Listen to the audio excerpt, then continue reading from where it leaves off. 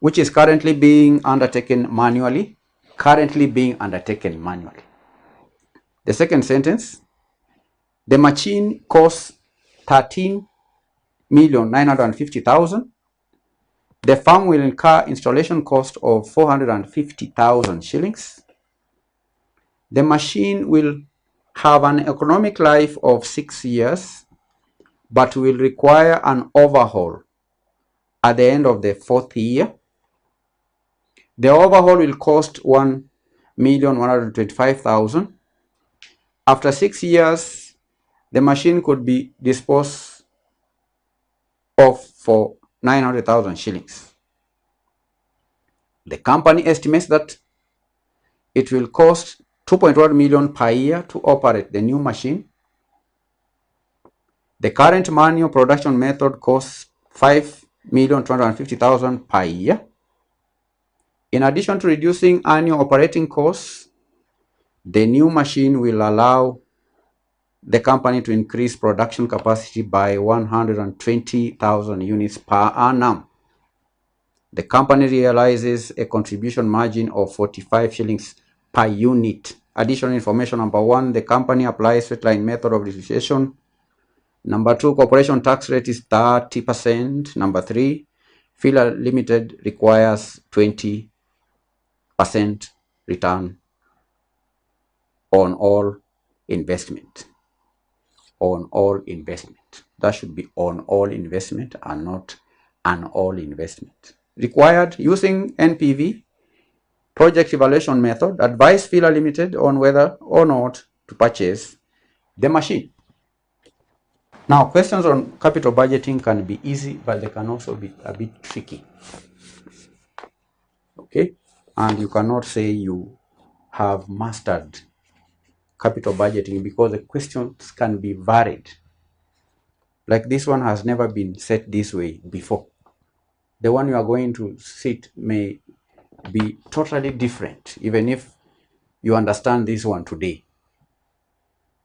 But it's important for you to get the concept.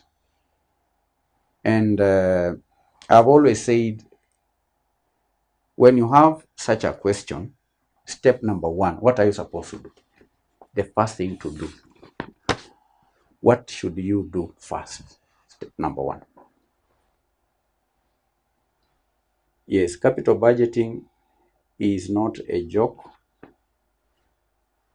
It is not a joke, Willis, because of the nature of the decisions that are made in capital budgeting. As a finance manager, you are required to help the company make such decision. It's not a joke because money that is invested in a capital project is quite substantial and significant, and therefore there is no joke when you are dealing with such kinds of money. In working capital management, you are dealing with the day-to-day expenditure. This question, okay? Working capital, we are referring to paying of day-to-day expenses. But in capital budgeting, a decision that is made in capital budgeting, if you make a mistake, then that can lead to corporate failure. That's why even questions in your exam are quite, but is be that as it may, I'm saying, when you have such a question in the exam, you can see the question is 12 marks. These are many marks. You need to try and score at least 10 or at least 6 marks out of this question. As much as the question may look technical, you can still score some marks. Now, when you have a question like this one, just like the other one, the first thing to do is to put down the formula using NPV. What's a formula? NPV. Formula, net present value. Net present value, you are just comparing two things: the money that comes in and the money that goes out. Then you get the net. Okay? So this one is constant. The formula is constant, net present value. It doesn't matter the level of complexity of the question. The formula still remains the same. So NPV is equal to the summation of present values of cash inflows, of cash inflows minus the present value of cash outflow. In capital budgeting, is just the initial investment. Initial investment. Present value of initial investment. Initial investment. So that's what you do first. Is that clear?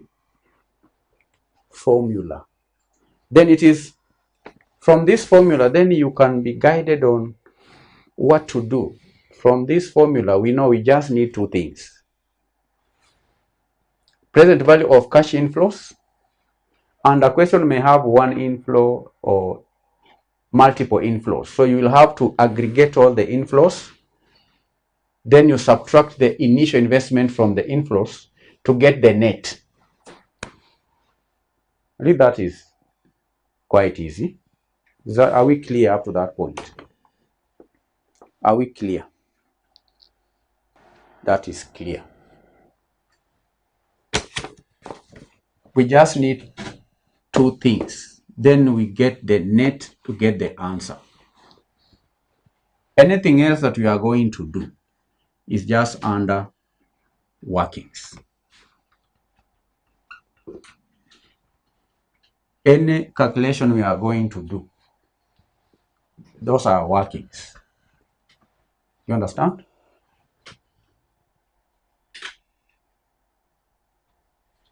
So, what are the cash inflows?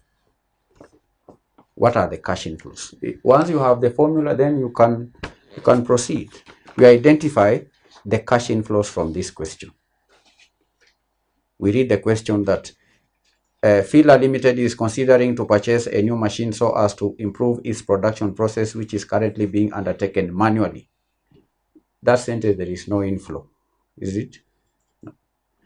Second sentence says the machine costs 13,950,000. That is not an inflow, that is an outflow. Then we read the farm will incur installation cost of 450,000 shillings. That is an outflow, it's not an inflow. The next sentence I read, the machine will have an economic life of 6 years, but will require an overhaul at the end of the 4th year. Will require an overhaul, and the overhaul cost will be 1,125,000. That is an outflow. Then we read after 6 years, the machine could be disposed of for 900,000. Will be disposed. When you dispose a machine, is that an inflow or an outflow? Can you answer that question? When you dispose a machine, yes, that is an inflow. So the 900,000 shillings is an inflow. It will be part of this. That's why I put here summation. That is one of the items we need. So we have it. 900,000 shillings. In financial management, what is the name we give to this 900,000? What is the name of this 900,000? Abraham says working capital. Is that true? Salvage value. Salvage value. Everyone is saying salvage value. Abraham says disposal value.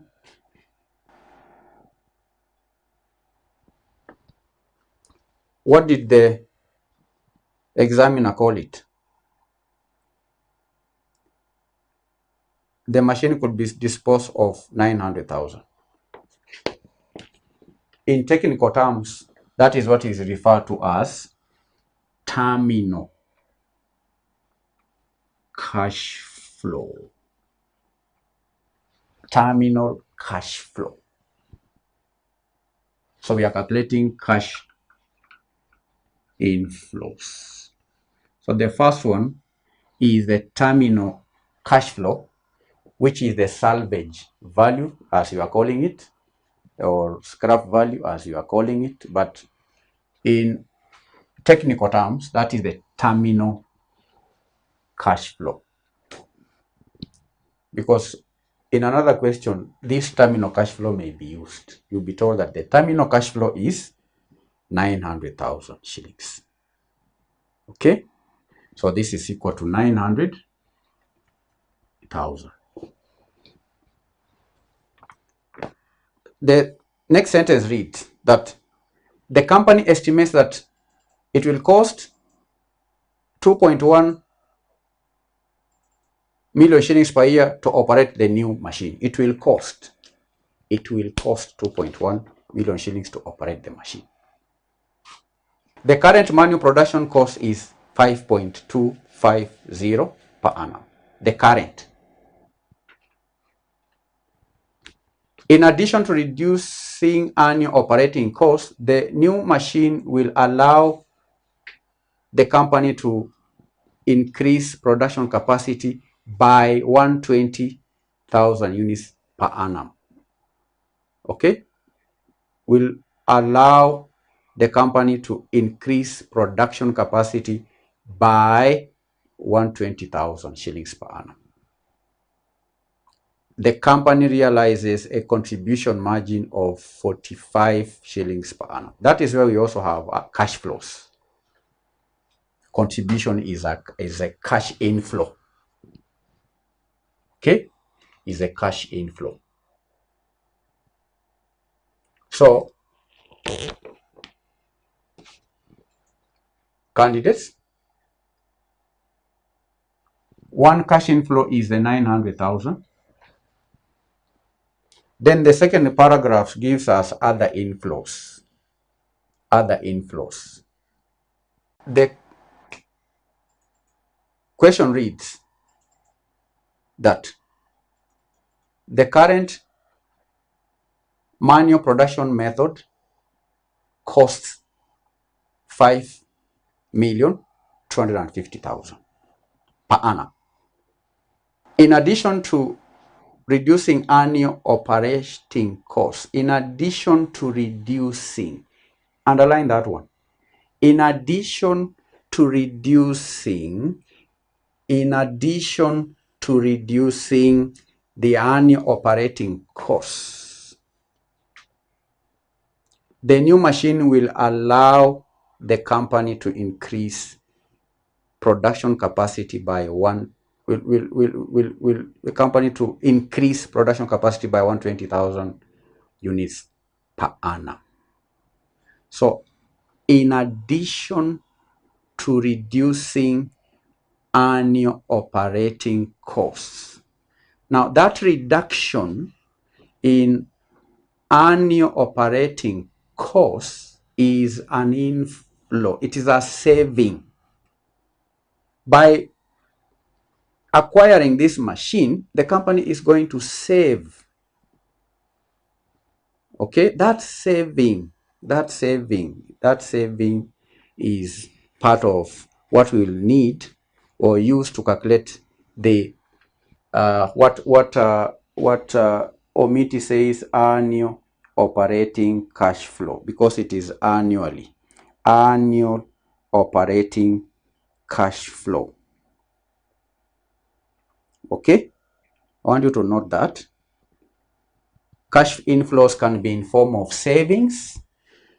It can be in form of, look at the next part of the sentence, the new machine, in addition to that, then the new machine will allow the company to increase production capacity by 120.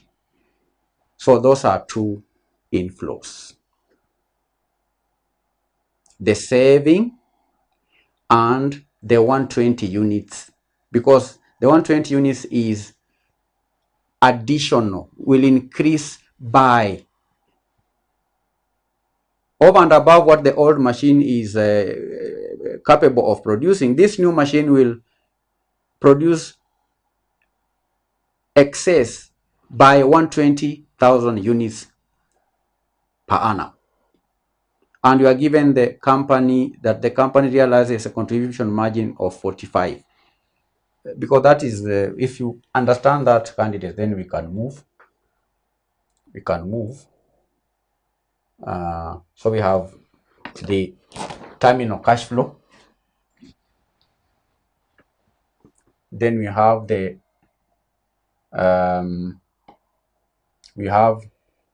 the saving. Then we have the contribution. This will give us the present value of cash flows. So it's important to get the understanding. Analyze the question. Put down the formula first, then check from the question, where do you get these inputs? So you've seen this will come from, first of all, the terminal cash flow. And by the way, terminal cash flow represents the net cash flow a project or investment is expected to generate at the end of its useful life. That's what we are referring to as terminal cash flow. What is expected to be raised from the project at the end. This is a machine that is bought now, then at the end of the 6 years, it will be sold. That salvage value, or what you are calling scrap value, is a terminal cash flow. So have you understood up to that point? Because it's important for you to first of all understand where are the cash flows coming from. Because the question ends at realizes a contribution margin of 45. That is all. We've finished analyzing the present value of, the cash flows. Can we proceed?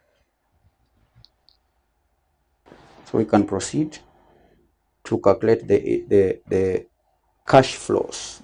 The cash flows. Let me use the term that Omiti used, annual operating cash flow. The annual operating cash flow.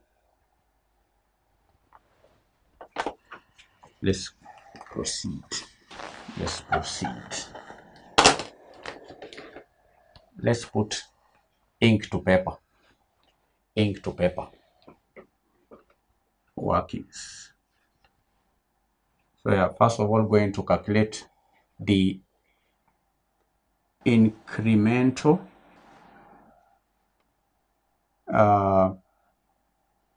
net cash flows. Omitted said operating cash flows,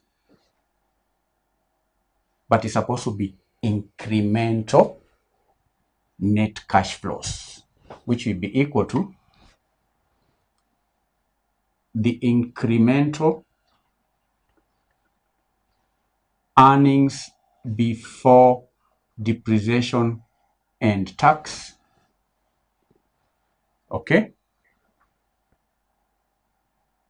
times 1 minus t plus the incremental depreciation tax shield.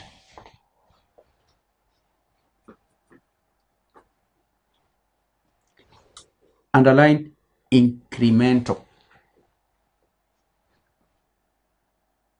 Okay? Incremental. Why incremental? Let's take it again, the question. The company estimates that it will cost 2.1 million per year to operate the new machine. Okay? The current manual production method costs 5.250 per annum. In addition to reducing annual operating costs, the new machine will allow the company to increase production capacity by 120 units per annum. Will allow the company to increase, okay, production capacity by 120 million. That is incremental. That there will be incremental cash flows. There will be incremental cash flows. I want you to note that the new machine will allow the company to increase production capacity by 120. Okay, so we've seen that the cost of, let me put it down, the cost, we have the cost, the current cost, the current manual production cost method, okay, the current manual production cost, the current, let me use the words in the question, the current manual production cost is 5250. That is the current. Okay. Then we read that the company estimate that it will cost 2.1. It will cost 2.1 per annum to operate the new machine.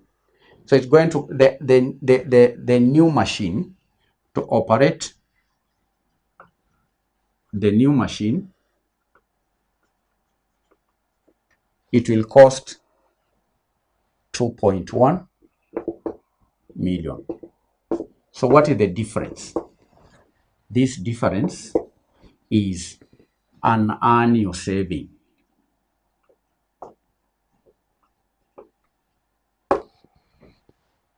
You understand? Currently, before, it is 5.2. But if this company buys this new machine, it will go down. This cost will go down. So what is the difference? What is the difference? Vincent says 3150.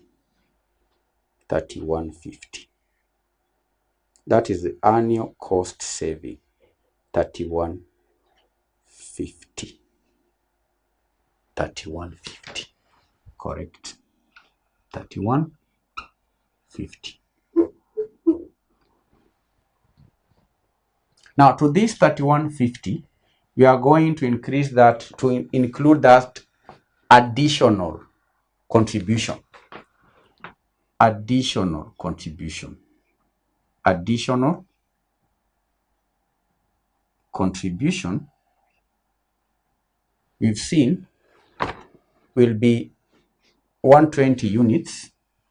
This is 120,000 units times the 45 shillings per unit. This is the contribution. We add it to that annual saving. 120,000 units times 45 shillings. How much? 5,400. 5,400. These are inflows. What is the total? Total. What will be the total? 8550. 8550. That 8550 is the annual benefit before tax. Annual benefit before tax, that one. That is the annual benefit before tax. then what is the tax? Is it 30% of 85.50? That is the tax. Apply the tax. How much is the tax? The tax 25.65. 25.65 is the tax. Remove the tax. That will be the benefit after tax. How much is it? 59 annual after tax benefit. 59.85.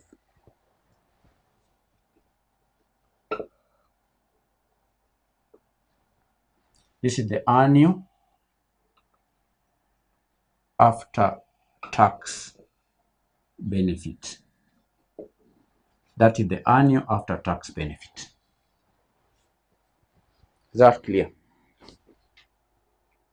So this is the annual after tax benefit. So I would like to understand this working among the three components of cash flows. Which working? The three components. We are calculating cash inflows. Abraham, we are calculating cash inflows. And we have seen that cash inflows are in two categories. One is the saving. This saving. If this new machine is bought, the cost of production will reduce by 3,150,000 annually. Okay. Another cash inflow is the contribution. This contribution.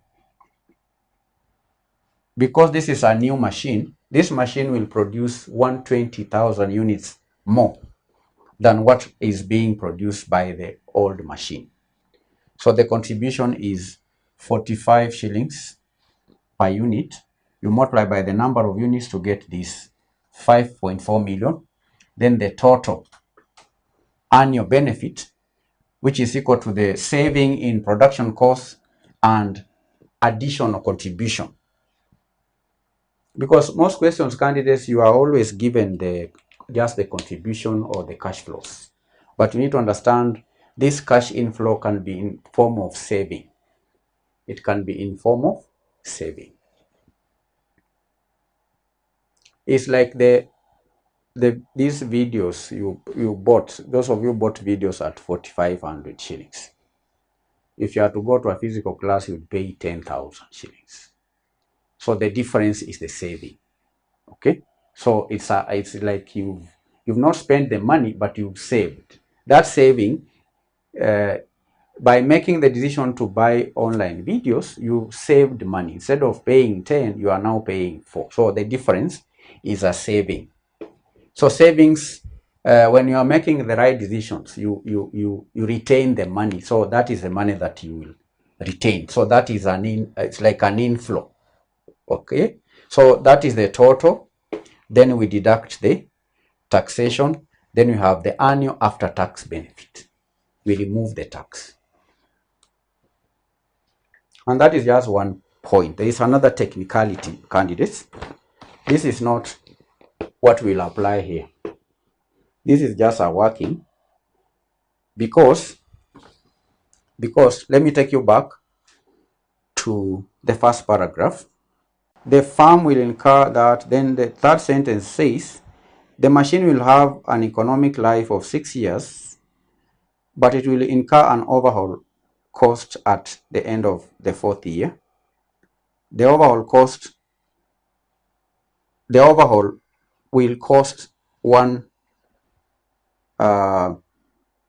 it will cost 1,125,000. After 6 years, then it will be disposed of. Okay, it will be disposed of. So look at the board. Look at the board.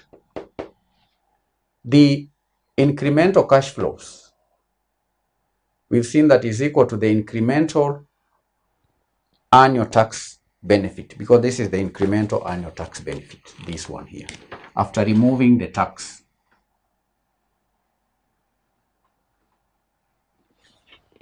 This is what we have obtained. So to calculate the incremental net cash flows, which we need to discount here, we need the incremental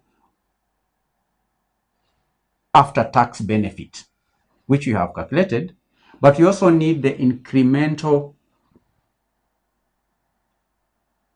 depreciation tax shield, the depreciation tax shield, okay? The depreciation tax shield. We need to add to this annual after tax benefit. We need to add, this is addition, we need to add the incremental depreciation tax shield.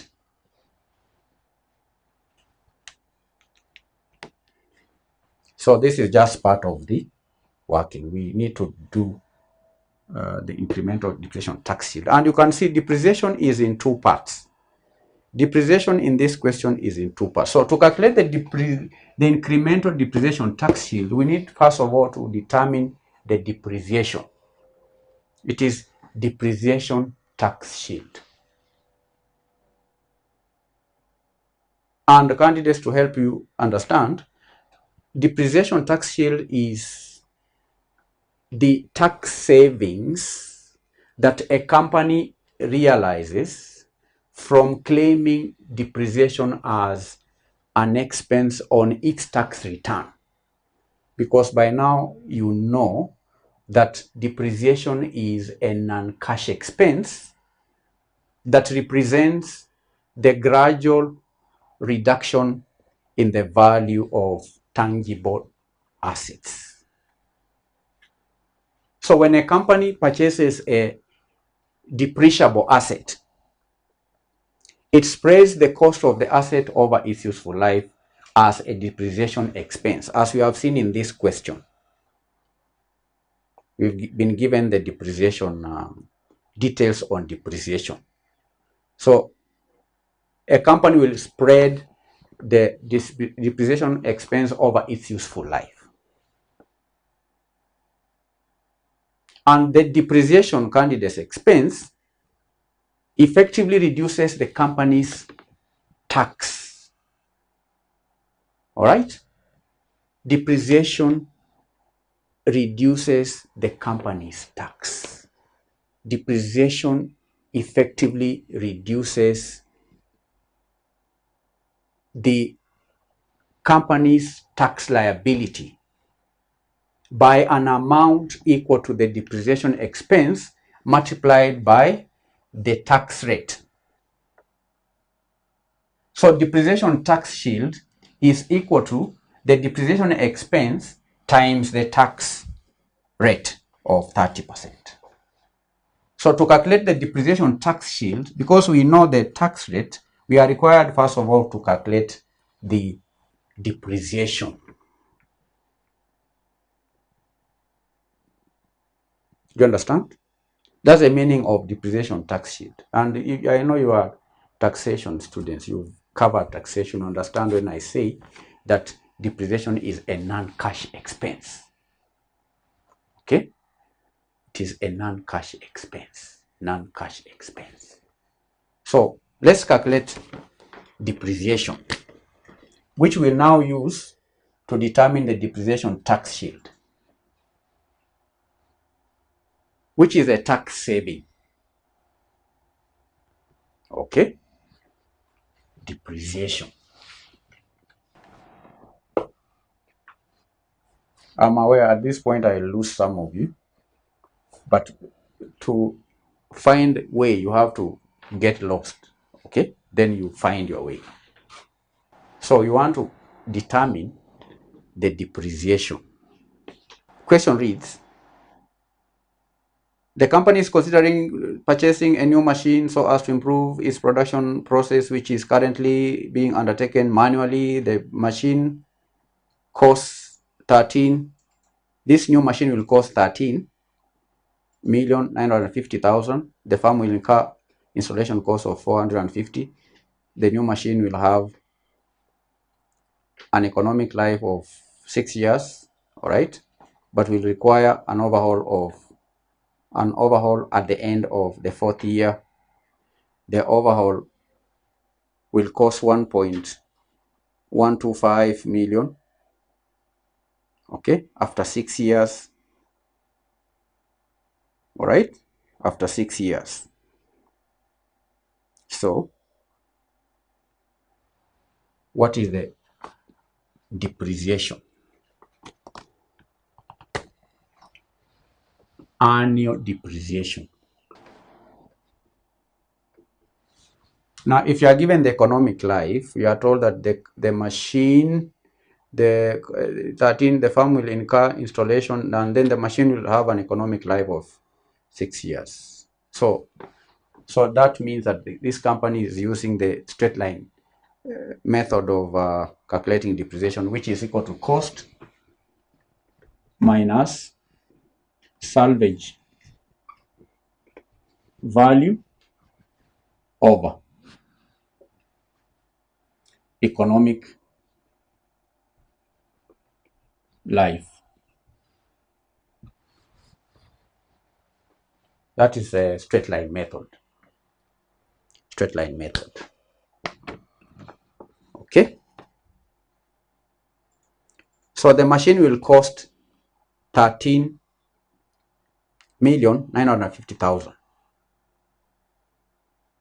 The farm will incur installation costs. So the cost will be the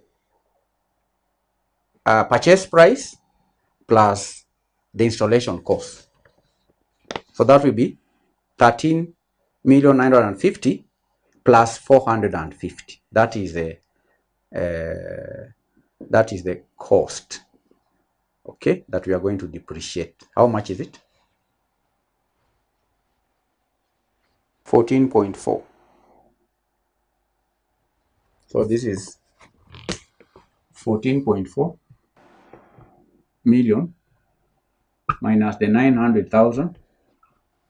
We divide by 6. We divide by 6. That is the annual depreciation.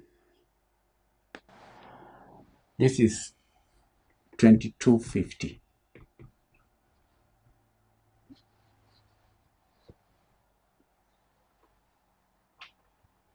Then look at the second last sentence of the first paragraph. We read that the machine will have an economic life of 6 years, but will require an overhaul at the end of the first year. The overhaul will cost 1.125 million. So candidates, that cost ought to be depreciated also. You understand? If you are doing financial reporting, what does that mean? This amount has to be capitalized, just the same way we capitalize the 450. The installation cost is a cost that was capitalized. Okay? This overhaul cost should also be capitalized. The overhaul cost has to be capitalized the same way we have capitalized the installation cost. And that is what we refer to as amortization. That cost, amortization. We need to amortize. Okay? So the amortization will be from which year to each year. We read that the machine will have an economic life of 6 years, but will require an overhaul or at the end of the 4th year. At the end of the 4th year, that means that the machine will be capitalized at the beginning of the 5th year, then the 6th year. So amortization cost is going to be 1,125,000 divided by 2. That will be the amortization cost per year. How much is it? How much is it? Yes, 2 years. So per year we divide by 2. Per year we divide by 2. 562.5. 562,500 per annum. Do you understand?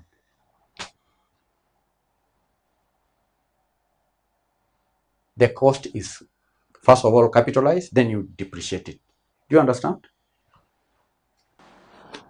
Someone is asking, why not 4? There are 6 years. 1, 2, 3, 4, 5, 6. Someone is asking, why not 4?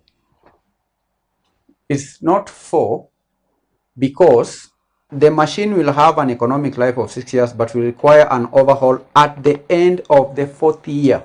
At the end of the 4th year is the beginning of the 5th year. So there are 2 years. This amortization will only apply for the 2 years. This cost will be incurred at the end of the 4th year. So that's why we are dividing by 2. 1, 2, 2 years. That is I'm answering DML's question. We are dividing by 2 because this cost was incurred at the end of the 4th year. This machine's economic life is 6 years. It worked very well in year 1. It worked very well in year 2. It works very well in year 3. It works very well in year 4 until the end of year 4. So they needed to boost this machine so that to overhaul it. Maybe there is a gadget that needed to be replaced. When you are running a machine, if you have a car, you know what I'm talking about.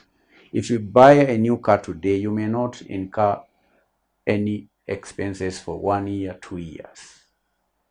Some cars is even 5 years without changing anything.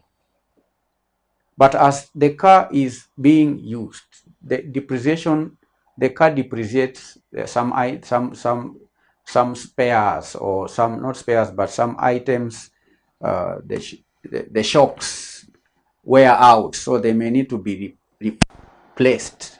You overhaul it, okay? The wheels may need to be changed. So if you have a machine, that's what happened. And as I said, when you are looking at these questions, candidates have a practical mind, because this is a practical thing. Here we are talking about is practical application of is practical financial management techniques. The NPV is a practical technique. So here this machine has, when it was bought, it functioned very well year 1. Year 2 it functioned, it's meant to function very well. Year 3 to function very well. In year 4, this machine is getting tired.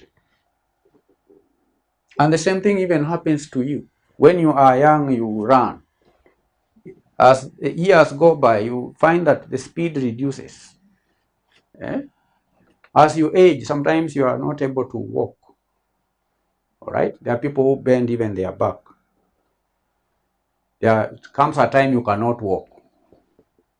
Machines also, they have economic life. You see, life, the life as the machine is being used. So at the end of the 4th year, the machine was, the company had to spend 1,125,000 to overhaul it. That means that the machine was in business just for 2 years, because at the end of year 4, it's the beginning of year 5. So it was depreciated in the 5th year and the 6th year, 2 years. You understand? And the same way we added 450, the installation cost, it was capitalized. Okay? And there is even a standard. If you are a financial reporting student, you should be able to tell me under which standard do we capitalize such costs. Okay? If you are an auditing student, as an auditor, you are also required to know that standard, so that when you are auditing the records of a company that has made such an expenditure, you need to check if this expenditure was capitalized. Okay? If it was capitalized. So I've answered the question on 2 years. Can I have another question? So that is, where are we? We are here. We are here. So why are we calculating depreciation? Why are we calculating depreciation? Let's get back. We digressed a bit. Why are we calculating depreciation? We are calculating depreciation so that we can apply the tax rate to get the incremental tax shield, which will now help us to add to the annual after-tax benefit to give us the incremental net cash flows, which will now get the present value, then deduct the initial investment to get the NPV, then we can advise the company. Because after understanding the depreciation part, this is part of a working. We've calculated the incremental after-tax benefit. We need to add the incremental depreciation tax shield, okay, which is a tax saving. Okay, we say that depreciation tax shield is a tax saving that a company realizes from claiming depreciation as an expense on its tax return. Is that clear? Is that clear? Someone said that that one is tricky, which now is not tricky. Can we now proceed? So we need to calculate the depreciation tax shield. Depreciation tax shield. Depreciation tax shield. So from year 1 to year 4, depreciation tax shield will be different. From year 5 to year 6 per year. Okay? Depreciation tax shield, year 1 to year 4 will be the tax, because DTS, the tax saving, is equal to the tax rate times the depreciation, 2250. That is per year. Then year 5 to year 6, the depreciation is, tax shield will be 30% times 562,500. So can you give me the depreciation tax shield from year 1 to year 2? And this should be per annum. 2,250,000 per annum. What will be the DTS per annum? The DTS per annum. So we have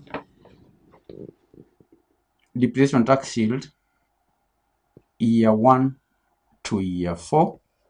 Then we have year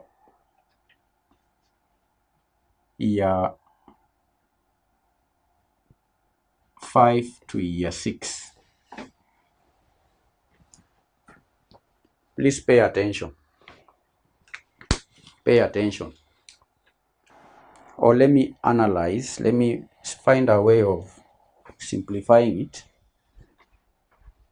Let me find a way of simplifying depreciation before the tax shield. This is still okay, but let me present this differently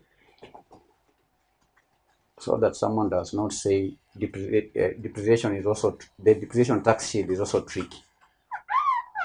So that you may not say it is tricky, let us analyze depreciation. Let us analyze depreciation before we get to the tax shield. So we have depreciation year 1 to year 4. Then we have depreciation, this amortization, year 5 to year 6. Depreciation is in two categories. Depreciation from year 1 to year 4. Okay, that is depreciation per annum. Per annum from year 1 to year 4 is 2250. Okay, per annum. This is depreciation per annum. The other category is year 5 to year 6. We still have 2250. All right. Then we have annual amortization. Annual amortization. There is no amortization between year 1 and year 4, but we have this amortization per annum of 562,500. So this will be the total. You have that total and we have that total. So this is 2250. Then give me this total. 2250 plus 562,500.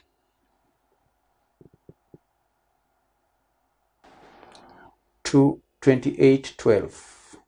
2812. 28 2812. 2812. Abraham says 2418. 2812,500. 2812,500. So this was yet another complication. Candidates, the depreciation per annum from year 1 to year 4, we calculated it here. This is the depreciation per annum. Year 1 to year 4 per annum, 2,250,000. Depreciation per annum for the 2 years is in two parts. This original machine, which has a salvage value at the end of 6 years, so this one is maintained at that. Then we add this amortized cost, the amortized cost. Okay, the cost that we amortize, 562,500. Overhaul cost is also capitalized and depreciated or amortized.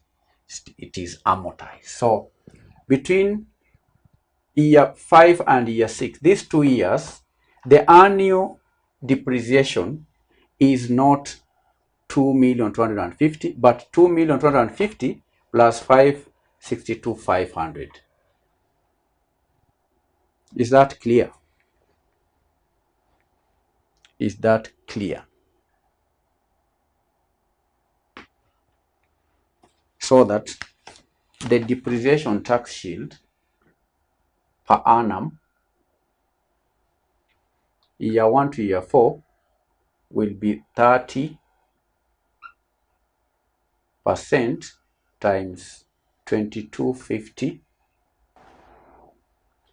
and for the other 2 years, this is per annum. What we get here is per annum.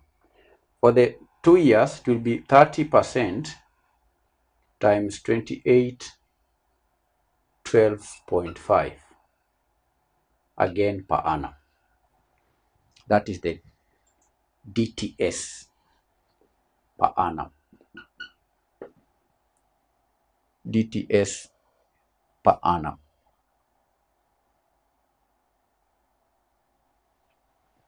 How much? Yes, it is clear. Abraham says year 5 to 6, 873. The depreciation tax shield year 1 to 4. This is 843. 843. 843. 843. Okay. How about year 1 to year 4? 843, 750. Per annum, year 1 to year 4. Year 1 to year 4. 675. 675. So this is 675. That is the depreciation tax shield. Why are we calculating the depreciation tax shield? So that we can add it to the incremental annual after tax benefit to get the incremental net cash flows. All right. So is that clear up to that point? So we need to add these two incremental cash flows.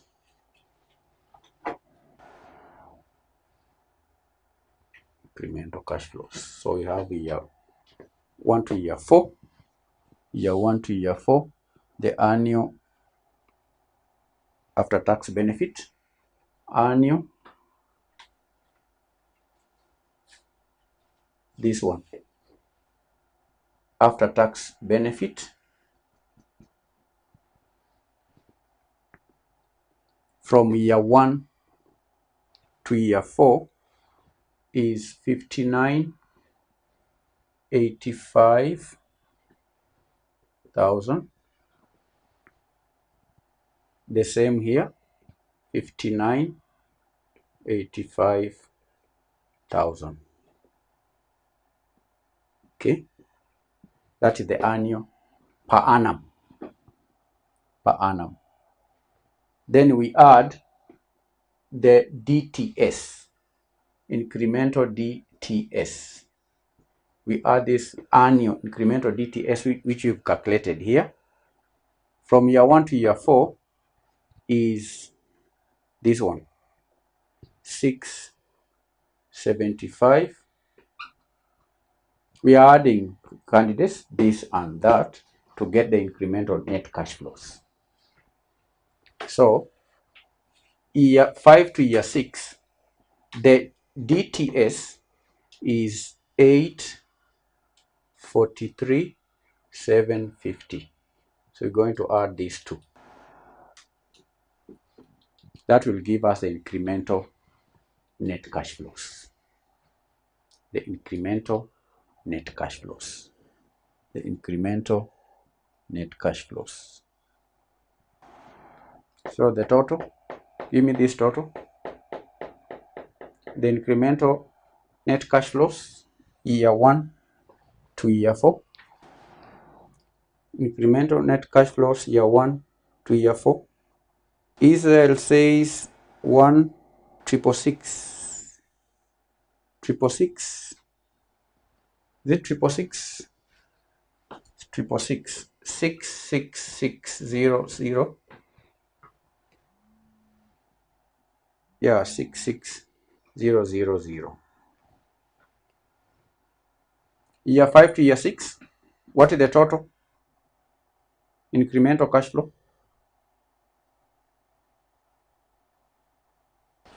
620, 68 28, 68, 28, 68, 20, 68, 28, 750, 750. These are very important working. That is a very important working. So at this point, I need another paper. In an exam, you call for another booklet. Okay, if you're in an exam, see, you have done everything. So you ask for another booklet so that you can continue. I don't need this. Yes, I don't need this. I don't need this. I don't need this. Another booklet.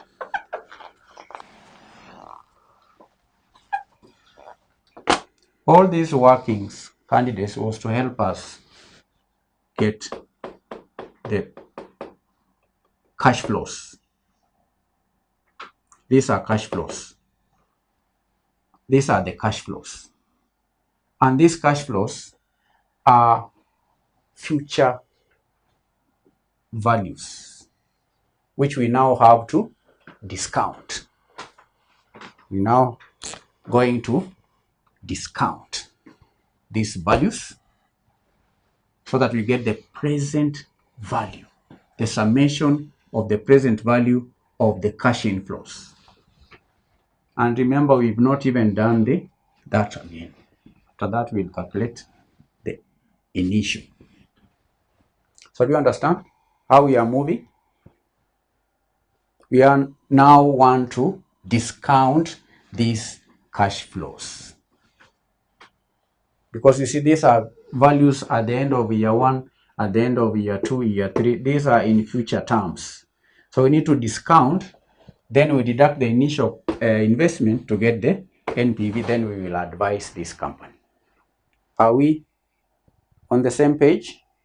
We need to get the present values. Present values. We are now going to get the present values of the cash inflows. So begin with the year. We'll have a column for year.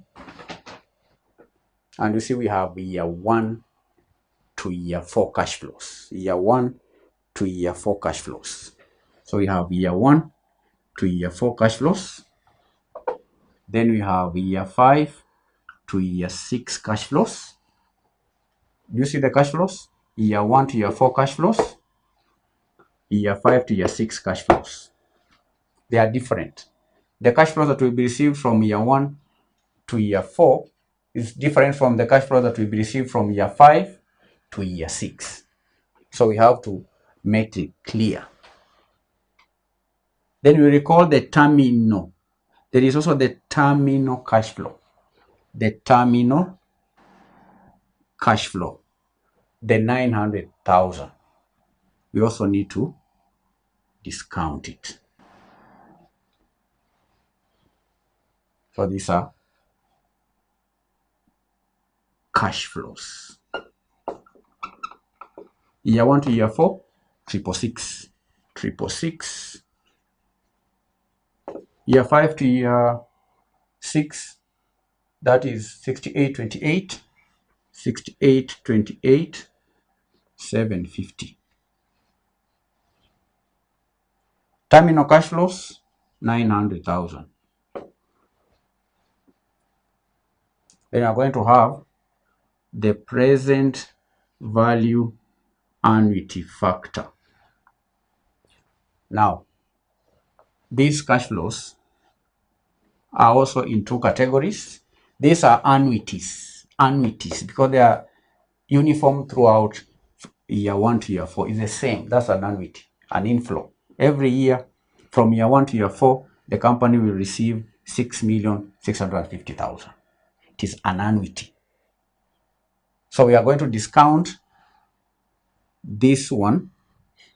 Let me have it here to help you understand. This first one is going to be the present value annuity factor. We know the discounting rate is 20% from the question. The last additional information Fila Limited requires 20% return on all investment. So the discounting rate is 20%. 4 years. So you're going to multiply this one, the present value annuity factor, 20%, 4 years. What is the factor? Give me the factor. 2.5887. 2.5887. The other one is 6 years. Only change this to 6. Give me the factor. To get the present value annuity factor at this point, year 5 to year 6, the factor will be present value annuity factor 20%, 6 years, minus present value annuity factor 20%, 4 years. So we are going to calculate two factors. The difference is what we are going to have here. So if you got 3.3255, so it's going to be 3.3255 minus 22, 2.5887. That would be equal to 0 point something. 0.73. 0.7368. 0.7368. I know we'll lose a few people there. Those who did not attend our classes, you will have a question here. Why not 3.3255? You'll have questions. Let's move on. The factor for the terminal cash flow. Give me the one for 900. This one. Someone says 0.7368. If you got that one, this is wrong. If this is what you are getting, then that is not correct. Ask me why. This one is not correct.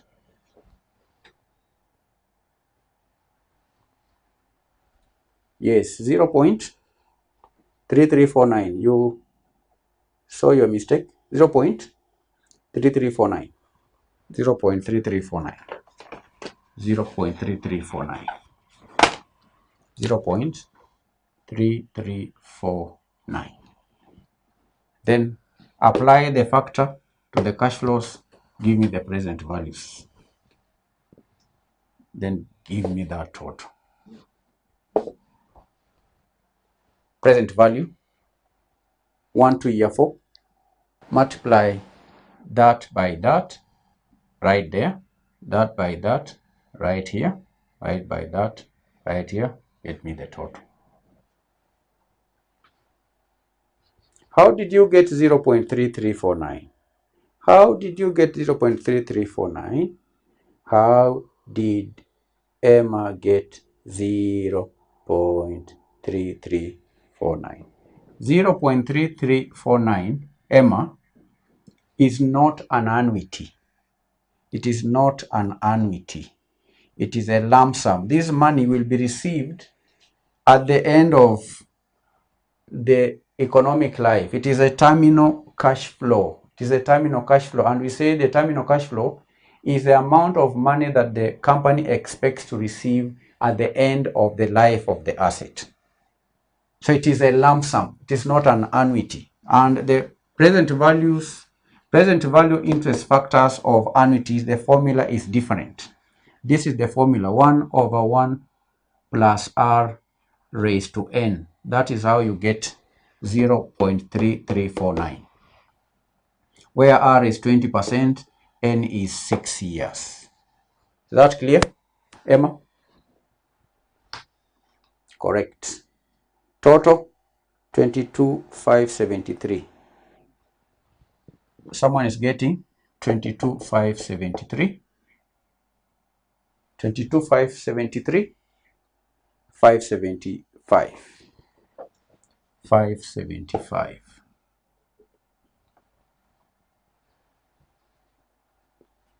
Third is 30, 14, 10.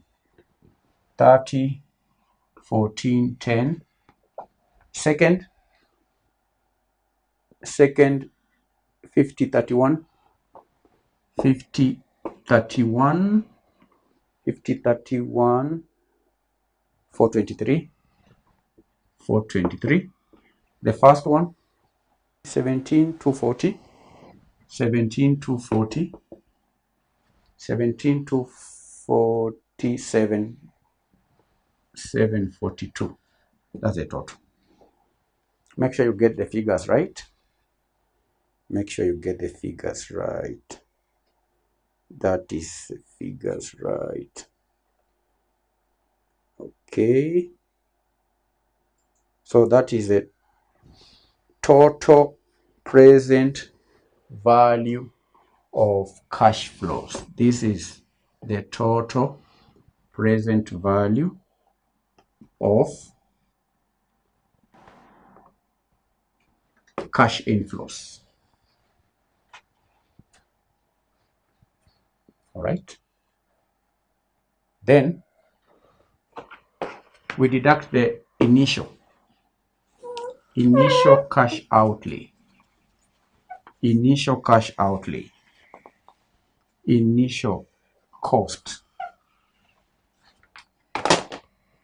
Initial investment. What is the initial investment? Look at the question.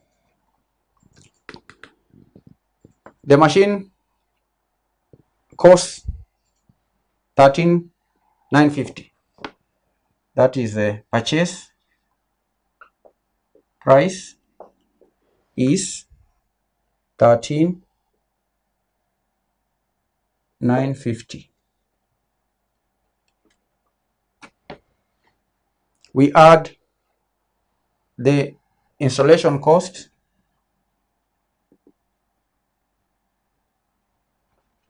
of 450. What is the total?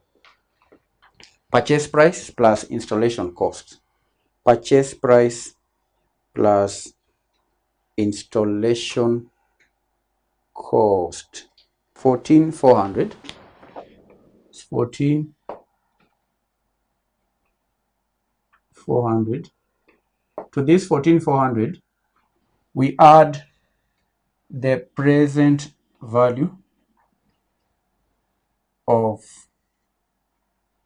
overhaul cost. We have to add the present value of the overhaul cost, which we saw will happen at the end of the 4th year. We are calculating the initial investment, which you have seen is equal to the cost of the machine plus installation cost plus the present value of overhaul. Present value of overhaul cost. The overhaul cost is 1125. So the present value will be 1125 times 1 over 1 plus R. Our R is 20%. It will be 1.2 raised to 4. So what is the present value? Kenneth says 542, 587. 542, 542, 587.5. 587.5. So what is the total? Purchase price plus installation cost plus the present value of overhaul cost will give us the initial investment. Again, it says 14,942. 14,942. 14,942. 14,942. 587. 14,982. 587. 587.5. Give me the net. What is the net present value? Mary says 76. Money 7630. 7630. 7630. 7630. 7630. 987. 987.5. That is a positive NPV. That is a positive NPV. Is everyone getting the same answer? 76. Israel is getting 7630. Yeah, 7630. 7630. So what is the advice? Because you are to advise using the NPV project evaluation method, advise filler on whether or not to purchase the machine. Purchase or not purchase? Advice. Purchase the machine because the NPV is positive. Purchase the machine because the NPV is positive. NPV is positive. Formula. Advice. Okay. How many marks? 12 marks. So the reason why we've taken too long is because I'm taking time to help you understand. I'm also explaining terms, defining this. The terms that Abraham is talking about, I have defined all of them in this lesson. Is highlighted incremental DTAs, the DTAs, the earnings before depreciation and tax, the terminal cash flows, all these factors I have explained, and it looks complex because you are doing it for the first time. Don't expect to just understand the question once and for all.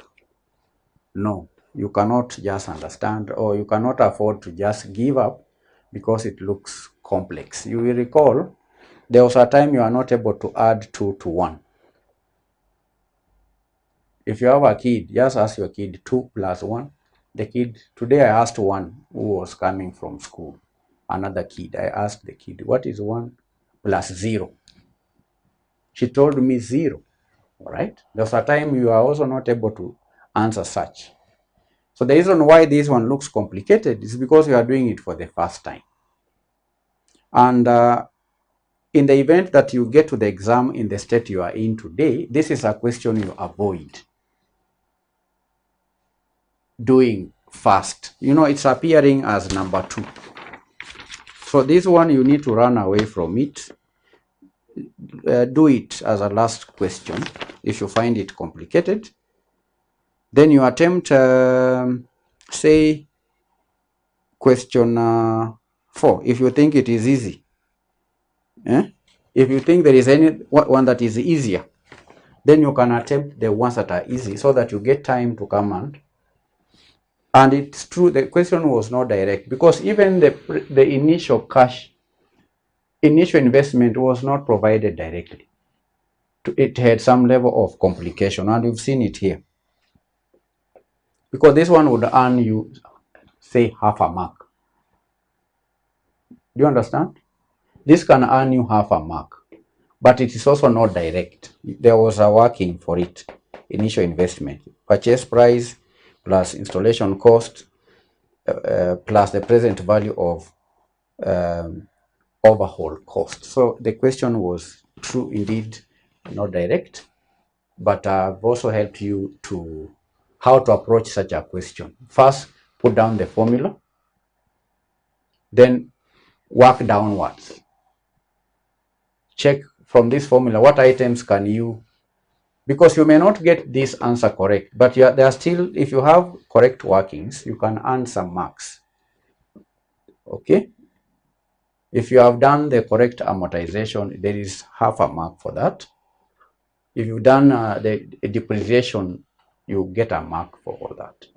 So candidates, that is the end of the lesson. In this lesson, we've answered question 2, August 2023. In our next session, we are going to answer question 3, financial management, August 2023. Bye-bye.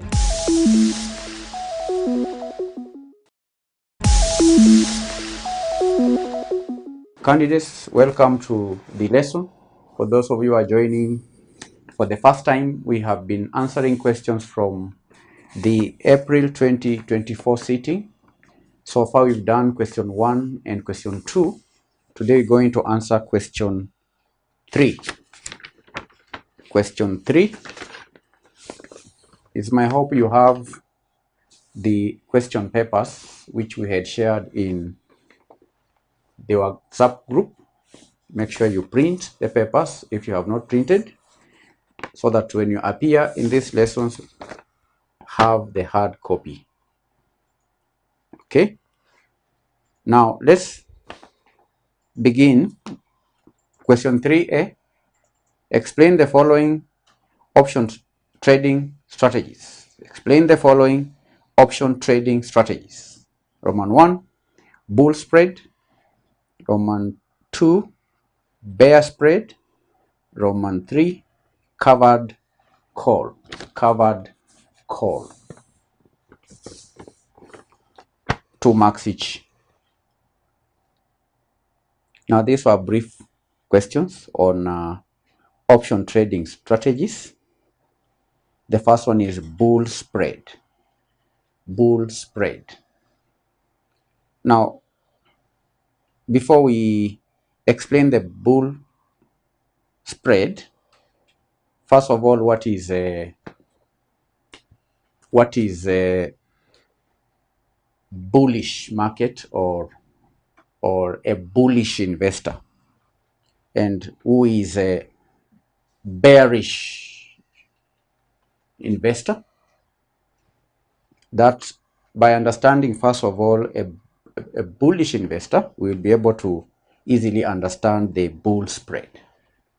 Now, first of all, in the context of financial markets, bullish refers to an investor or a market sentiment that expects prices to rise, and therefore a bullish investor is optimistic.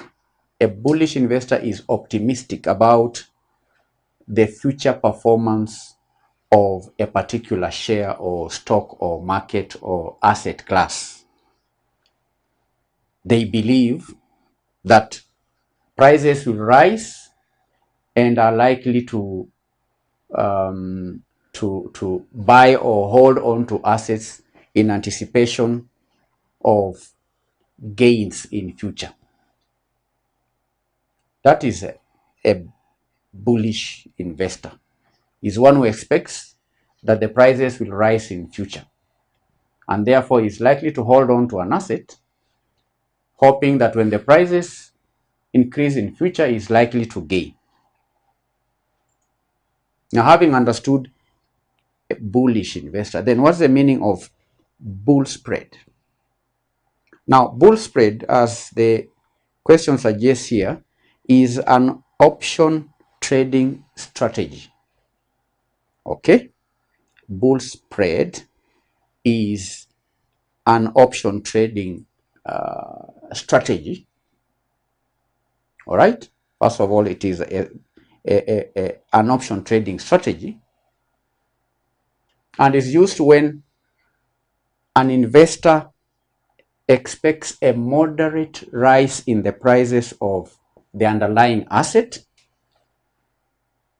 and it involves buying and selling two options of the same type, but with different strike prices.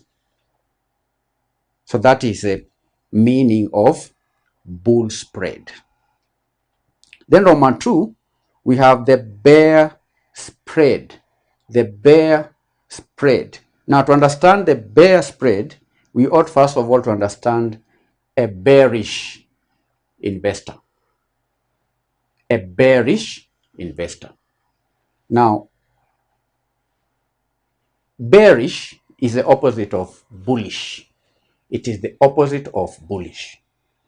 You recall we say that a bullish investor is one who is optimistic about future performance of a particular stock or asset.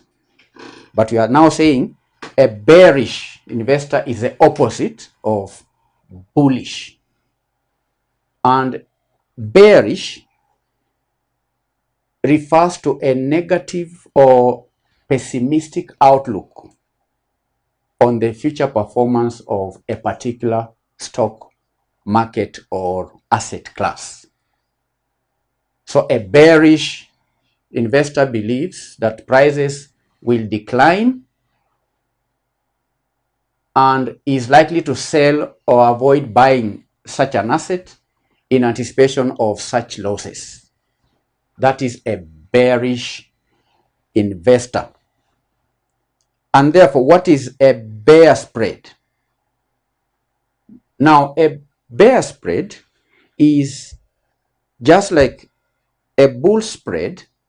It is an option strategy that is used when an investor expects a moderate decline in the prices of an underlying asset. And it involves buying and selling two options. And the two options are of the same type. You understand? That's the meaning of bear spread. Then Roman 3, we have covered call. Now, a covered call is also an option trading strategy where an investor holds a long position in an asset and sells call options on that same asset in order to generate income from the option premiums. And that strategy is used when the investor expects the underlying asset to have very little or no price increase. That is the covered call. That is a covered call. Now, that is part A of the question, 2 marks each.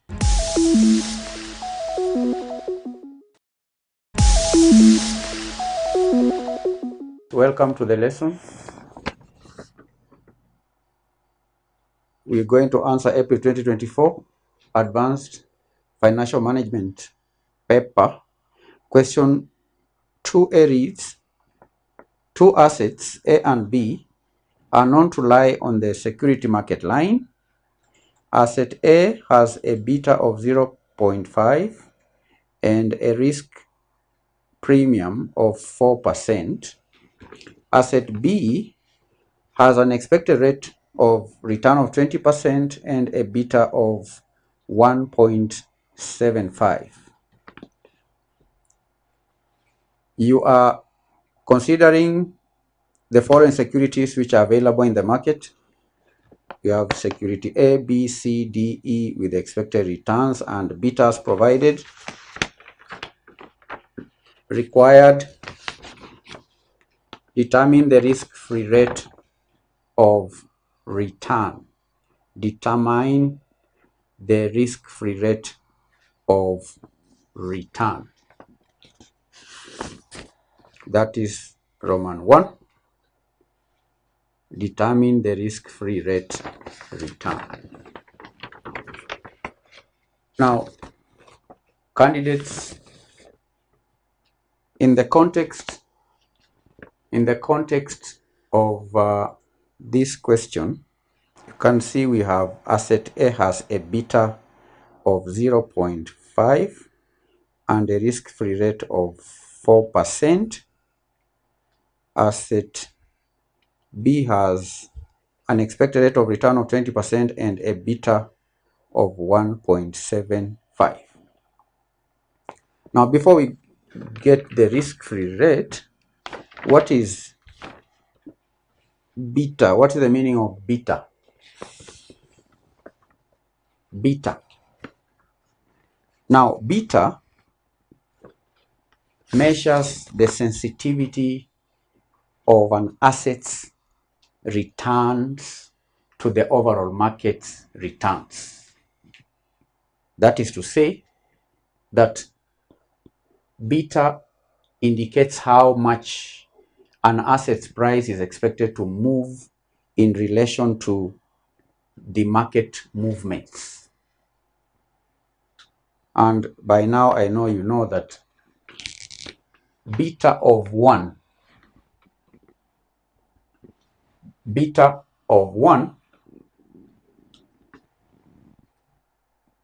indicates that the price is moving in tandem with the market.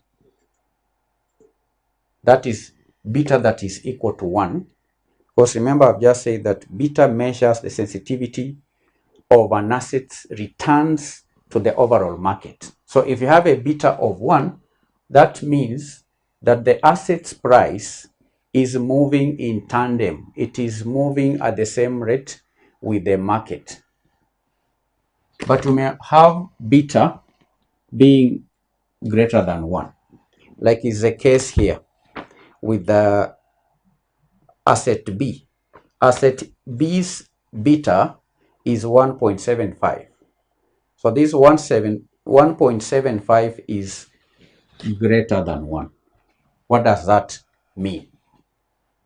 Now, when you have an asset beta that is greater than 1, that tells you that the asset is more volatile than the market, and its price will move more than the market.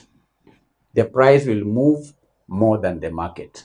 That tells you that that price is more volatile if it is greater than 1. You may also have an asset beta that is less than 1, like the one in asset A. Asset A has a beta of 0.5. 0.5 is less than 1. Now, this asset is less volatile than the market. That is to mean that for every 1% change in the market, asset A's return is expected to change by 0.5%. Is expected to change by 0.5%.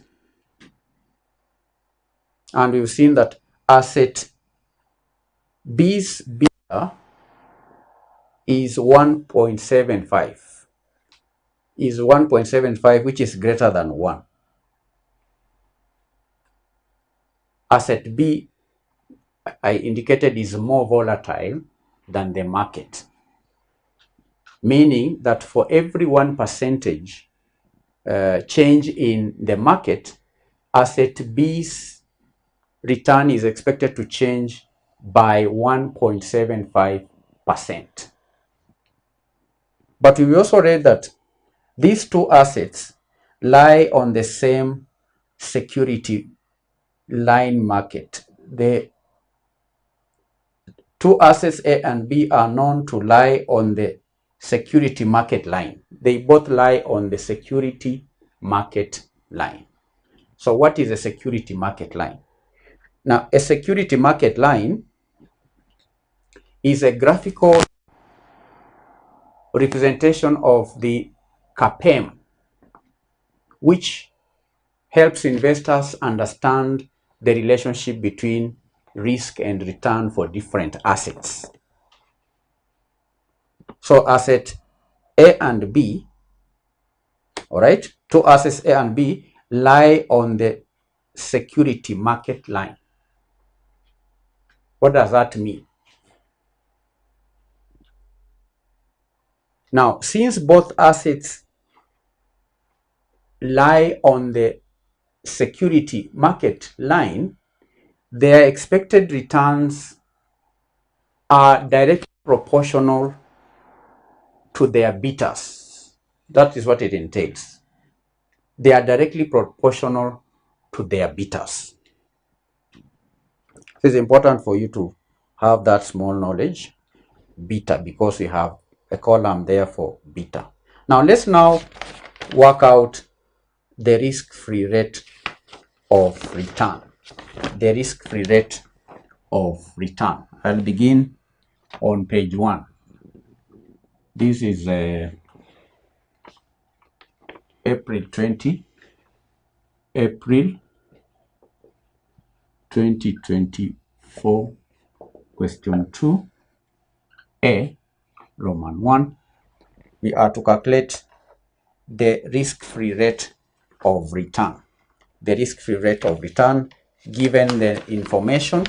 In the first sentence, we have asset B has an expected rate of return of 20% and a beta of 1.75. Then in the same question, the expected rate of return is 20%. Expected rate of return is 20% and the beta is 1.75. So, how do we determine the risk-free rate? Which formula are we going to use? We are going to use the CAPM formula. Expected rate of return is equal to risk-free rate plus the premium. The premium is RM minus RF times beta.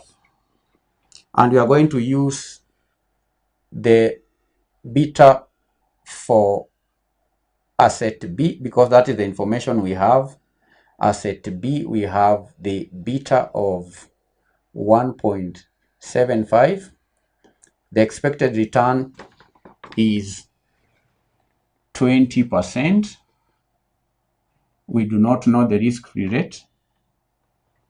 How about the risk-free rate? We do not have it, but we have the beta of 1.75. 1.75 is the beta. Okay. Then what other information do we have? Asset A has a beta of 0.5 and a risk premium. So we have the risk premium. Return on the market minus risk-free, that is the risk premium. So we have the risk premium of 4%. That clear? The risk premium, we have it. And therefore, this should be equal to, this is equal to. So you see, risk-free rate is the unknown, and we are going to calculate it. This is 20% risk-free rate plus 4% times 1.75. How much is it? Kevin says 7%. Is it 7%? 7%. 4% times 1.75. Is it 7%? So you can see here, candidates' risk-free rate will be 13%. 20% minus 7%. 13%. Is that true? 13% is the risk-free rate. Then we are required to calculate the required rate of return. There was a problem with the setting of the question here, because that Roman 1 ought to have been part of what we have answered. Before you come to, you are considering the following securities which are available in the market. Roman 1, we are to calculate the risk-free rate. Roman 2 is independent of Roman 1. Roman 1, we were to determine the risk-free rate given the data before the table, the data before the securities shown in the table. Two securities A and B are known to lie on the security market line, are known to lie on the market security line. Asset A has a beta of 0.5 and a risk premium of 4%. Asset B has an expected rate of return of 20% and a beta of 1.7.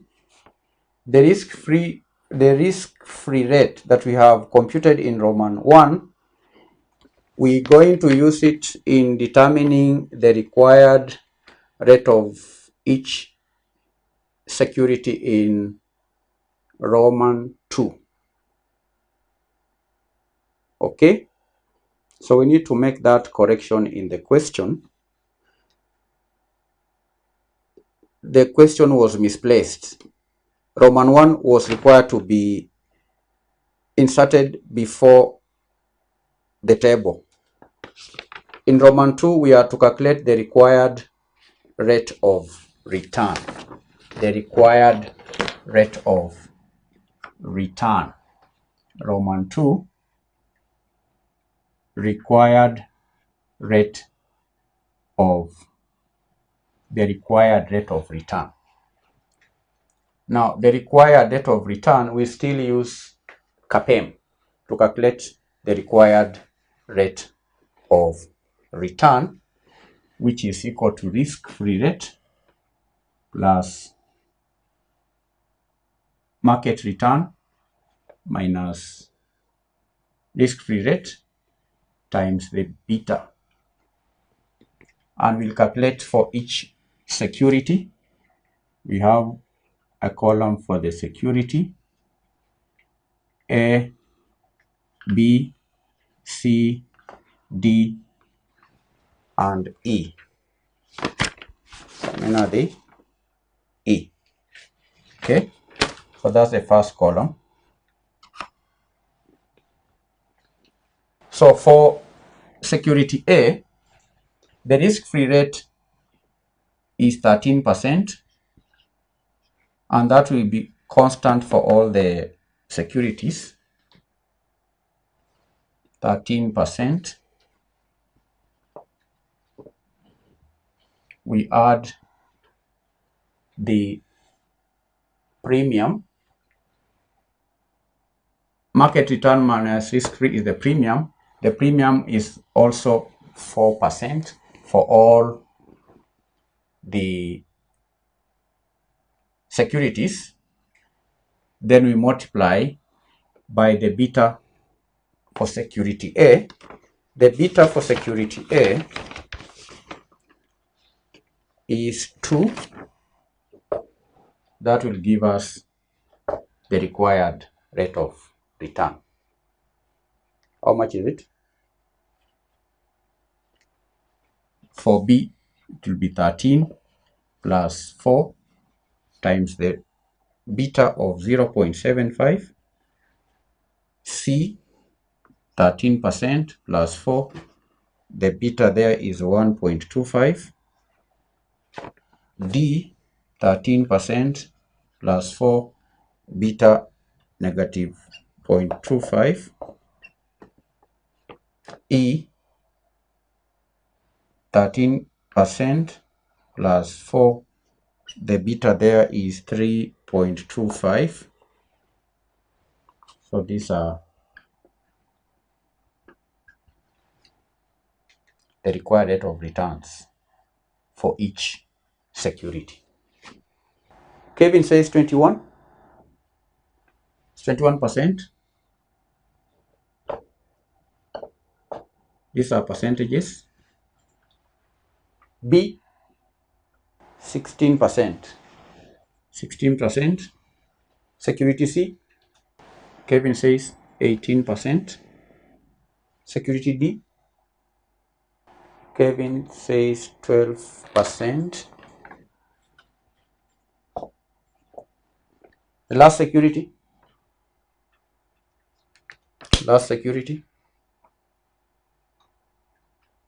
26. Required rate of return, 26.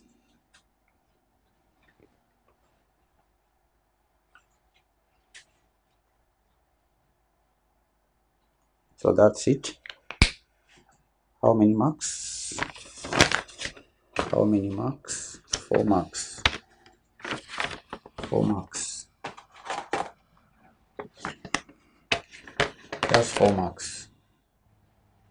1, 2, 3, 4, 5. 4 marks.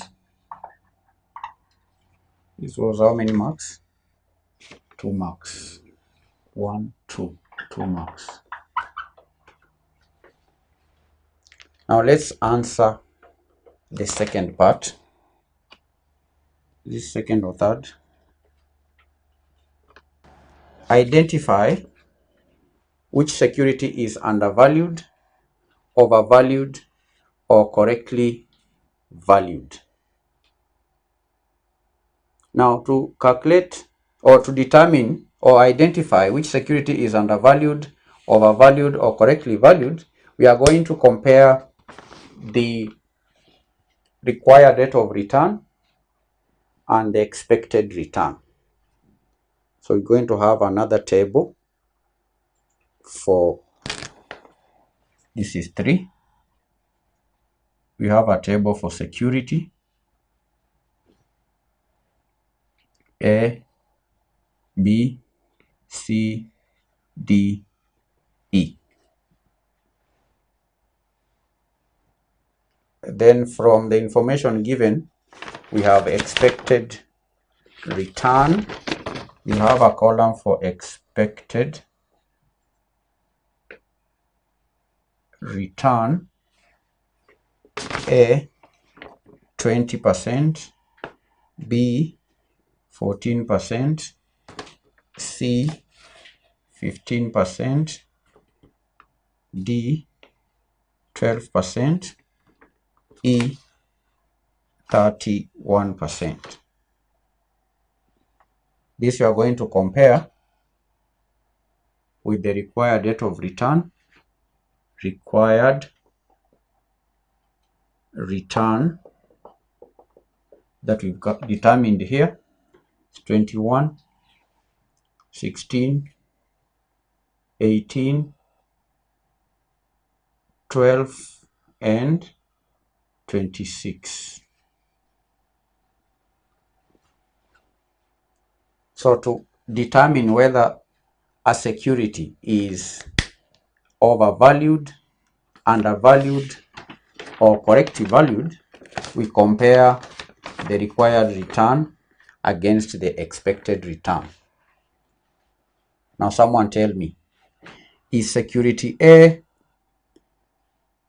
overvalued, undervalued, or correctly valued?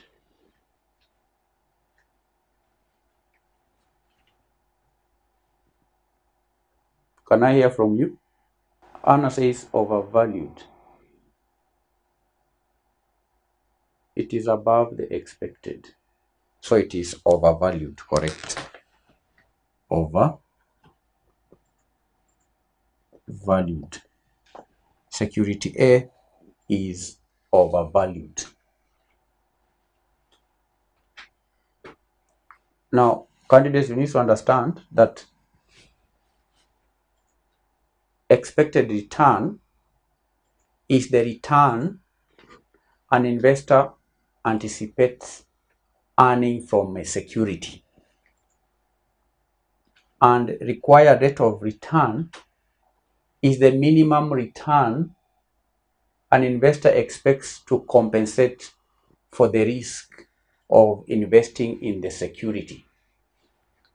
So when the expected return is higher, let me begin with that. When the expected return is higher than the required rate of return, it means the security is potentially offering more return than investors demand for its level of risk. And that suggests the security is undervalued.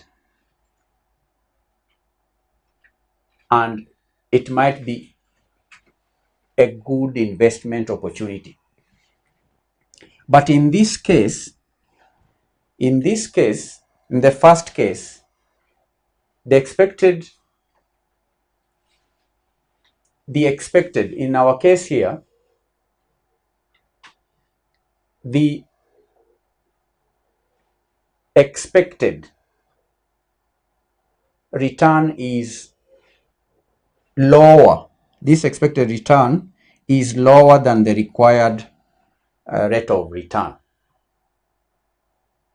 That indicates that the security is not meeting investor expectations for its level of risk. It is therefore considered overvalued. And investors might be less inclined to invest in it unless the price drops. Such security A is overvalued. Now, with that knowledge, what do you think of security B? Is it overvalued or undervalued? Security B? Overvalued. Jackie says overvalued. That is correct.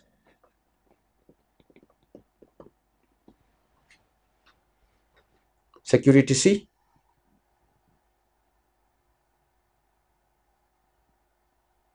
Overvalued.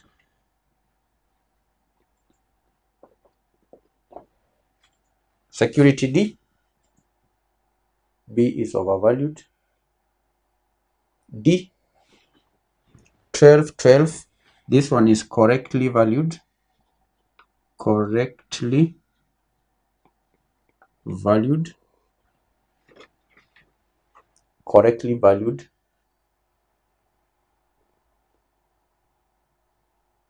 Correctly valued.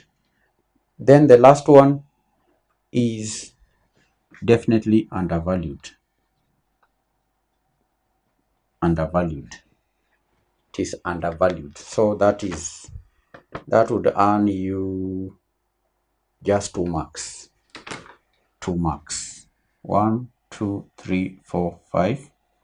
2 marks.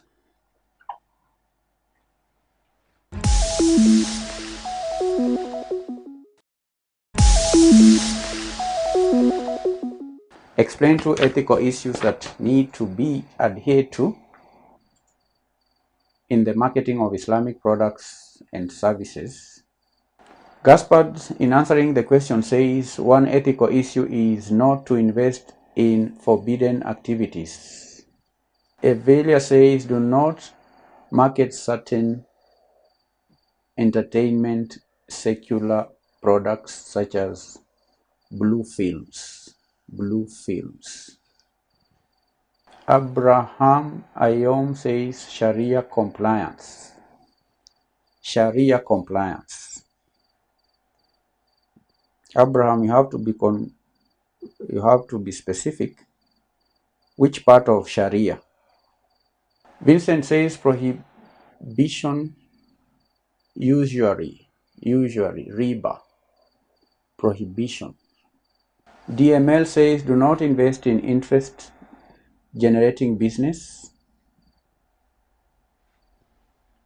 Ethical, is that an ethical issue or is just a principle? Gambling, speculations are prohibited under Sharia law.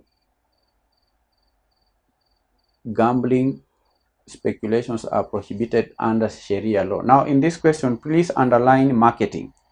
Issues, ethical issues in marketing. Ethical issues in marketing. So some of the answers are correct, some are general, others are not correct. Now, candidates, when addressing ethical issues, whether the issues are in Islam or conventional business, there are some points that must come out when you are answering questions related to ethics. Don't forget to mention points like truthfulness, transparency, respect, fairness and justice, modesty and decency. Those are points related to ethics. So you only need to explain truthfulness, respect, and so on in relation to marketing, because the question is specific. Ethical issues in marketing of Islamic products, all right? Products and services. So how do you now explain, say, for example, truthfulness or transparency? Because Islamic marketing ethics candidates prioritizes honesty. It prioritizes full disclosure in promotional activities. And that means avoiding deception or avoiding misleading claims about the product or service. About the product or service. Because the question refers to products or service. You understand? So that is truthfulness. Another ethical issue is transparency. And transparency extends to the terms and conditions of the transaction, which ensures that consumers have all the information they need to make informed decisions. And that should even cut across, not only in Islamic marketing. When marketing, one is required to be transparent. You don't, for example, sell a product while you are marketing, giving the ingredients that are not available in that product. That is not being transparent. If you are selling a product and it does not have a certain ingredient, then you need to indicate that ingredient B is not included in this product or service. That is an ethical issue. Transparency, right? The third ethical issue is respect for consumer autonomy. Respect is an ethical issue. Islamic marketing ethics emphasizes the importance of respecting the consumer's freedom to choose. Autonomy means independence. Freedom to do what? To choose. And that means avoiding any form of coercion or undue influence, such as high pressure sales. We have some tactics that businessmen use, like high pressure sales tactics. Others exploit vulnerabilities. And that is to mean or to say that consumers should be presented with clear information which allows them to make their own choices based on their needs and values. When marketing products, that is very important. Give consumers information about the product, then allow them to make their own choice. That is consumer autonomy, consumer independence, and it's an ethical issue. Do you understand? So when answering these questions, make sure you be specific, because the question is specific. Your points should be related to marketing. Another ethical issue in marketing Islamic products is fairness. Fairness. Islamic marketing ethics promotes fairness and justice in all aspects of the transaction, including pricing, distribution, customer service, and so on. And that means avoiding any form of exploitation or any form of discrimination, which then ensures that all consumers are treated equally. All consumers are treated with respect. And fairness also extends to the suppliers and other stakeholders involved in the production and marketing of Islamic products and services. So you see, fairness, justice. Someone talked about interest, gambling, prohibition under Sharia law. Okay. Prohibition. When explaining prohibition in Islam, you've heard of the term haram. Islamic marketing ethics prohibits marketing of products or services that are considered haram or forbidden. And that may include, someone talked about blue films. We have products like alcohol, pork. Someone talked about gambling, that is correct, gambling, as well as services that involve usury, okay, or exploitation. So candidates, those are some of the points. You are only required to provide 2. I've given you 6. You can add things like modesty, principles like decency. Modesty and decency is also an ethical issue in marketing, in Islamic products and services. Islamic marketing ethics emphasizes modesty and decency in all forms of advertising and promotion. And that means avoiding any images or messages that are sexually suggestive, messages that are offensive, or messages that are disrespectful to Islamic values. So that is April 2024 question 5A. Let's move on to question 5B.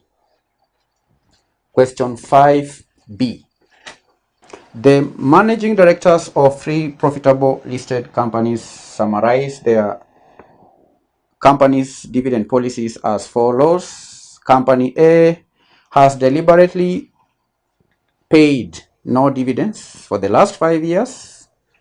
Company B always pays a low dividend per share after adjusting for the general price index and offer regular bonus issues.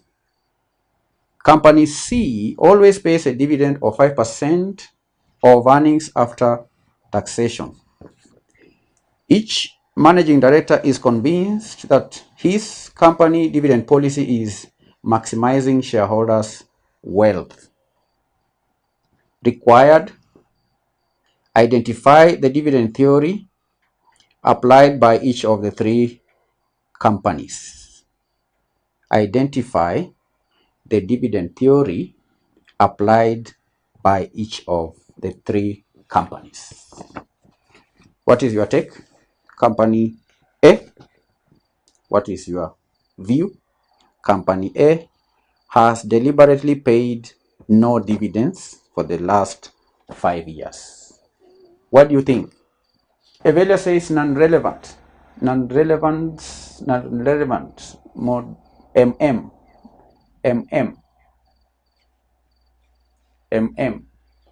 Modigliani Miller dividend. Is it relevant? Non-relevant? Yes. Relevant. Dividend irrelevant. Non-relevant is the same as irrelevant. Dividend irrelevance theory. Why would a company deliberately refuse to pay dividends for 5 years? Yet we know that people invest so that they can earn dividends, but this company is not paying dividends. Evaluator says company A relies on investment history and earnings. Yeah, that is true. DML, that is true. It is true. It means that dividends do not add value to a company's stock price, or a company payment of dividends have no impact. Abraham, that is true. That the theory suggests that dividends do not add value to a company's stock price. If dividends do not add value, then what adds value? Abraham says dividends do not add value. Then if dividends do not add value to the stock price, then what adds value? Can you answer that? Evela says that company A relies on investment history and earnings, not dividends.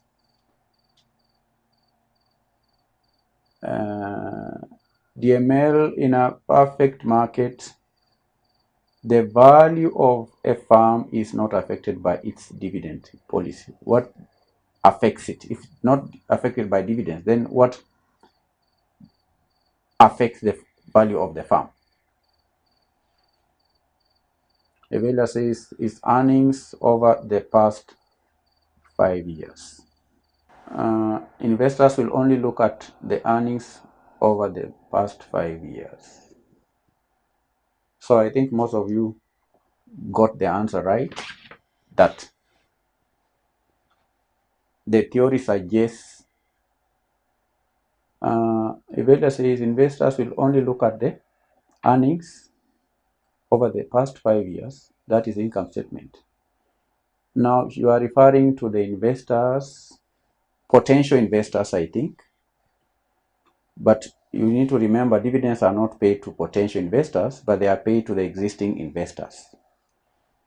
If the company is not paying dividends, and we know investors buy shares to earn dividends, then what will motivate potential investors to invest in this company yet is not paying dividends?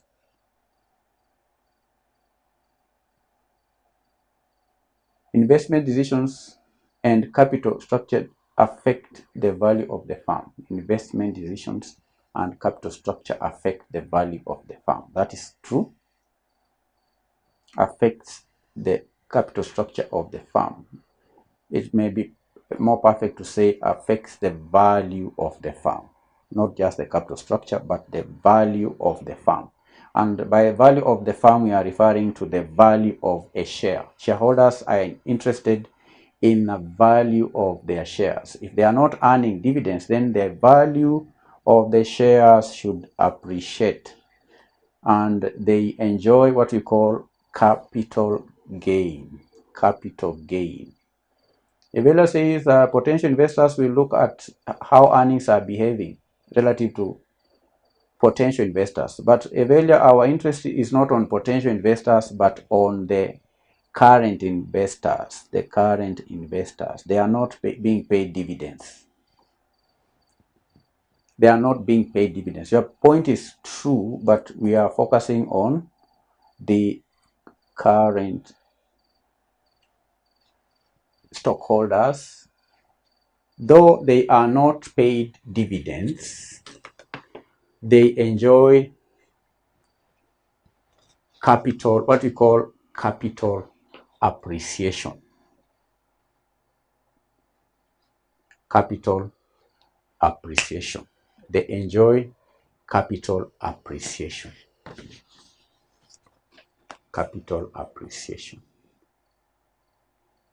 They enjoy capital appreciation.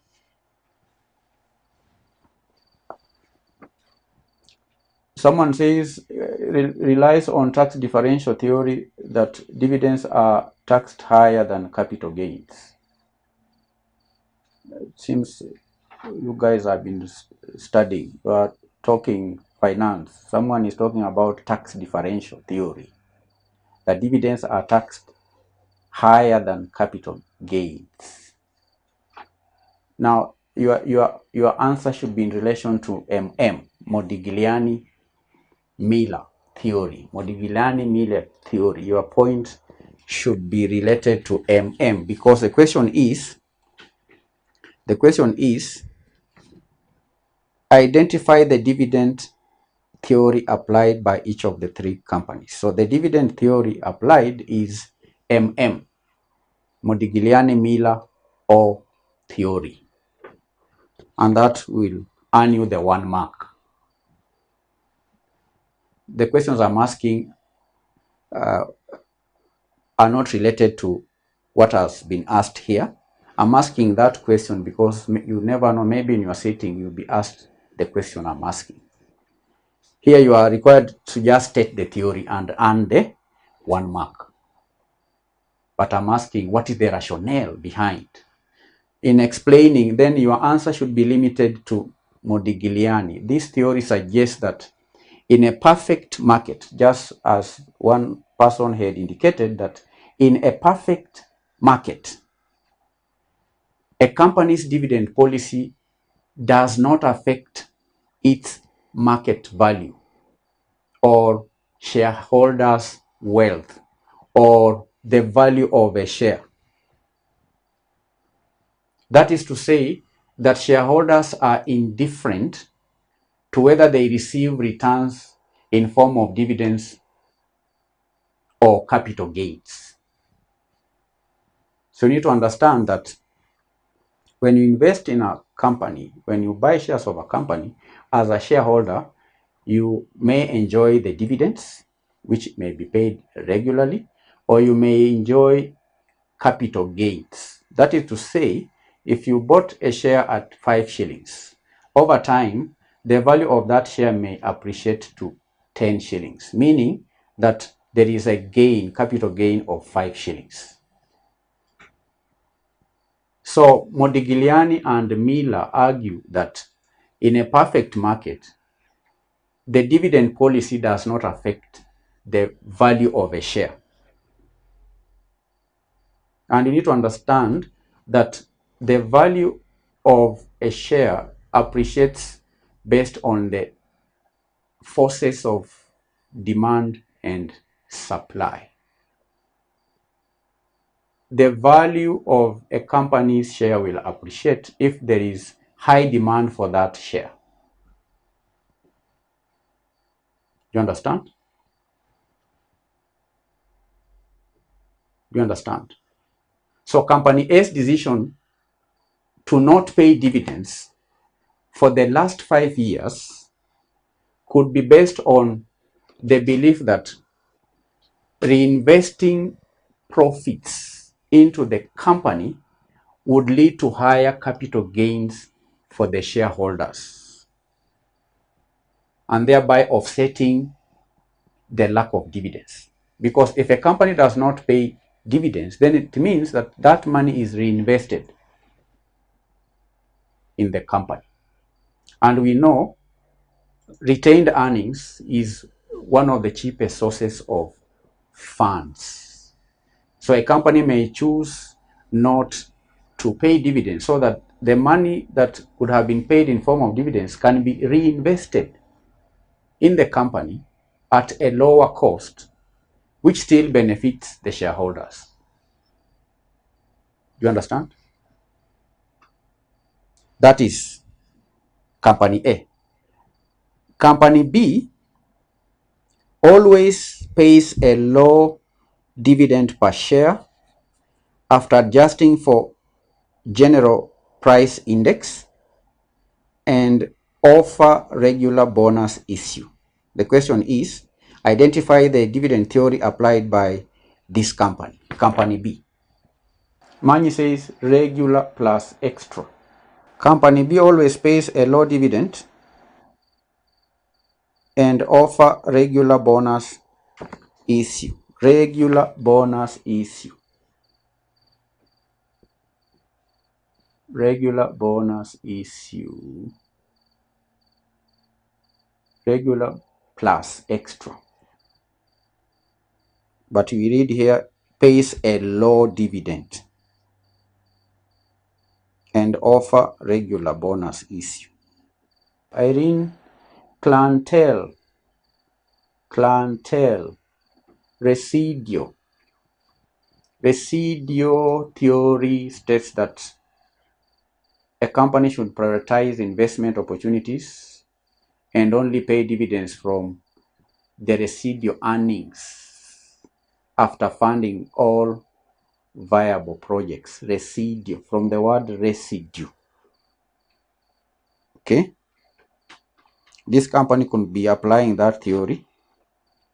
Low dividend means that this company had the money to pay, but it's paying low dividends. That means that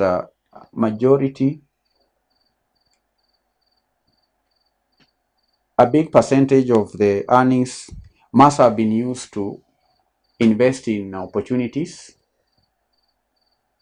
Then what remains is now paid as low dividends. What remains, the residual. Low dividends means that a big portion of the retained earnings is invested. The theory states that a company should prioritize investment opportunities and only pay dividends from the residual earnings after funding all the viable projects. So the low dividend ensures sufficient funds for investment. The low dividend ensures sufficient funds for investment. So the company may pay 70% of the profits, then 30% or 20% is paid in form of dividends. What remains? Residual. So the low dividend ensures sufficient funds for investment, while the bonus issue, because after paying, then there is a bonus. Do you get that? The bonus issue is a reward to the shareholders. Okay, bonus. Because bonus, what is bonus? Bonus are just free shares. The company gives the shareholders free shares. Instead of giving the dividends, they are given free shares. So that compensates the shareholders for the low dividend that has been paid. Low dividends, but there is bonus. You understand? Instead of giving all the money in form of dividends, the company reinvests a major portion of the money into viable projects, then later on pays low dividends, then the shareholders are given bonus.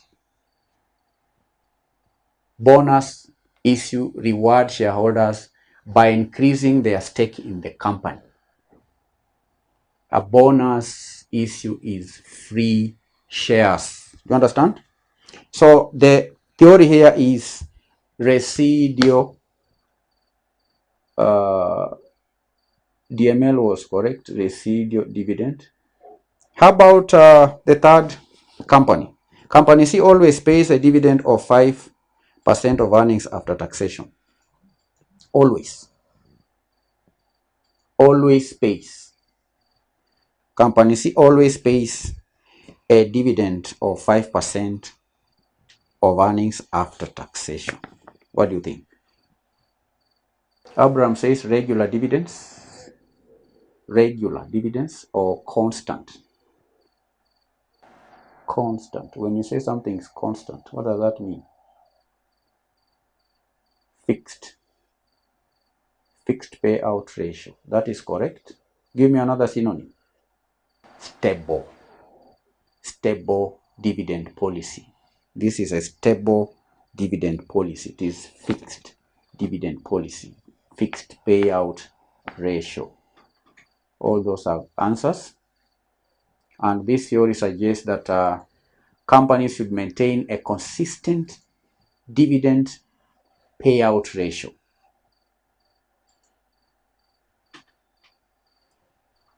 Then I'll ask you the question, why do you think that is the reason why companies should maintain a constant dividend payout ratio?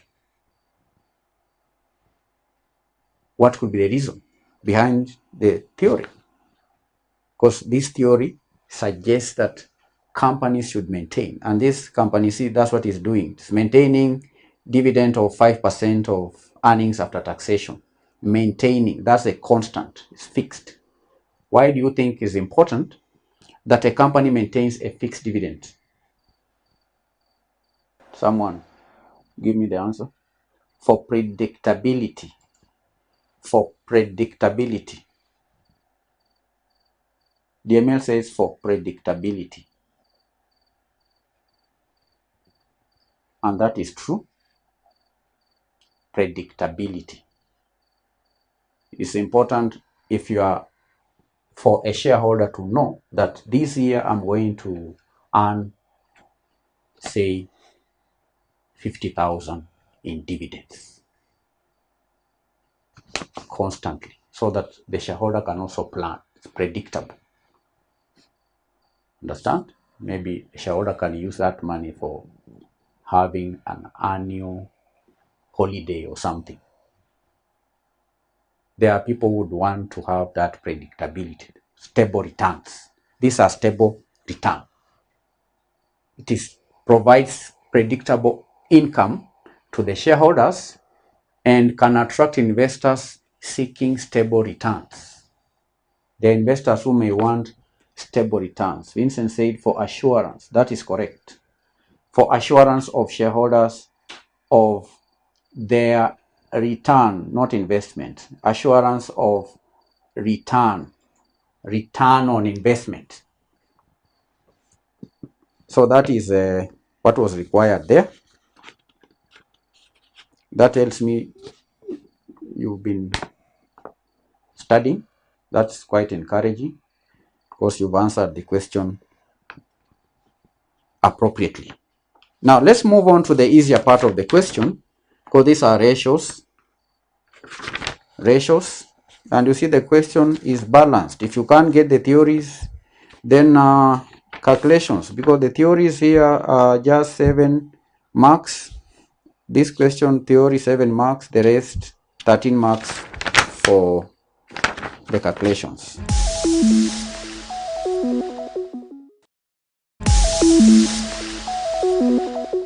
You are presented with the following information in relation to Furaha Limited for the year ended 31st December 2024.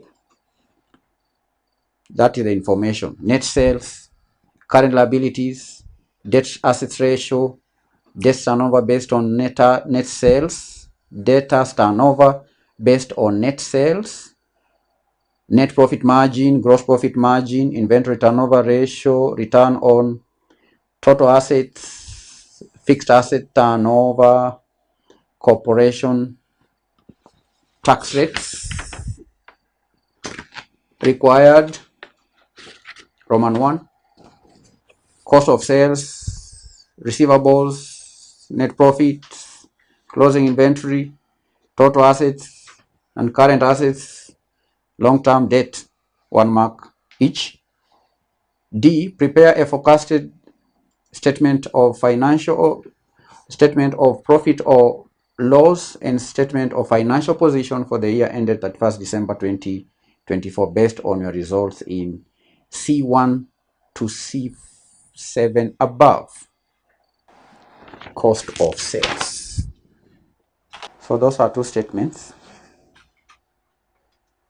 And we are to use the results in C1 to C7 above. So we can begin with forecasted profit and loss account. So we have to write the name of the company. The company's name is Furaha Limited. Furaha Limited. Statement of forecasted profit or loss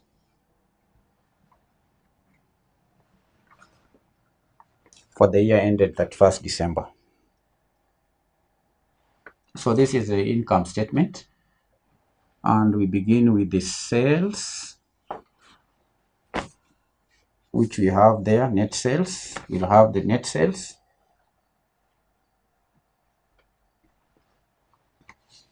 We'll have the cost of sales. That is the formula.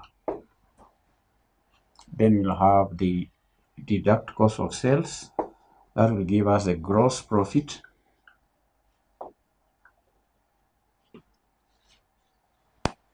Then we have the expenses. Do you have expenses? No, we don't have expenses. There are no expenses. So we have expenses unknown to be deducted from that to give us the net profit.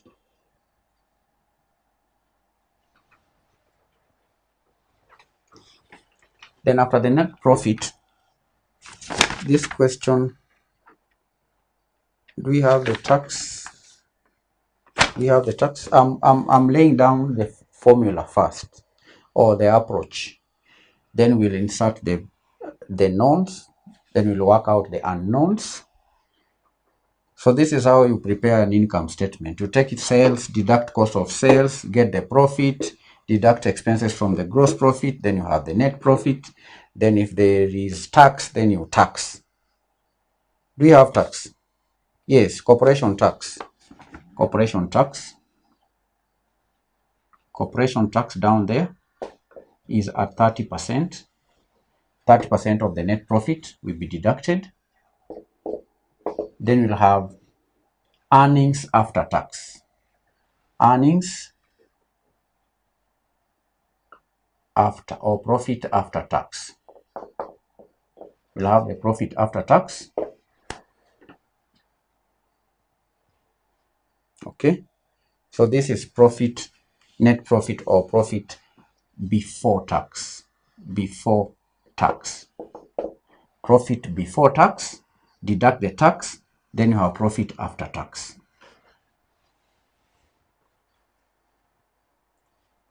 So are we on the same page? Tax is 50%, not 30. 50%, correct? Tax is 50%. 50%, yes, 50%.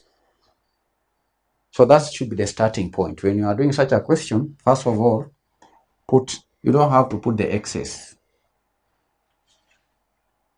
but you can use it as a working to guide you so that you know what is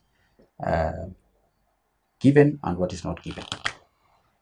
So here, these are shillings. Sales is 3 million. Cost of sales, we calculated here, cost of sales, 2 point.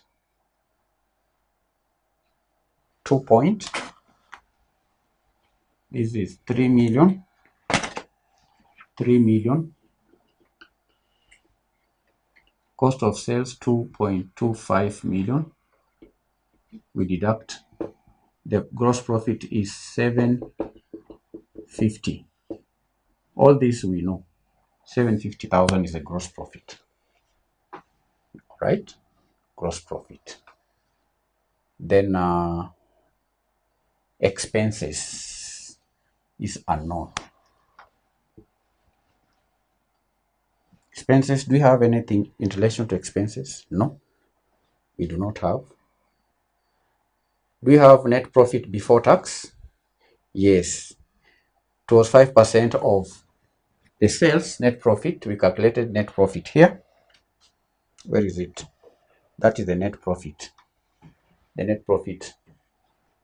The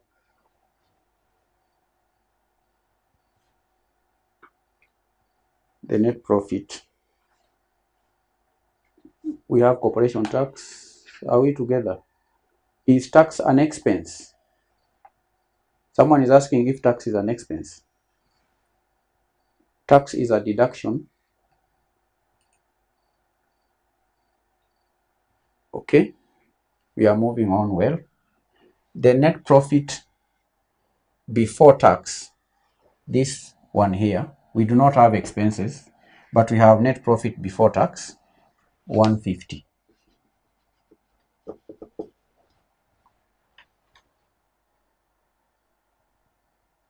Is that clear? Net profit before tax is 150. We calculated it here. Are you following? Israel sales, yes.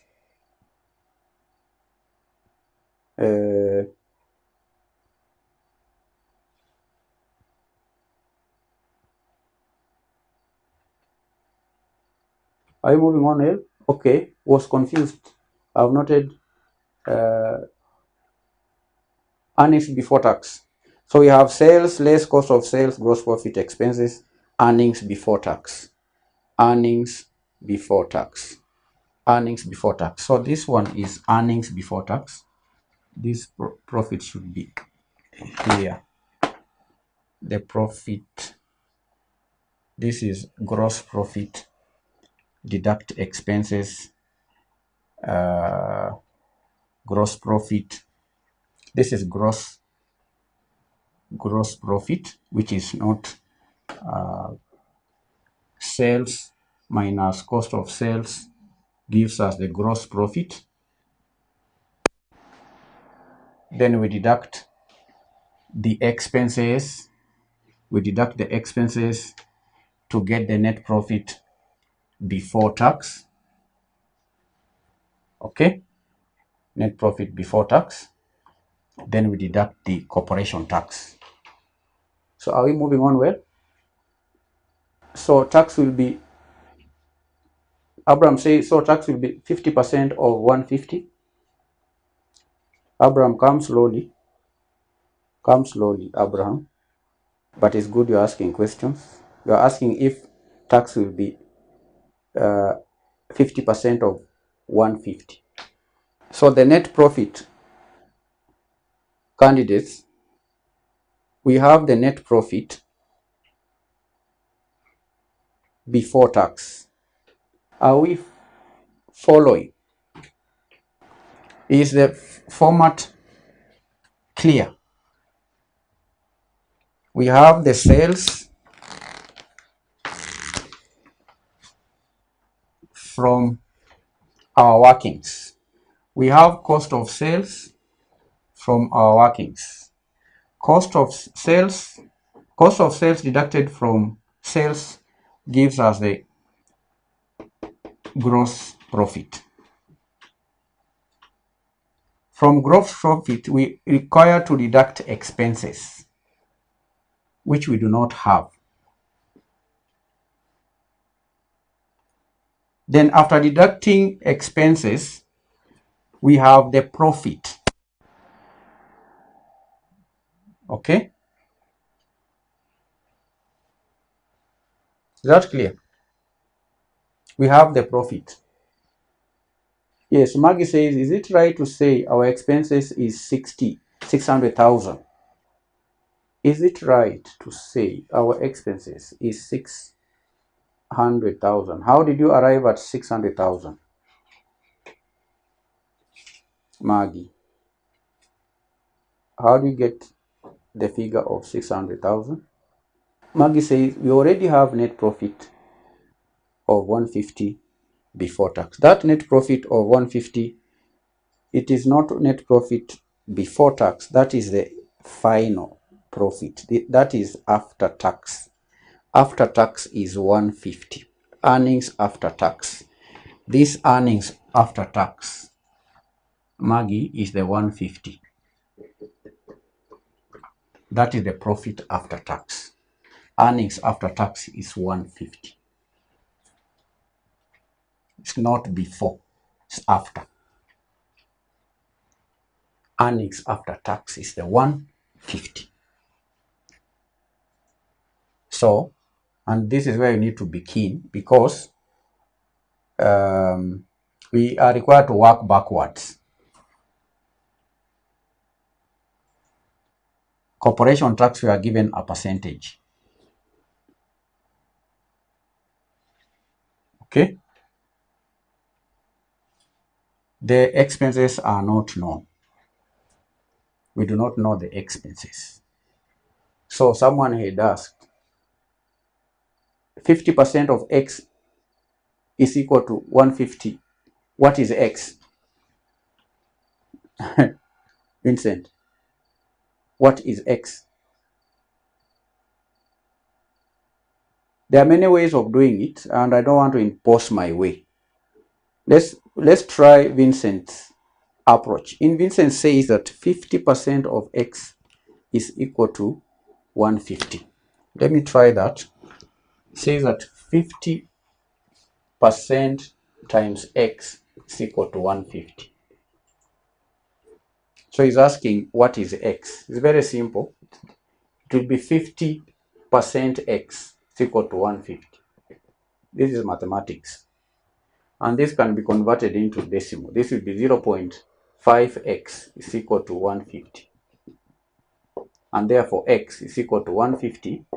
That's what you're asking? Over 0.5. How much is it? That would be, is it 300? Yes, 300. There are many ways of doing it. This is not the way I would do it. Okay, that is 300,000. So what is x? What is this x? Vincent, what is the x? What is that x? EBIT, earnings before tax. Yeah, earnings before tax. The earnings before tax will be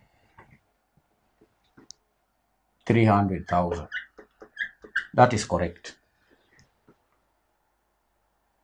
Now, if earnings before tax is 300,000, then what will be the expenses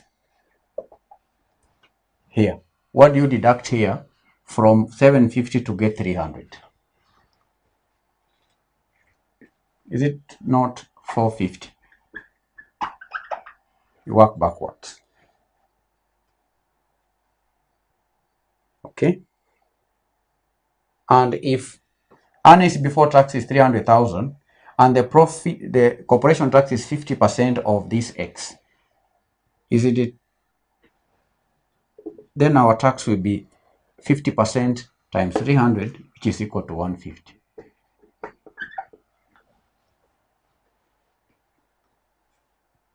That is one way. There are many ways of determining it. For example, if you are given 150 as the earnings after tax, if 150 is earning after tax and the tax is 50%, because earnings, the profit, to get this to earnings after tax plus tax should give us earnings before tax.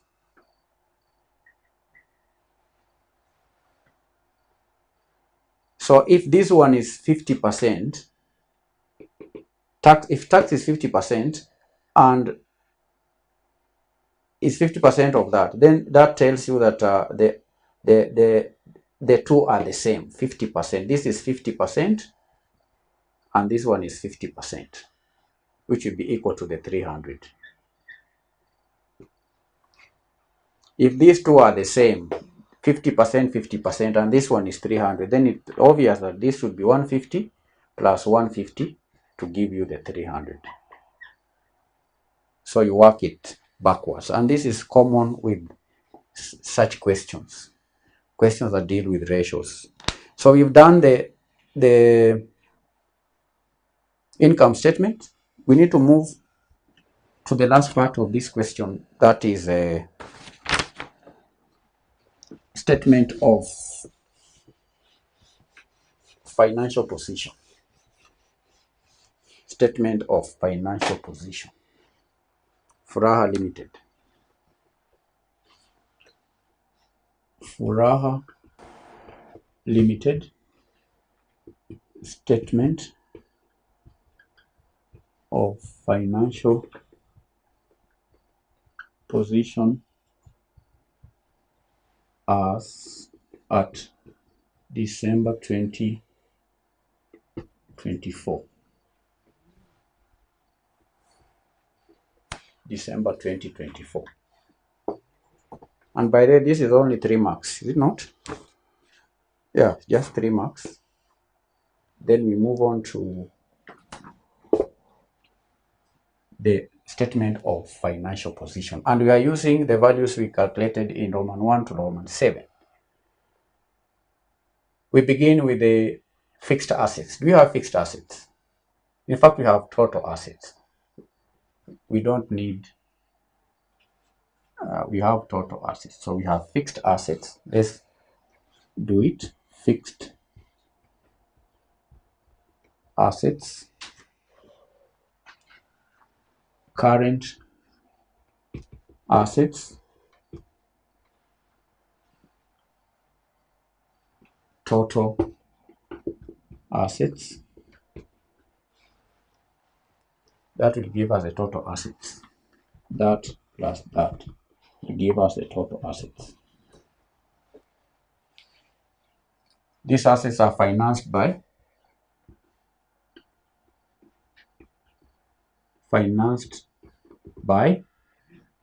assets and liabilities. Equity. Do you have equity? Equity. Yes, we have debt assets ratio, inventory ratio. So how much is the fixed assets? Someone? Fixed assets? Fixed assets. If you messed up in the financial ratio, does it mean you literally score 0 in this statement? Yes, you score a clean 0. Clean 1. In fact, when you get it wrong when marking, when the ratios are wrong, the examiner may not have time to look at the statements. May not have that time, because the question says that prepare a forecasted statement of profit or loss account based on your results in C1 to C7 above. If C1 to C7 above, there is no time for the one who is marking to consider all that. You score not just 0, but clean 1, a clean 0. All right, that is the answer to that question, DML. Does it mean that you score a 0? You score zeros, not 1. You score 0 in the income statement, 0 in the okay. So Evelia says fixed assets 3.5. Have you calculated?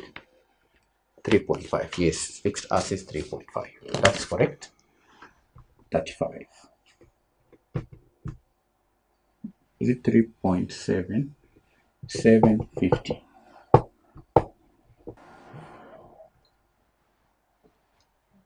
Current assets. Value for current assets. Someone, please. Current assets. Yes, 3.75. 375. Now, if you have the total assets, these are the total assets. And total assets is equal to fixed assets plus current assets. Then the current assets will be equal to the total assets minus fixed assets, which is equal to 3,700,000. These are total assets. financed by. These assets are financed by what? What finances these assets? Financed by, financed by, financed by, I'm waiting, financed by, assets must be financed by, of course, equity. Equity. Assets are financed by equity, then they are financed by liabilities. Do we have equity and liabilities? There are no equity. There is no equity from our workings. We didn't calculate equity anywhere here. But from the question, you can see we have debt. There is debt asset ratio. Then there is current liabilities, assets and liabilities. So do we have long-term debt? But I can see we have current liabilities. Current liabilities 15. This is 7.5. 15. This one is directly from the question. So what is the value for these two? Equity. How do we calculate equity? We have long-term debt. We have long-term debt. Yes, we have long-term debt here. 4.5. We have long-term debt from the question. Here it is. How about equity? Do you have equity? Equity. How do you determine equity? As a balancing figure? Yes, as a balancing figure. We know that accounting equation, assets is equal to liabilities plus capital. So if you have this total, 7.5, and you have these two, this is 6 liabilities. We have, this is 6 million. This is 7.5 and this is 6 million. The balancing figure will be 1.5. Do you understand? This is calculated based on the accounting equation. Assets equal liabilities plus capital. We have the assets, we have the liabilities, so equity is equal to 1.5, which should give us 7.5. This is total equity and liabilities. Total equity and liabilities. Assets, total assets is equal to total equity and liabilities. 1, 2, 3, 4, 5, 6. So each entry is just half a mark. This one, someone had asked, if you do not separate these two, do you lose marks? You don't lose marks. This one is just 1 mark. 3 marks.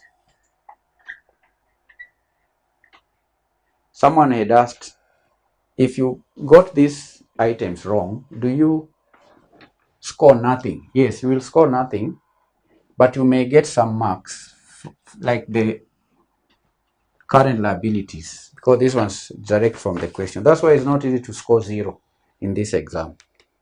It's not easy to score 0 because like current liabilities didn't need any working. Okay, at least this one you can score a half a mark because each entry is just half a mark to earn the 3 marks. So you can earn at least half a mark in that statement. Then let's see, is there any 3 marks here? Yeah, we have sales from the question, another half a mark. So at least it's not, as I'm saying, it's not easy to score 0. There are some free marks like these ones. So is there any question? Any query? And I told you, when to avoid getting wrong answers, you saw what I did. I was making each item the subject of the formula so that you don't mistake. I didn't do it for any other reason but to help you understand. If you want to get these items, this is not the last figure. I had a working where I made total asset the subject of the formula. When you do that, you reduce the chances of getting wrong answers. Any question? This was in the last sitting. Will it come again in August sitting? Yes, it will come again in another form that you've never seen before. It will come again in a strange form, but the concept remains the same. If you want to answer this question, make sure you have at least memorized this formula. Whichever manner the question is tested, this is one of the easiest questions because it does not need much thinking.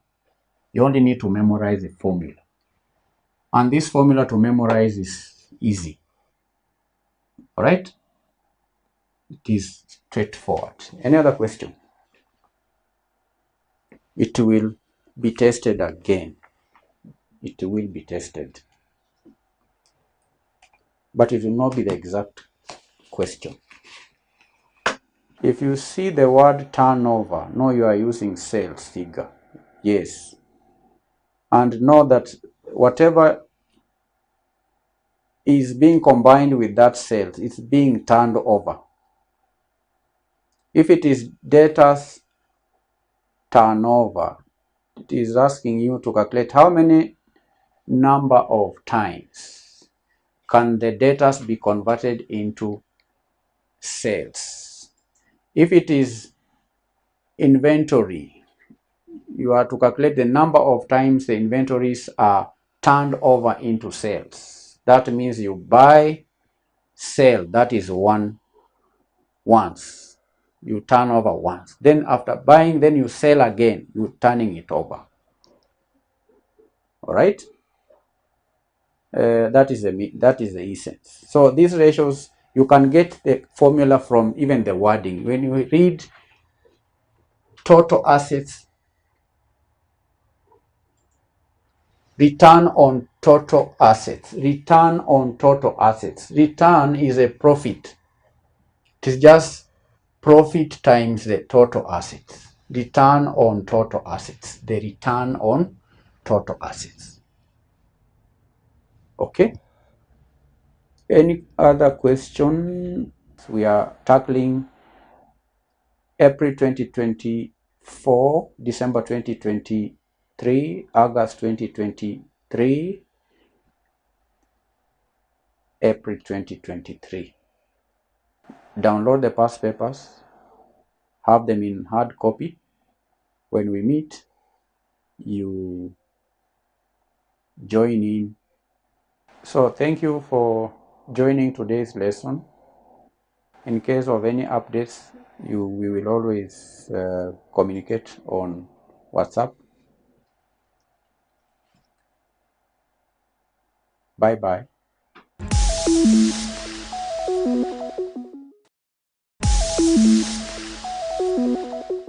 Hello and welcome candidates to the lesson. The subject is boardroom dynamics. Today I'm going to start the revision of the paper that was done on Tuesday, 25th April 2023. Boardroom dynamics. Time allowed 3 hours. Instructions are as follows. Answer all questions. Marks allocated to each question are shown at the end of the question. Do not write anything on this paper. Do not write anything on the paper. So we're going to take a question at a time. This paper has 5 compulsory questions. The first question is a case study, and in April 2023 sitting, the case study about the Loden Cranes incorporation. I'll first read the case, then we answer the questions below it. That is A, B, C, and D. First paragraph reads as follows. Lord Screens Incorporation was founded in a small town in Kenya 20 years ago by a group of 10 engineers. The company specializes in the manufacture of various plastic items, including furniture and packaging containers. The 10 founders of the company became the directors of the company and held all the top leadership positions. After 3 years of operation, they decided to broaden diversity in readiness for listing at the Securities Exchange. Independent directors needed to be added to the pool of directors. The achievement of board dynamics was greatly informed by psychological theories. Paragraph 2. The company was eventually listed at the Securities Exchange in November 2020. The founders were fully aware that the listing would allow them to fund and help sustain LKI's growth potential. The company has been growing its portfolio of products steadily, and currently it has over 100 lines of production domiciled in over 20 outlets spread across the country. Market capitalization of the company at the end of December 2022 was 517 million Kenya shillings. In the recent past, the company has been struggling in upholding good governance principles. The company has been facing integrity challenges. It has fallen back in terms of compliance with various statutory requirements. The company operates in a laissez-faire mode where each department is more or less autonomous. Each employee is aware of the fact that there is no documented decision-making tool, a fact that brings about confusion, thereby affecting overall productivity. Meetings in the organization have been very informal. Despite the informal nature of meetings, many directors are highly skilled and dispense their business effectively. During their last meeting, the directors resolved to schedule capacity building sessions so that they could be trained on good corporate governance and board programs. Required: A. Advise the management of the company on the tools that they may adopt to facilitate effective decision making in the corporation. 10 marks. B. Examine 5 governance theories that could inform the company's board structure. 10 marks. C. Analyze 5 skills that could enable the directors become more effective in handling their tasks. 10 marks. And lastly, discuss the essential attributes of the directors that were added to the pool at the company in order to achieve board diversity. We'll first answer part A. Advise the management of Lord Screens Incorporation on the tools that they may adopt to facilitate effective decision making in the corporation. Tools to do what? To facilitate effective decision making. Tools to do what? To facilitate decision making. That is part A of this question, the case study. The question is asking candidates to do what? To identify tools to facilitate.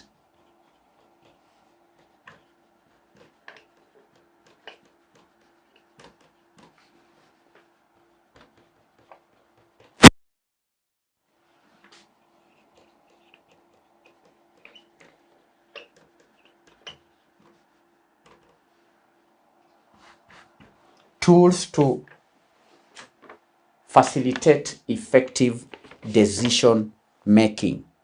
Advise the management of the company on the tools that they may adopt to facilitate effective decision making in the corporation. In paragraph, the first paragraph, that is the third paragraph we read, that in the recent past, the company has been struggling in upholding good corporate governance. The company has been facing integrity challenges. It has also fallen back in terms of compliance with various statutory requirements. The company operates in a laissez-faire mode, all right, where each department is more or less autonomous. Every employee we read is aware of the fact that there is no documented decision-making tool. Do you see that? Every employee is aware of the fact. It is a fact that there is no documented decision-making tool. And due to that fact, there is a lot of confusion. The question is a factor that brings about confusion, thereby affecting overall productivity. So there is no documented decision-making tool. So the candidates are required to advise the management on the tools that they may adopt. The first one could be what we call decision-making frameworks. The company could adopt decision-making frameworks. Decision-making frameworks. What are these decision-making frameworks? Now, candidates implementing structured decision-making frameworks can provide a systematic way or approach to resolving issues and making choices. And there are many decision-making approaches which we covered in our class. Remember, we discussed about the rational decision-making model. A good example is the rational decision-making model. That is one example of a decision-making framework. Rational decision-making model. There are many more, like the incremental decision-making model. Incremental decision-making model. The incremental decision-making model. We have the bounded rationality model. Bounded rationality model. The bounded rationality model is another example of a decision-making framework. The bounded rationality model, the incremental decision-making model, the rational decision-making model, and many more models. So by using such frameworks, the directors can evaluate options, they can consider potential risks, they can arrive at well-informed decisions, and so on. So these are some of the tools that we can discuss under point number 1.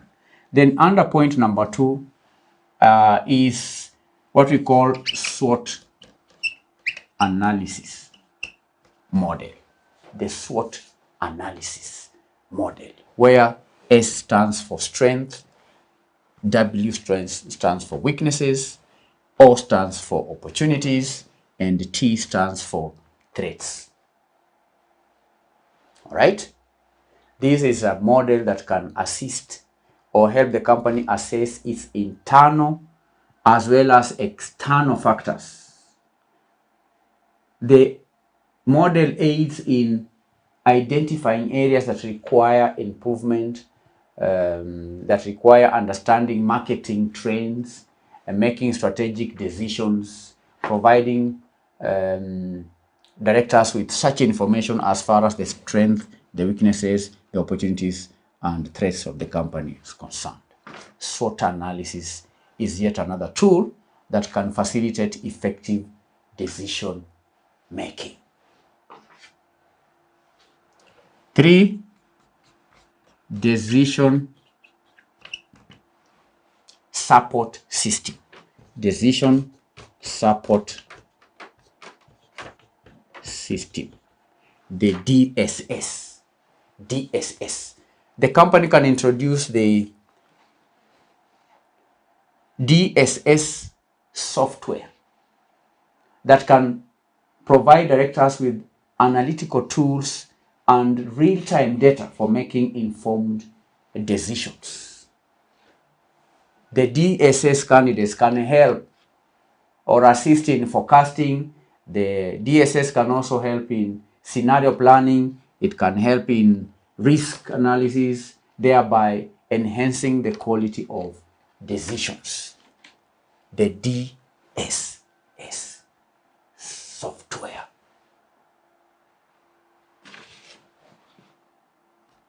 For governance policies, the company can put in place governance policies as well as procedures. Governance policies and procedures. Establishing clear and documented governance policies and procedures can create a framework for decision making. It also ensures transparency, it ensures consistency, it ensures accountability throughout the organization. Coming up with governance policies and procedures. 5, risk management framework. Another tool is developing a risk management framework. Implementing a risk management framework can enable the identification, can enable the assessment, and also the mitigation of potential risks. And that helps the directors make decisions while considering potential consequences and safeguards that the company may face. Risk management framework. Establishing a risk management framework is another tool to facilitate effective decision making. 6, task force and committees.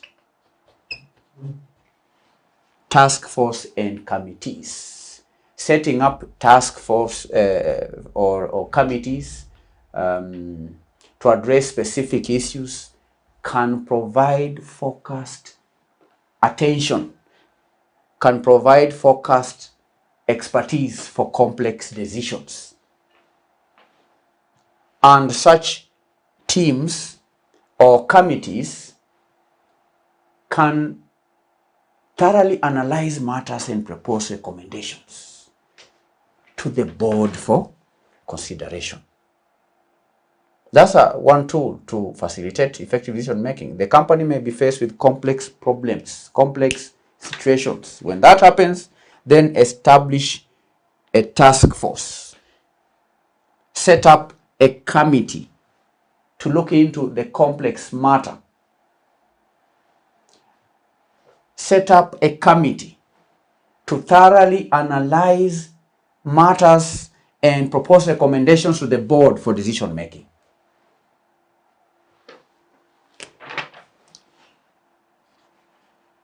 6 or 7, regular board meetings is another tool. Regular board meetings. Formalizing board meetings with a structured agenda, with the minutes, ensures that all key topics are discussed, decisions are recorded, progress is monitored, and so on. Regular board meetings. These are additional points. Candidates were to give just 5 tools. I've given you 7. There are many more tools like expert consultations, seeking expert opinions and advice on critical matters can provide valuable insights and help in making well-informed decisions by the board. So these are tools to facilitate effective decision making. Number one is establishing decision-making frameworks. Under frameworks, I gave examples like the rational decision-making model, the incremental decision-making model, the bounded rationality model. The second tool is SWOT analysis. The third tool, decision-making support system. The fourth tool, governance, policies and procedures, establishing governance procedures and policies. Number 5, risk management framework, putting in place a risk management framework, establishing a task force or committees to handle complex matters. I've also identified another tool which I call regular board meetings. Then lastly is the expert consultations. Let me put it down. Expert consultations. Expert consultations. Expert consultations. Any 5 points here could earn you the 10 marks. 10 marks. Any 5 points. Any 5 points. Even in point number 1, if a candidate was to explain the rational decision-making model, would earn a mark. Incremental decision-making model, that would earn you a mark. The bounded rationality model, these are tools that facilitate decision-making. I'm now going to part B. Examine 5 governance theories that could inform the company's board structure. Governance theories. Examine 5 governance theories. 5 governance theories. Examine 5 governance theories. Governance. This was yet another easy part of this question. The first governance theory we know is agency theory. Agency theory. Now, this theory examines the relationship between the principals, who in this context are the shareholders, and the agents, who are the directors or managers. This theory emphasizes the interests of agents with those of the shareholders. It emphasizes aligning the interests of the shareholders with those of the agents. Why? In order to minimize any conflicts, ensure effective decision making in the company. Agency theory. I've said the theory examines the relationship between the principal, the principals, these are shareholders, and the agents, these are the directors or the managers. The theory seeks to align the interests of the principals and the interests of the agents so that there is minimal conflict between the principals' interests and the interests of the agents. That is the first governance theory. The second governance theory is stewardship.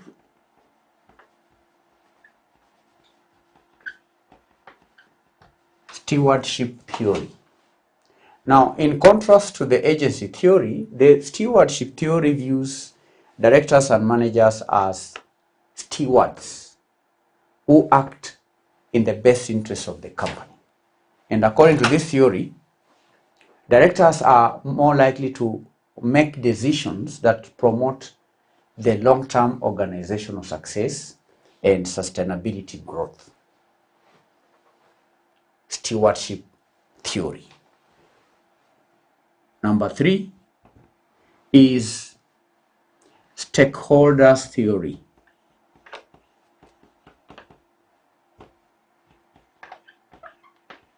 Stakeholders theory. Stakeholder theory. Now, this theory, the stakeholders theory, emphasizes considering the interests of all stakeholders.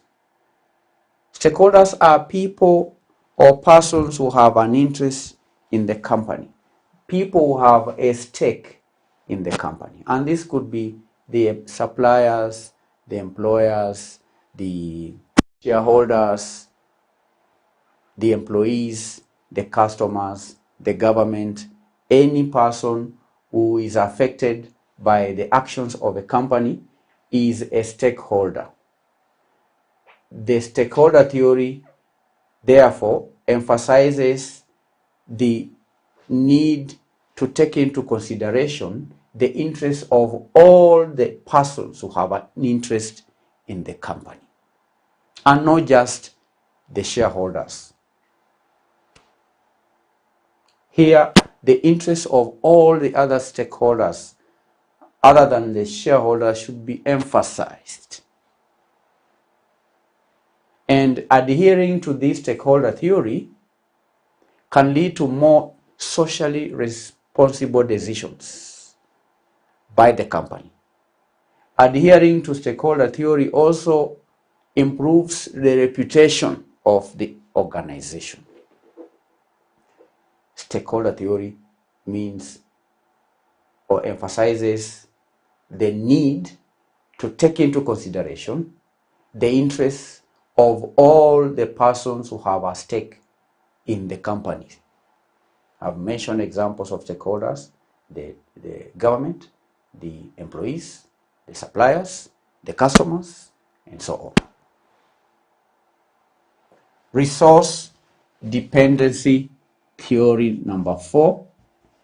Resource dependency theory. Resource dependency theory is a 4th governance theory. Resource dependency theory suggests that organizations are influenced by external resources such as capital and expertise. And this company can use the Lord and Prince's company can use this theory to do what? To gain access or to diversify its network and build relationships with various stakeholders to gain access to essential resources. Do you understand? The resource, from the word resource, resource dependency theory, resource dependency theory. Resource dependency theory emphasizes or suggests that organizations are influenced by external factors, by external resources such as capital, expertise, and so on. Resource dependency theory. Number 5, contingency theory. Contingency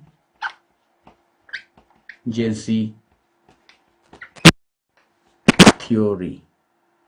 Contingency theory suggests that there is no one-size-fits-all approach to governance. There is no one-size-fits-all approach to governance. And the most effective governance structure depends on the specific circumstances of the organization. There is no one approach that fits all or that can be applied in all the situations. You understand? Contingency theory. There is no one size fits all approach to governance. Most effective governance structure depends on what? on specific circumstances of the organization.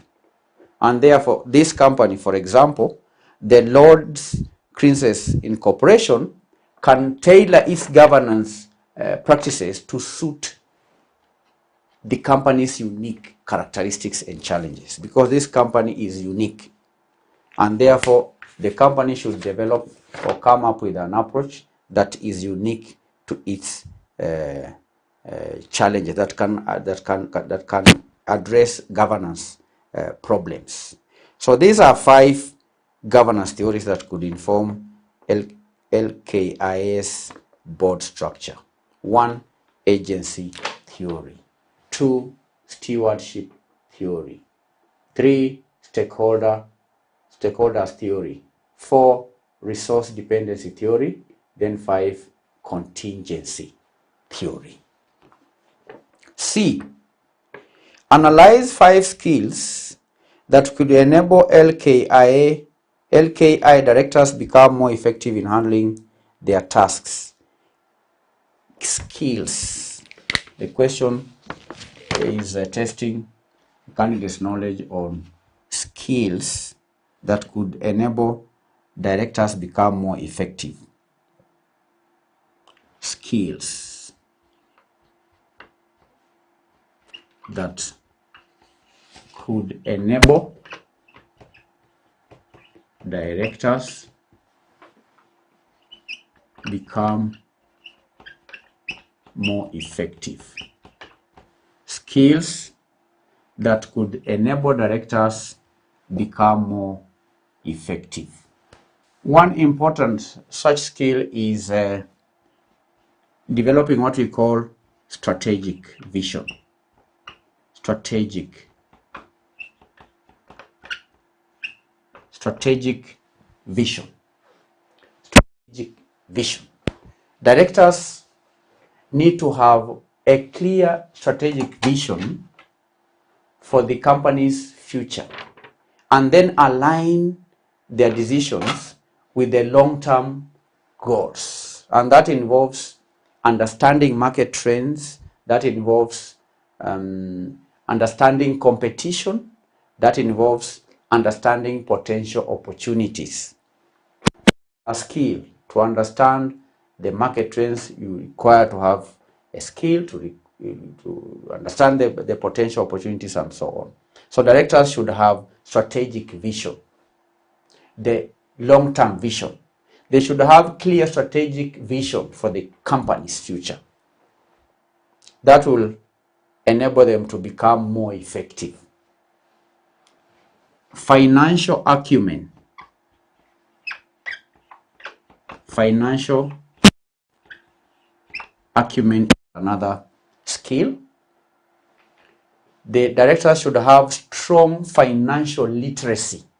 A strong financial literacy, candidates, is essential for directors to analyze financial statements, to analyze budgets and investment decisions effectively. Directors may be called upon to make decisions related to investment. Directors may be called upon by the very nature of their job to analyze financial statements that are prepared by the accountants of the company.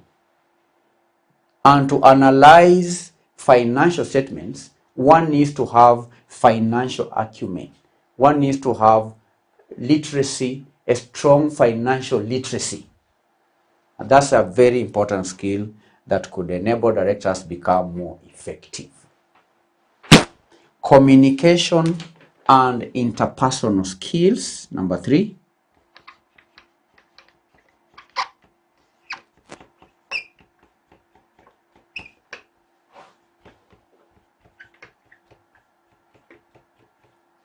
Communication is a skill that directors need to possess.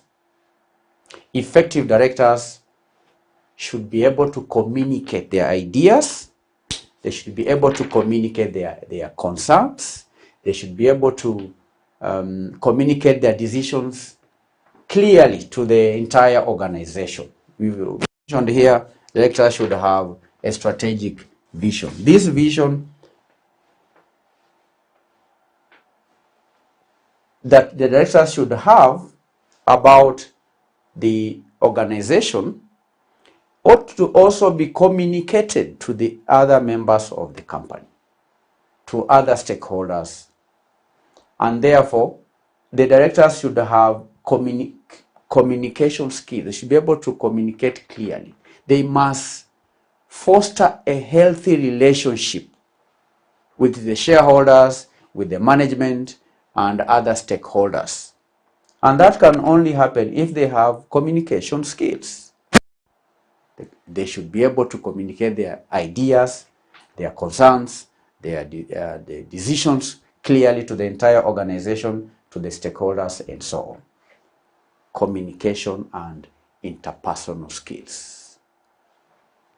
Problem-solving skills, or what we call analytical skills, is another skill that could enable directors become more effective. Number 4,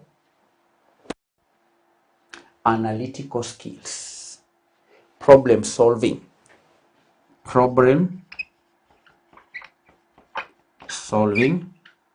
or analytical skills. Problem solving skills or analytical skills. Problem solving. Directors should be skilled in analyzing complex situations, analyzing complex issues. The directors should have skills in identifying challenges. The directors must have skills in proposing effective solutions to the challenges that they have identified. So it's not enough to just identify challenges. It's also important the directors also have skills to propose effective solutions to the challenges that are faced by the organization. 5, ethical decision making. Ethical decision making, from the word ethics. The director should be able to uphold ethical standards. Why? Because upholding ethical standards is essential for directors, especially in addressing integrity challenges faced by the company. So ethical decision making ensures that the company operates with integrity and also maintains a positive reputation. Because we all know by now that a positive reputation is an asset to any organization, is an asset to any person. One who holds ethical or one who is has high standards of integrity. A company that upholds ethical standards is a company that is likely to maintain a positive reputation, and is a skill that directors must learn. Ethical decision making. So these are 5 skills that could enable the directors of this company become more effective. Strategic vision, number 1. Number 2, financial acumen. Number 3, communication and interpersonal skills. Number 4, problem solving or analytical abilities. Then number 5, ethical decision making. Ethical decision making. So that is part C of that question. Part D, discuss the essential attributes of the director that were added to the pool at LKI in order to achieve board diversity. All right. We read in the question that meetings in the organization have been very informal. During their last meeting, the directors resolved to schedule capacity building sessions so that they could be trained on governance, good corporate governance, and board programs. So the question here is discuss the essential attributes of the directors. D. Essential attributes of directors that were added.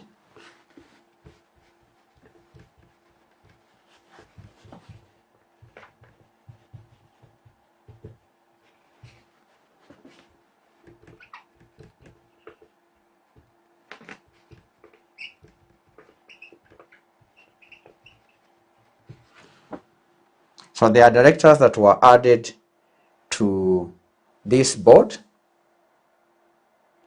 because we read that the 10 founders of the company became the directors of the company and held all the top leadership positions. After 3 years of operation, they decided to broaden board diversity in readiness for listing at the Securities Exchange. They decided to do what? To broaden the board diversity in readiness for listing at the Securities Exchange. The achievement of board directors was greatly informed by psychological theories. The question is, what are the essential attributes of the directors that were added to the pool? The first attribute is diversity in backgrounds. Diversity in background. One, background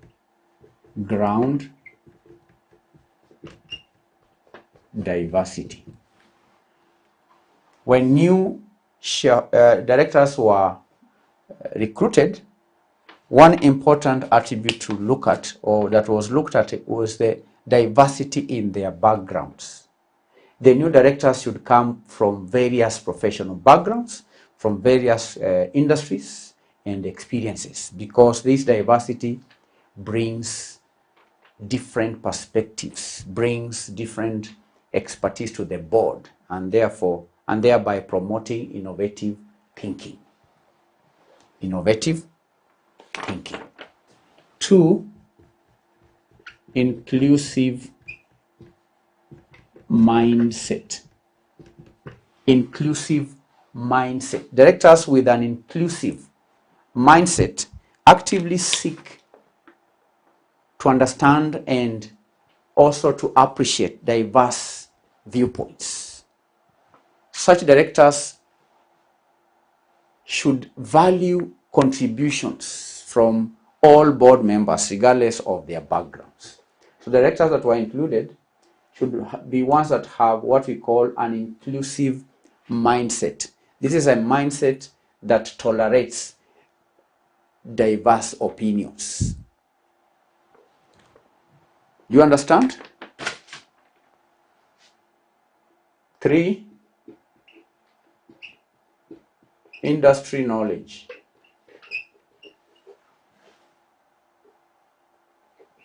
Industry knowledge. Adding directors with relevant industry knowledge and expertise can help this company to navigate challenges specific to their sector and also stay competitive. 4, another essential attribute is that of independence. Independence. Independence. Directors of a company should have independent mind. Independent mind. Why? Because independent directors are crucial for maintaining impartiality and avoiding conflicts of interest. They should not only have affiliations, but also financial interests or ties to the company. So when recruiting the new directors, an essential attribute that should be considered, or that was considered, is that of independence. The directors ought to be independent.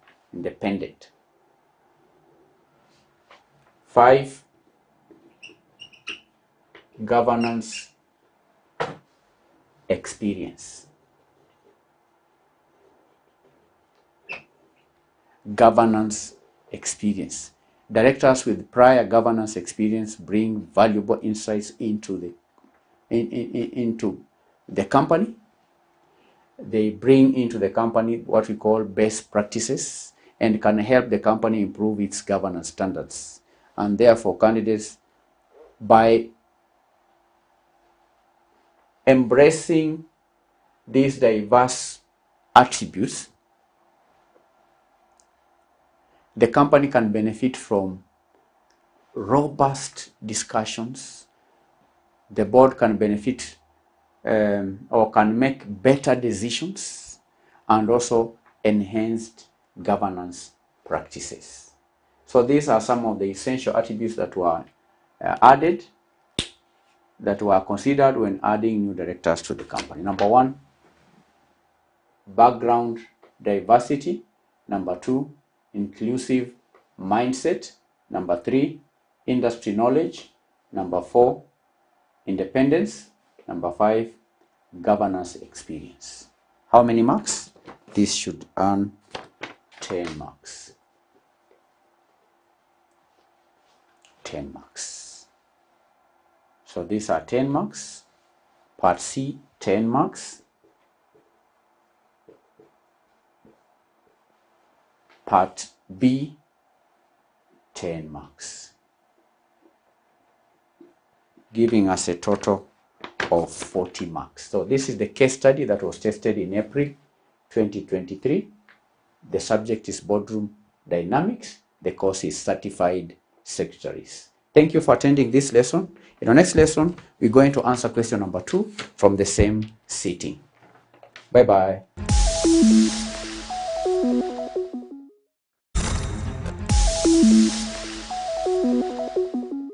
Hello learner, welcome to Manifested e-learning platform. My name is F.A.M. Ngwiri and I practice within the financial services industry in Kenya.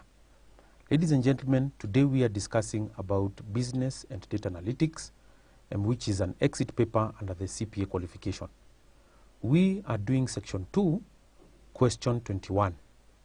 And as you can see on your screen, the question reads as follows. You are provided with the following extracts of the statement of profit and loss for Sepetuka Limited. So you can see you've been given the statement of profit and loss from the years 2019 through to 2022. The sales are provided, cost of sales, the gross profit is also given, operating expenses, operating profit, depreciation, profit before interest and tax, finance costs, profit before tax, income tax expense, and profit after tax. You are required, A, to calculate and interpret the following ratios. Number 1, annual revenue growth rates for years 2020, 2021, and 2022. So what I'll do, I will just copy this extract over here onto the right of your screen, copy, and what you've learned in terms of the shortcuts, Control V, you can be able to see it's actually come easily there. What I need to do is that I need to differentiate between the question and the answer in terms of color. So I come to home and I just press blue there, it changes the color immediately. So in trying to answer part 1, which I can be able just to do right down over here. So part 1,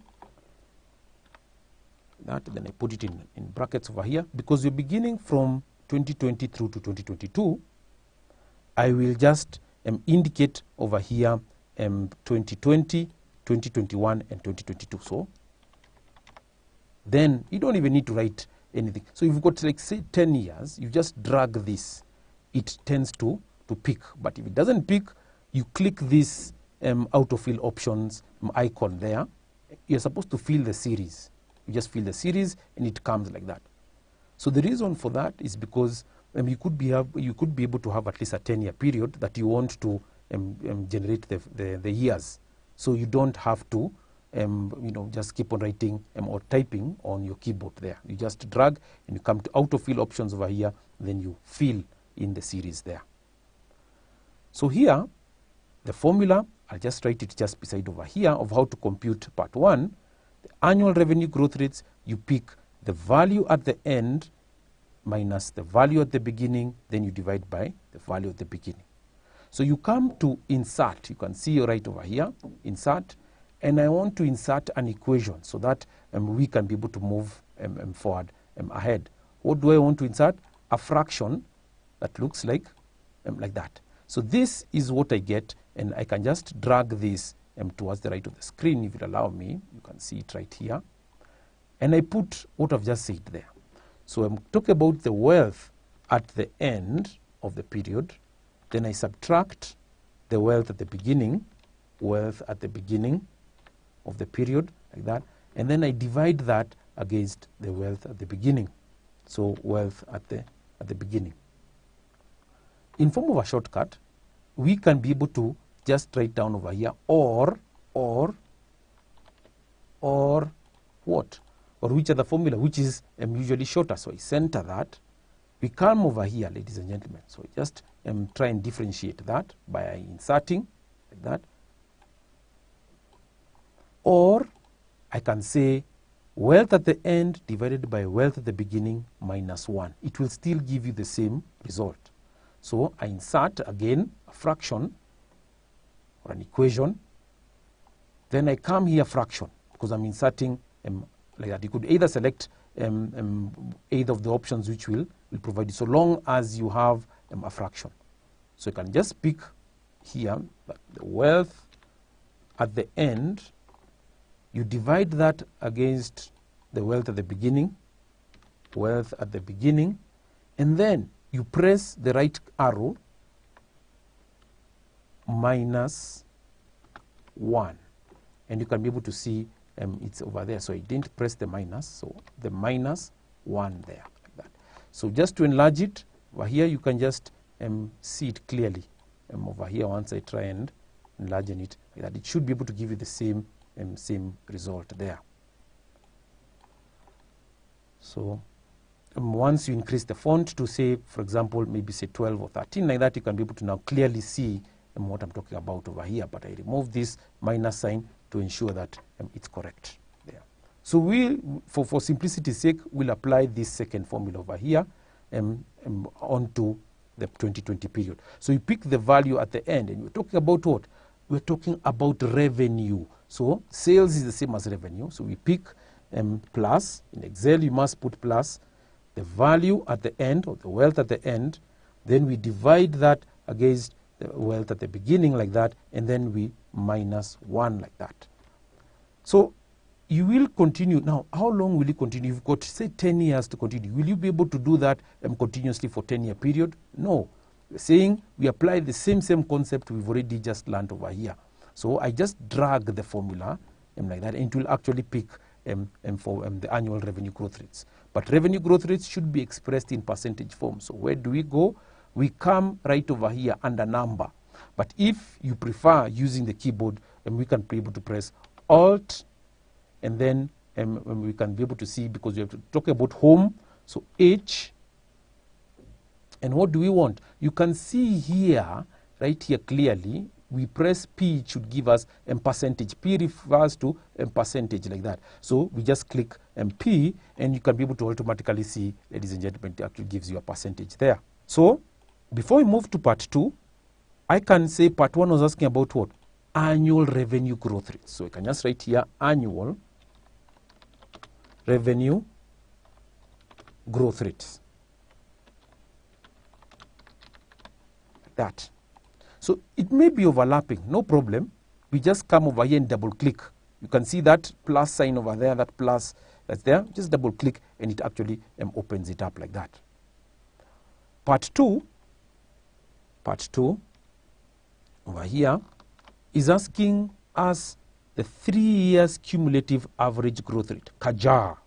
The industry convention usually refer it to CAGR. So when we compute the CAGR for 2022, it means that we need to pick this value here, allow me to highlight it in a color there, and this value right over here.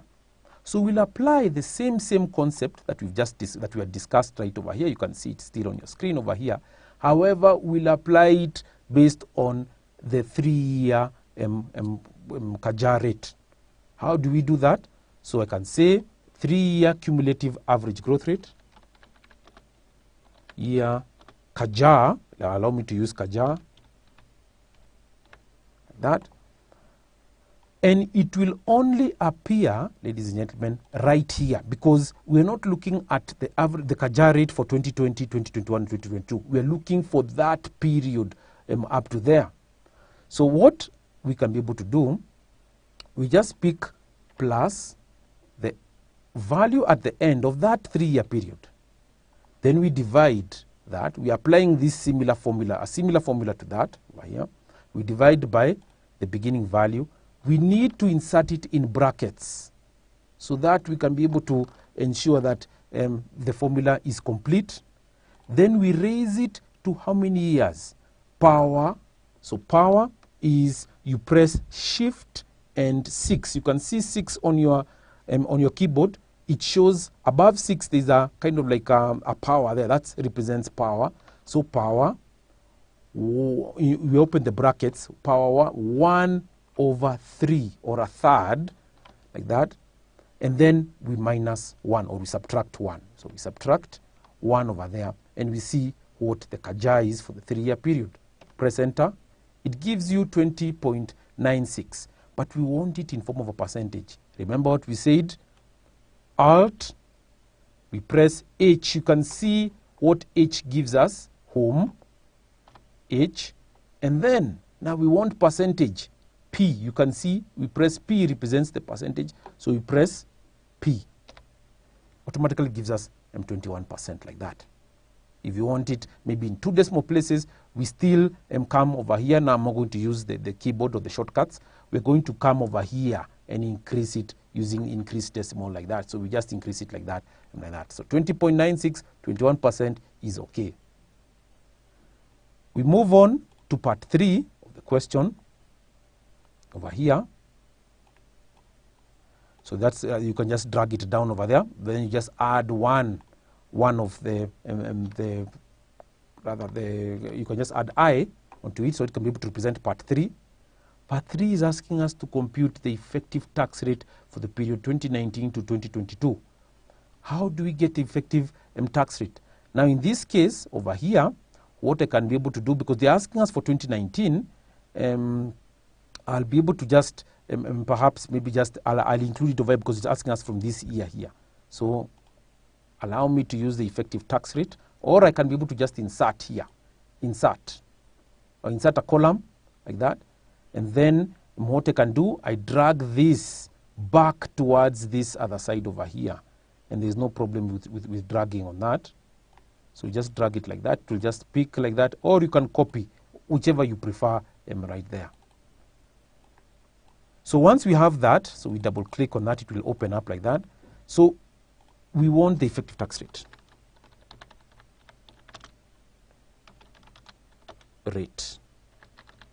That. The effective tax rate, we will pick income tax expense, we divide it by the profit before tax. But now we can see that the income tax expense is a negative value, so we need to adjust for that. So how do we do it? So just pick plus in Excel, we pick the income tax expense, but before we put the plus, because we'll get, if you see what we'll do, we'll pick the income tax expense and then we divide against the profit before tax, like that. It will give us a negative answer, negative 0.3. There is no tax rate that is negative. So what do? I just clear that. We pick plus, and then we put a minus sign there, plus, minus, you can see. So I've picked that value, and I divide that against the 5200, like that. Gives us that. But we want it in percentage form. So we highlight, we first of all drag the formula for it to pick. Until you see that plus sign, ladies and gentlemen, not this plus sign, you drag it to the bottom right-hand corner, bottom right-hand. Until you find that plus sign, you drag it like that, and you should be able to get the tax rate like that. Remember what we did? Alt, H, then we press P for percentage. P gives us 30% like that. So once we have dragged the formula, you can see the effective tax rate is 30% all through from 2019 to 2022.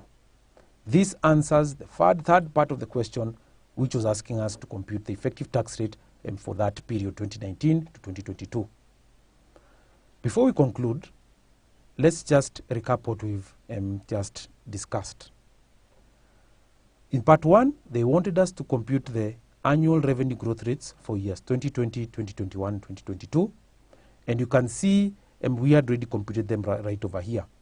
How we compute the annual revenue growth rates, we have the formula on the right of our screen here. Value at the end minus value at the beginning divided by value at the beginning. Or short form, wealth at the end divided by wealth at the beginning minus 1. For the cumulative annual growth rate, which is also called CAGR, industry convention, we compute the 3-year CAGR as follows. We first of all get the wealth at the end. We divide that against the value at the beginning of the 3-year period. Why we're saying it's 3 years, it's because from here to here is 1 period, from here to here is 1 period, and from here to here is 1 period. So that represents 3 years. So we get the value at the end, we divide that with the value at the beginning, we raise that to power 1 over 3. Why 1 over 3? Because we're talking about the 3-year period, or the 3-year growth period, 2019 to 2020, 1 period, and another period there. So it's raised to power 1 over 3. And then you subtract 1 to be able to give us the compound annual growth rate. And you can be able to see the formula once I've clicked over here on this part, the formula bar. If I double click it, it will highlight those values that I've picked. Value at the end divided by value at the beginning. Then you raise it to power 1 over 3 for the 3-year period minus 1 there. For the tax rate from 2019 through to 2022, we just picked, because we have seen the tax rate is negative over here, we cannot be able to have a negative tax rate. We picked just the income tax expense here. We divided that against the profit before tax, and we got that value there. So to double click, you can see I've picked that value, L19, which is this one here, divided by L18, like that. And then, of course, to convert it into percentage, you just click this button over here like that, and you drag the formula as you move towards the right.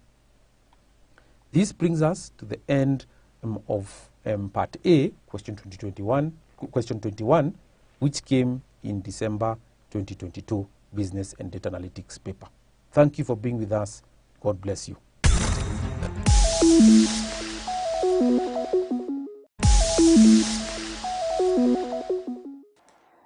Greetings everyone, and welcome to the Financial Accounting Block Revision session.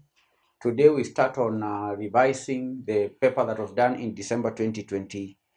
The paper has 5 compulsory questions. We will be answering one question at a time. In this session, we'll answer question 1. Then in subsequent sessions, we are going to answer the other 4 questions. Now, question 1 reads as follows.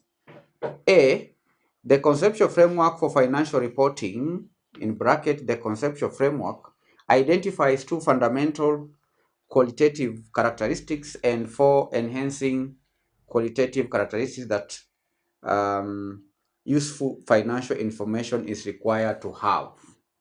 Required, Roman 1, explain 2 fundamental qualitative characteristics of useful financial information. Roman 2, describe 2 enhancing qualitative characteristics of useful financial information.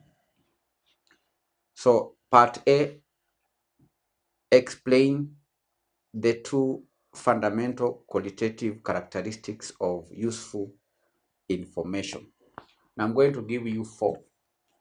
1, qualitative characteristic of useful financial information is relevance.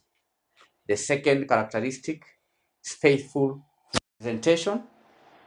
The third characteristic is understandability. And number 4, comparability. Those are 4 qualitative characteristics of useful information. We are answering December 2023. This is question 1. I begin with A, Roman 1.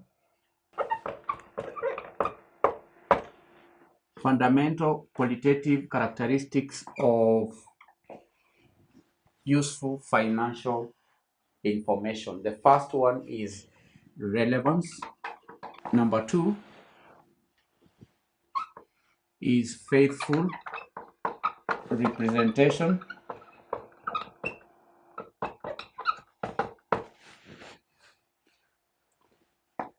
The third feature is understandability. And lastly, comparability.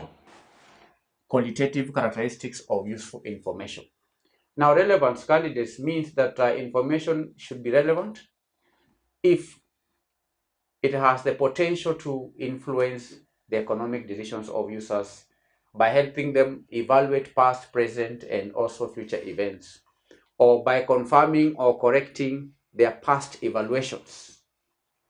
So relevant information candidates is information that is timely and capable of making a difference in decision making. Relevance, it has to be timely. And faithful representation, what does that mean? Now, financial information should faithfully represent the economic substance of transactions, which means it should be complete, it should be neutral, and free from error. So complete information includes all the relevant details, while neutrality ensures that financial information is unbiased and not skewed to favor any particular party. Faithful representation. That's the meaning of faithful representation. Then another feature is understandability. Information should be presented in a clear, concise, and understandable manner to users who have a reasonable knowledge of business and economic activities. So this feature on understandability emphasizes the importance of clarity in financial reporting to facilitate informed decision making. Then lastly, we have comparability. Comparability from the word compare. Users should be able to compare financial information across different entities and over different periods in order to identify similarities, to identify differences, and so on. So comparability enhances the usefulness of financial information by providing context and and also enabling users to assess the performance and financial position of the reporting entity in relation to others. So information should be should enable comparability. Financial information should be one that enables users to compare the financial statements of entity A and entity B, and also to compare the financial reports of the same company over a given period of periods of financial accounting. So that is the answer to question A, Roman 1. Then there is A, Roman 2. Describe any 2 enhancing qualitative characteristics. Enhancing qualitative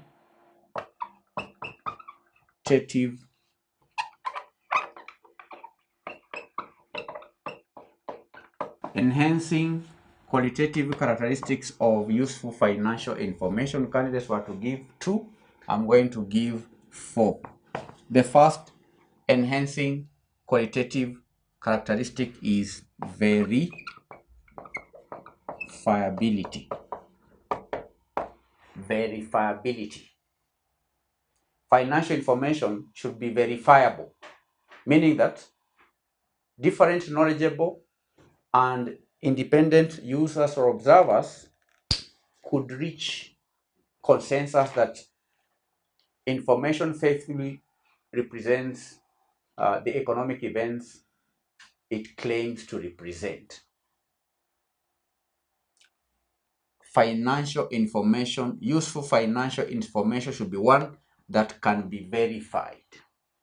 And verifiability under this enhances the reliability, it enhances the credibility of the financial reporting. So financial information should be verifiable. That means that different users should be able to reach a consensus that the information faithfully represents the economic events it claims to report. So if, for instance, the financial information gives a report that the total assets amount to, say, 100 million, different users should be able to confirm, should be able to verify that that is so.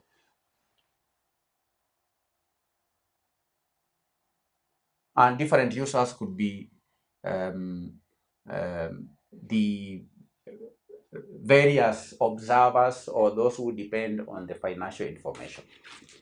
Verifiability is the first enhancing qualitative characteristic. The second one is timeliness. Useful financial information should be timely. Users should get the information on time. Do you understand? Why? Because timeliness ensures that financial information remains relevant by being provided in time in order to influence users' decisions. Because information that is late may not be useful. We are talking about useful financial information. If a user needs information to make a decision today, then that information should be available today. Because if that information is availed after 1 month, then that information may not be useful to such a user. So that is one enhancing qualitative characteristic of useful financial information: timeliness. Neutrality. Neutrality is yet another enhancing characteristic. Neutrality. Neutrality requires financial information to be free from bias, ensuring that it is not influenced by the personal preferences or the interest of those preparing or presenting the information. And neutrality enhances the reliability, it enhances the objectivity of financial reporting by promoting impartiality in the measurement and presentation of financial information. We can add here consistency. Useful information is one that is consistent. Consistency refers to the use of the same accounting principles and methods from one period to another, ensuring that financial information is comparable over time. So here, candidates, consistency enhances the reliability of financial information by reducing variability and enabling meaningful comparisons across different periods. So these are 4 enhancing qualities and 4 fundamental. These ones are fundamental. This was they enhance the financial, the usefulness of financial information. So the first fundamental qualitative characteristic is relevance. Number 2, faithful representation. Number 3, understandability. Number 4, comparability. Then we have enhancing qualitative characteristics of useful financial information. Number 1, verifiability. Number 2, timeliness. Number 3, neutrality, then lastly, consistency. That is part A of the December 2023 financial accounting paper. Part B reads, explain two functions of each of the following in the management of public finances. Roman 1, Office of the Auditor General. B1, functions of the Office of the Auditor General. The first function of the Office of the Auditor General is financial auditing. Financial auditing. Now, the primary function of the Office of the Auditor General in Kenya is to conduct financial audits of government entities, including ministries, departments, and agencies.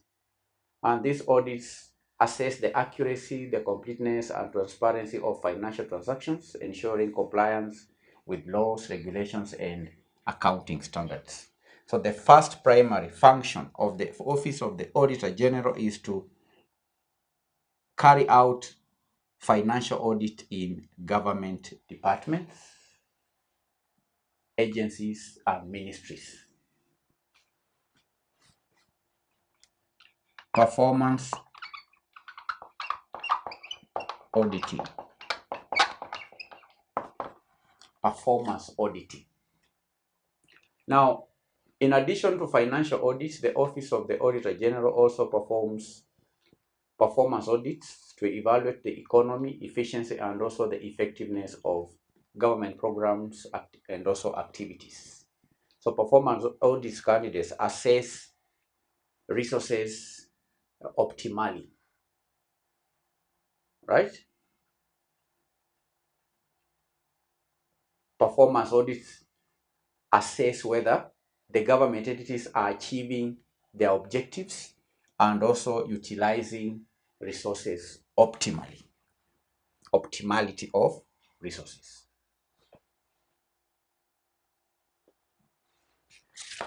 This office also enhances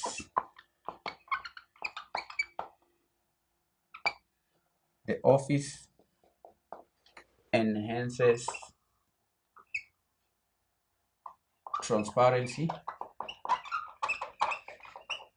and accountability. The Office of the Auditor General enhances transparency and accountability in the management of public finances, and by independently examining government expenditure, the office identifies instances of financial mismanagement, instances of irregularities, and also instances of fraud, thereby holding government officials accountable for their stewardship of public funds. So this office enhances transparency and accountability, because at the end of every financial audit of, say, a county government, the Office of the Auditor General is required to give an opinion as to whether the county government or any other department of the government used resources as per the law. So it enhances transparency and accountability. So that is, those are three functions of the Office of the Auditor General. Candidates were to give two functions. I've given you three functions. Then the second part of this question is functions of the Public Accounts Committee. Functions of the Public Accounts Committee. This is a committee of the National Assembly, and the first function is to scrutinize government expenditure. The first function is to scrutinize government expenditure. Now, the Public Accounts Committee scrutinizes government expenditure by reviewing audit reports produced by the Office of the Auditor General. It examines instances of financial irregularities, mismanagement, and also non-compliance with financial regulations. And also, the committee holds government officials accountable for their stewardship of public funds, scrutinize government expenditure, scrutinize.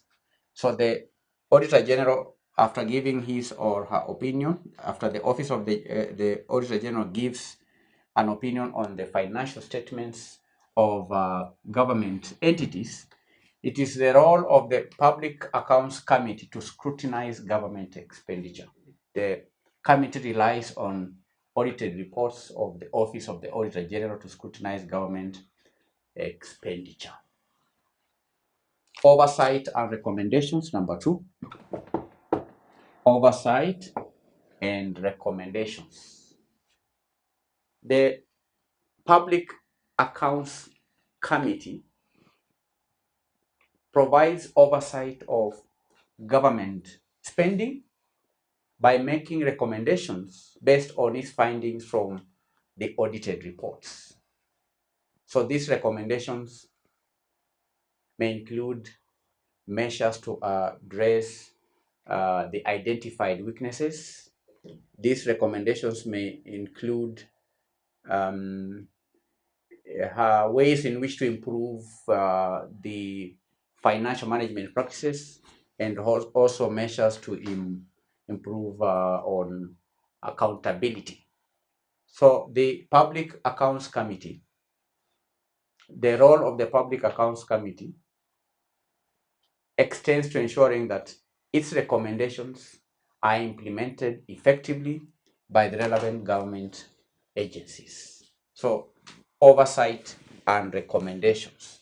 Oversight then makes recommendations and ensures that such recommendations are implemented by government entities. Public reporting.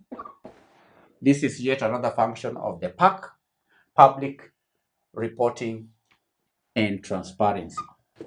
Public reporting and transparency. Now, the committee contributes to public reporting and transparency by way of communicating its findings and recommendations to the public through parliamentary proceeding reports and also other channels. We've had the committee.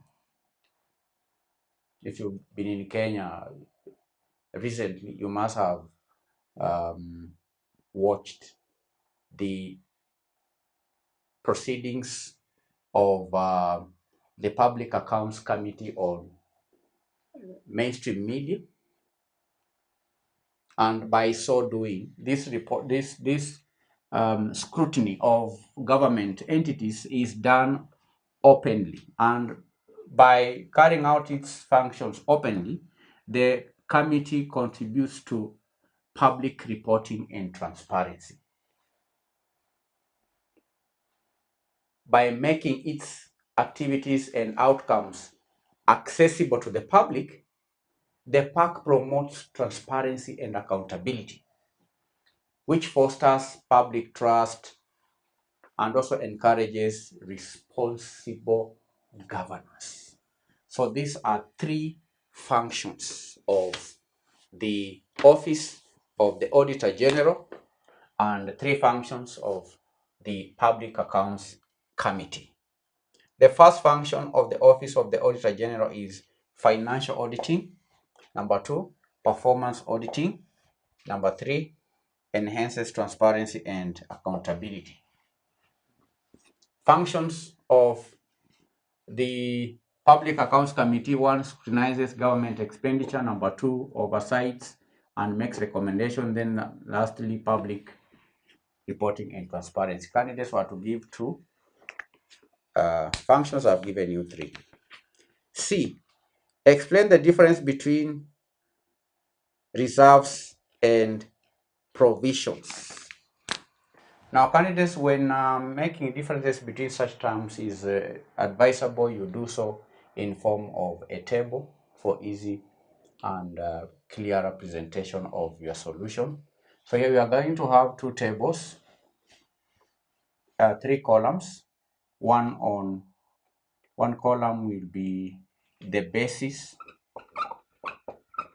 for difference. Then we'll have a column for reserves and a column for provisions. For provisions,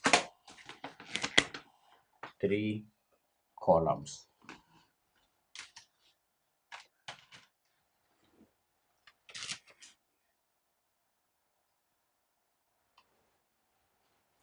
Three columns. Now, the first distinction between reserves and provisions will be based on the definition. You can distinguish between reserves and provisions by just defining the terms. What is a provision?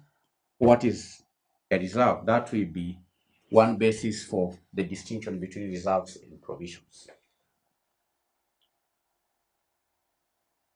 So what are reserves? Reserves, candidates, are funds that are set aside voluntarily by a company from its profit. Funds set aside. These are funds set aside by a company from its profits. Now, after making profit, the company may pay the government tax, the company may pay the shareholders dividends. Any amount that is not paid out of profit, what remains can be set aside in form of a reserve, and that is done voluntarily. Funds set aside from its profits, and voluntarily is an important word here.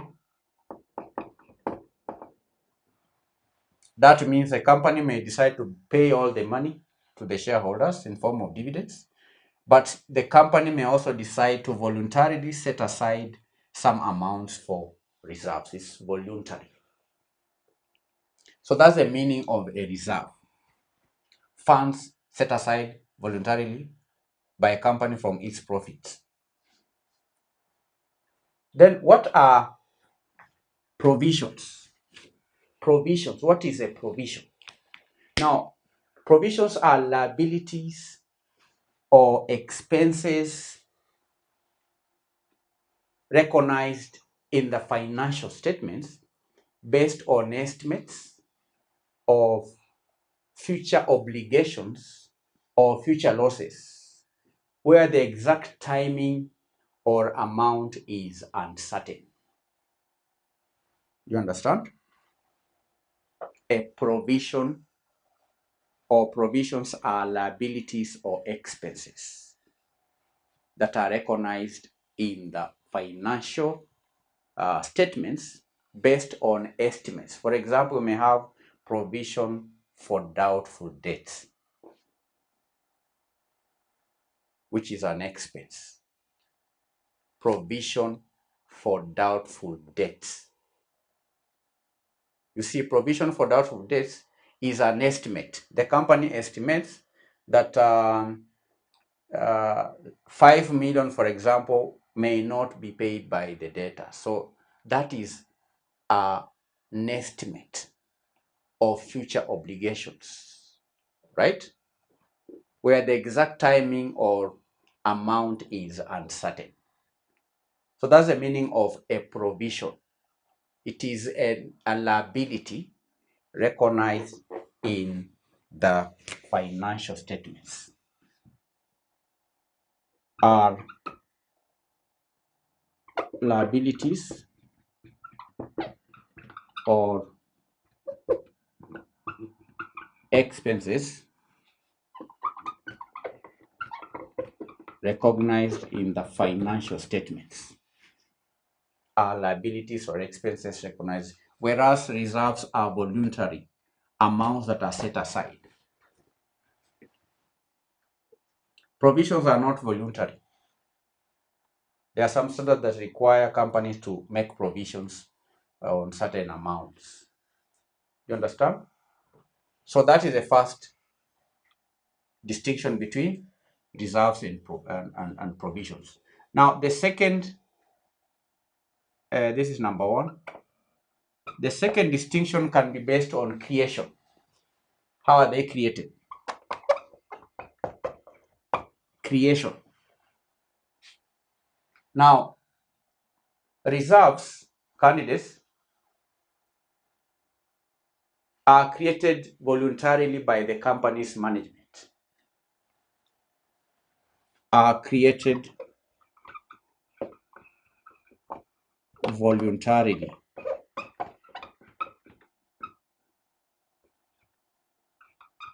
by the company's management. They are created voluntarily by the company's management. Whereas provisions are created in line with accounting standards, right?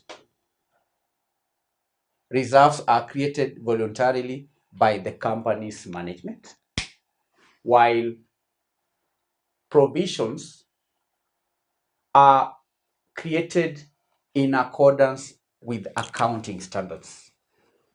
Created in accordance with accounting standards. Here the company has no choice but to create provisions. In reserves, the company has a choice as to whether to set aside funds or not. So this one is voluntary, this one is not voluntary. Reserves are voluntarily created, provisions are created in accordance with accounting standards. That's the second distinction. Then the third distinction candidates can be based on purpose. What is the purpose of reserves? What is the purpose of provisions?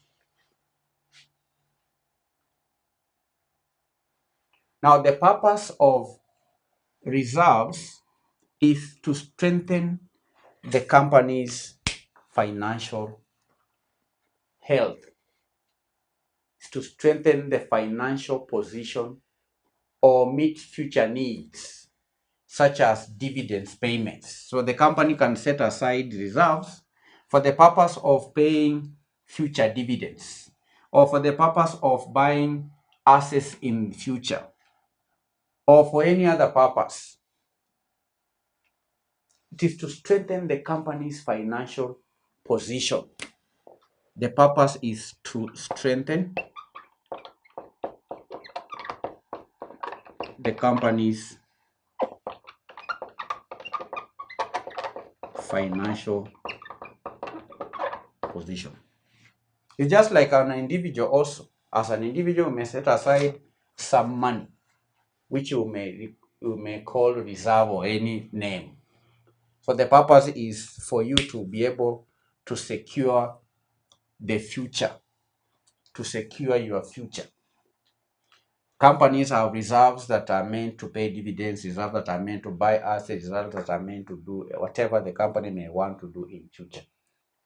So that's the purpose of having a reserve.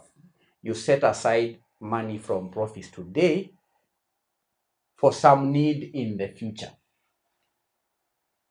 These reserves may also be used in future as a source of capital, and that strengthens the company's financial position. How about provisions? What's the purpose of provisions?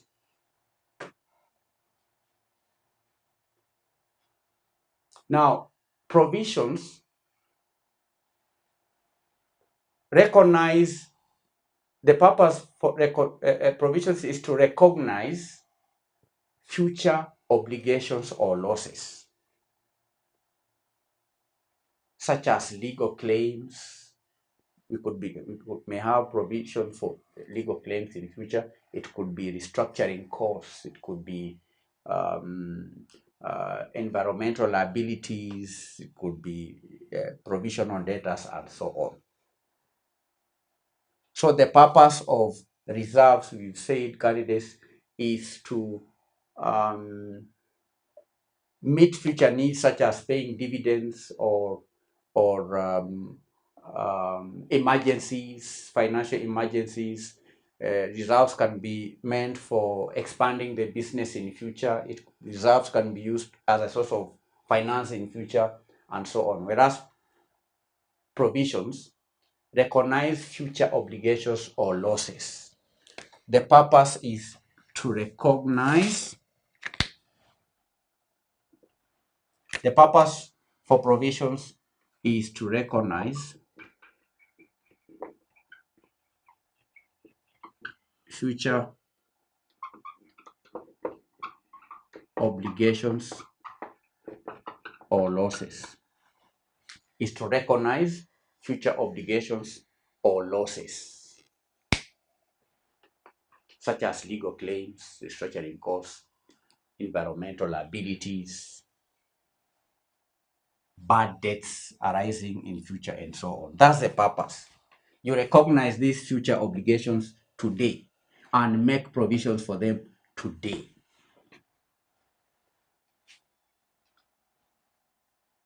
That is the third distinction based on purpose. Another distinction can be based on reporting. How are they reported? How are reserves reported? How are provisions reported? Now, reserves are reported on the balance sheet as part of shareholders' equity.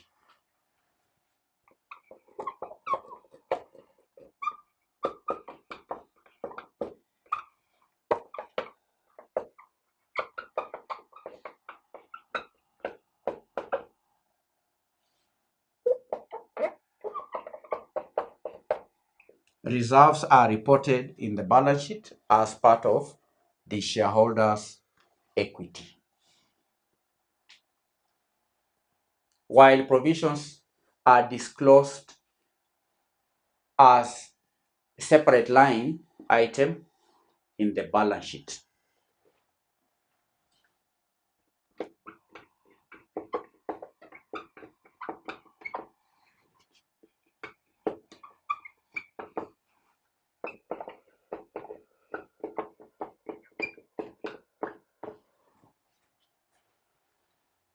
So reserves are reported in the balance sheet as part of the shareholders' equity, whereas provisions are disclosed as separate line item on the balance sheet. So these are 4 distinctions. We can add 5. Another one could be on the basis of availability. You can differentiate these two on the basis of availability. Now, reserves are typically unrestricted and available for various purposes. Unrestricted.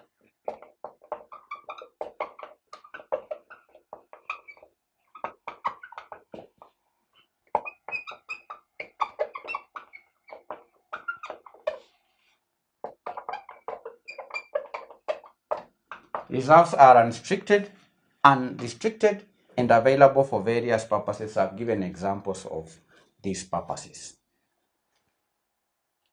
That is reserves. Whereas provisions are generally recognized for specific purposes.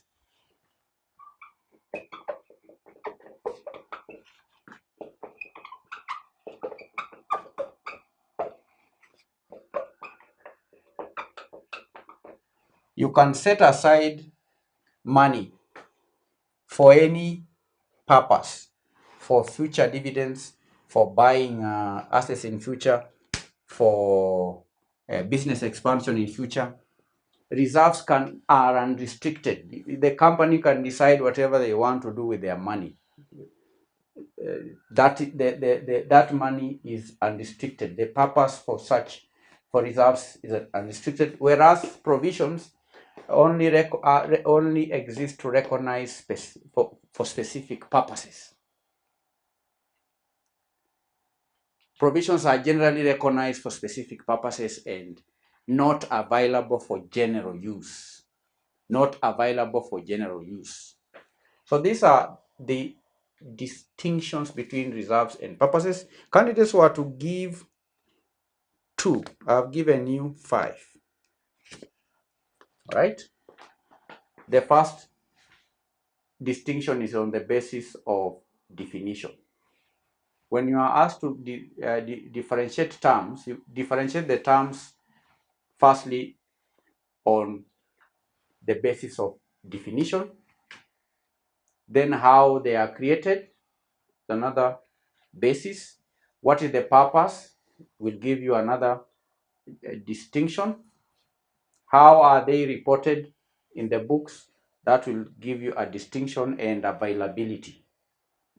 So these are 5 distinctions between reserves and provisions. Now, candidates, while both reserves and provisions are important components of a company's financial reporting, they serve different purposes and are treated differently in the financial statements. And we've said that reserves represents the funds that are set aside to strengthen the financial position or to meet future needs, whereas provisions, we've said, recognize potential future obligations or losses. That is part C of question 1, December 2023, financial accounting. We are moving on to part D.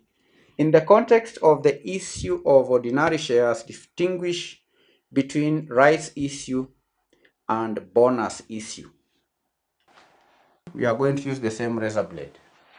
The same razor blade we used here, you are going to use it here.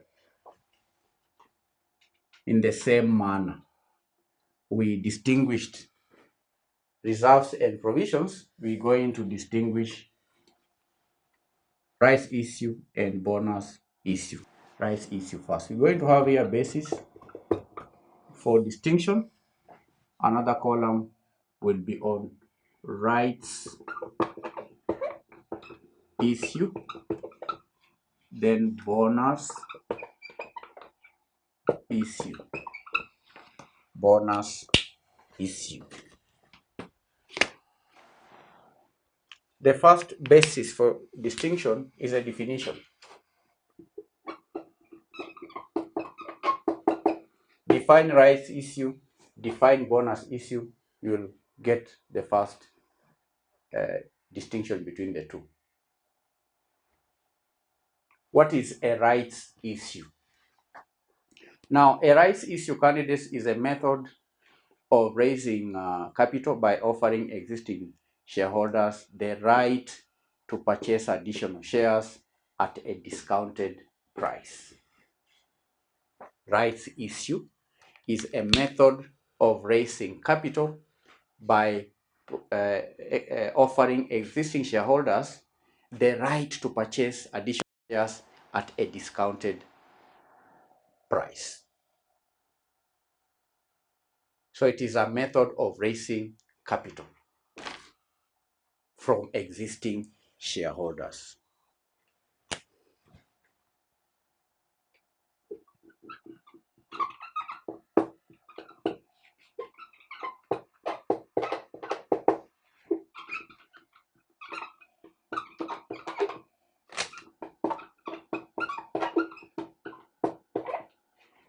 Is a method of raising capital from existing shareholders at a discounted price.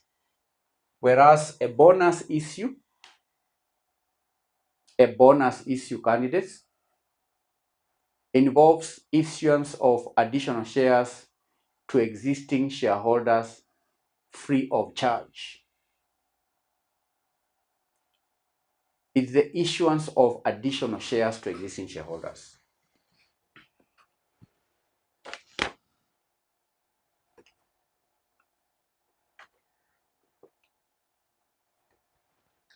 This is issuance of additional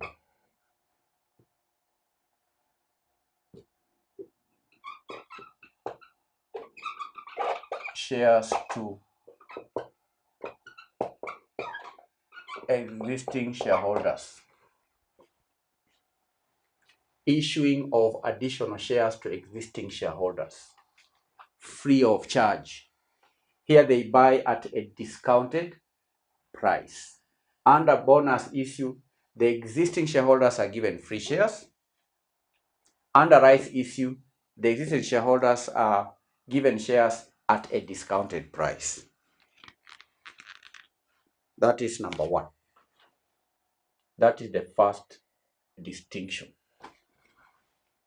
Now, the second distinction is based on purpose. What is the purpose of rights issue? What is the purpose of bonus issue?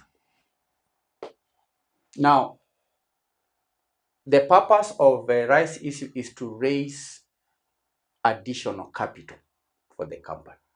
Is to raise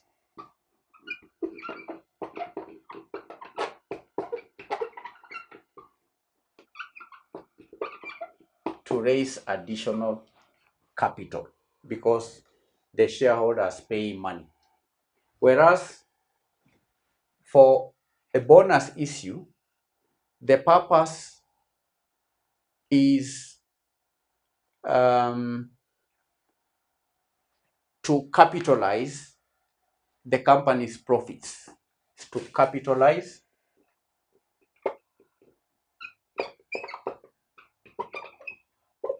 the company's profits. It is to capitalize the company's profits because bonus issues may be paid from reserves or undistributed profits, and you do so by debiting the undistributed profits and crediting the share capital accounts. So the purpose for a bonus issue is to capitalize the company's profits or reserves and increase the number of shares outstanding without diluting the ownership stake of the existing shareholders. So here, instead of issuing shares to the outsiders, instead of issuing new shares to outsiders, the company may decide to issue shares to the existing shareholders. And when that happens, then there is no dilution in the ownership of the existing shareholders because there are no new shareholders that are issued with the shares. So the purpose is to capitalize the company's profits or reserves. And you can see that is another reason why reserves may be created. We gave a few examples there. Another reason could be to issue bonus shares.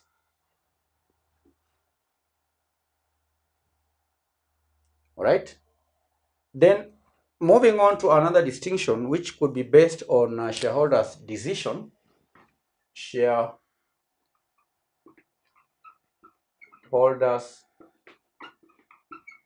decision. Another difference can be based on the shareholders' decision. Under the rights issue, shareholders have the option to subscribe to the new shares by paying the discounted price. They have the option to subscribe. Whereas in bonus issue, shareholders receive additional shares automatically based on the existing holdings. So under rights issue, the shareholders have the option to subscribe. Have option to subscribe. That means some shareholders may not subscribe, others will subscribe. So there is that option. For the bonus issue, the shareholders receive shares automatically. They receive shares automatically based on their shareholding, because these are free shares. They are automatically received. That is the second distinction between rights issue and bonus issue. Moving on to another basis for distinction is the cost.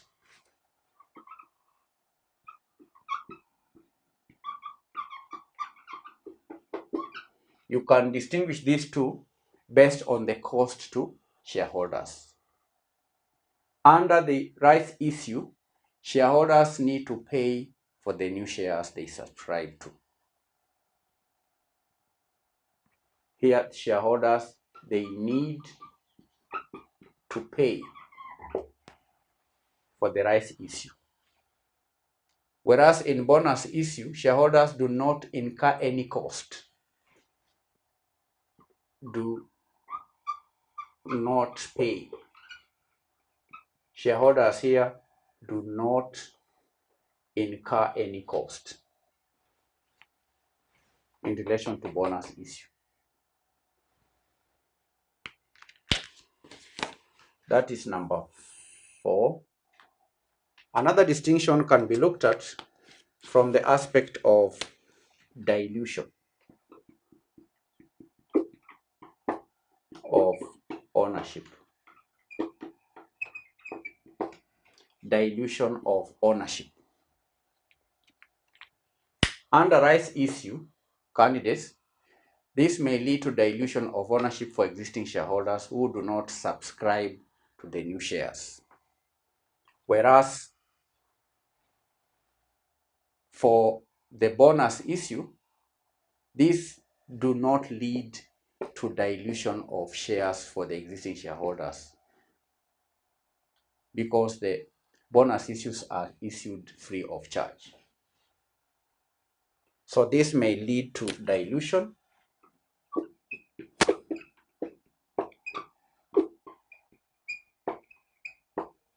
no dilution.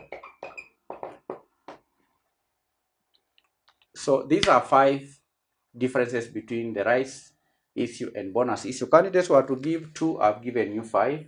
One distinction is based on definition. We've defined the 2. Then there is a purpose. We've given the purpose for the 2. Shareholders' decision, we've given it there. The cost to shareholders. And lastly, dilution of ownership.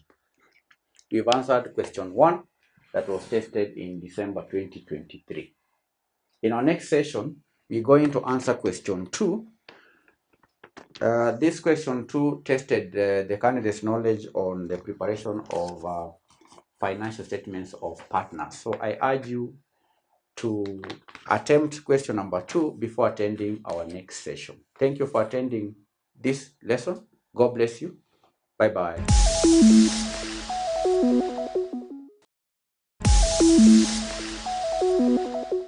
Part C, statement of adjusted profit for the year ended 30th September 2023. Statement of adjusted profit. This is BD traders.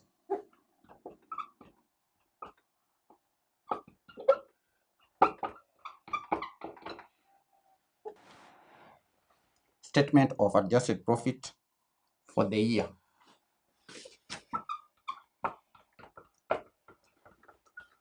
The year is 30th September 2023. Now, candidates, the accounts of BD traders was prepared by an inexperienced accountant who made the errors that we have identified. As a result of these errors, the reported profit was not correct. It was incorrect. And looking at the statement of financial position, you can see there is a net profit there of 126 million. that profit is not correct because there are some errors that affected the income statement. The net profit is a byproduct, is a result of the items that are prepared in the income statement.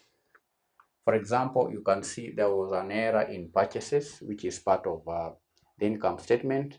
There was an error with that affected the repairs. There's an error here, sales, that affected the preparation of profit.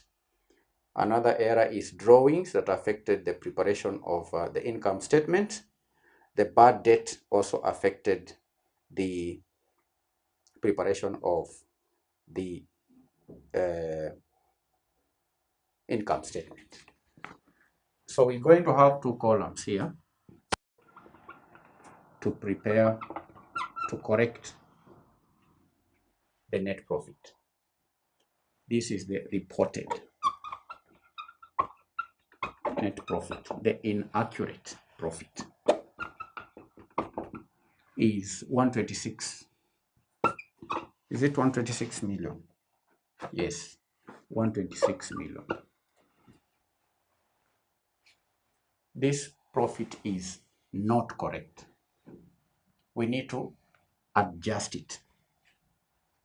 We are going to adjust it by, first of all, adding the errors that understated it, the understatements. Add back under. Let me just call them understatements. The items that understated it. Then we will deduct the amounts that overstated it. Then lastly, here we'll have the corrected net profit, the adjusted profit. Now, looking at the errors, look at error number 1. Purchases day book had been undercast by 2.8 million. When you undercast purchases, what effect does it have on the net profit? That is the question.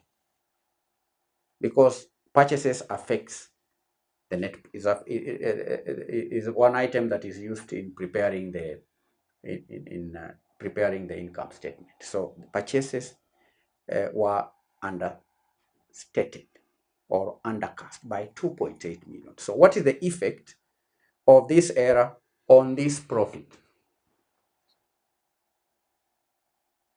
So this first error overstated the profit. So we are not going to add it, but we'll deduct it. Then the second item, an item of equipment costing had been debited to the repairs account. Had been debited to the repairs account. That means the expenses were more.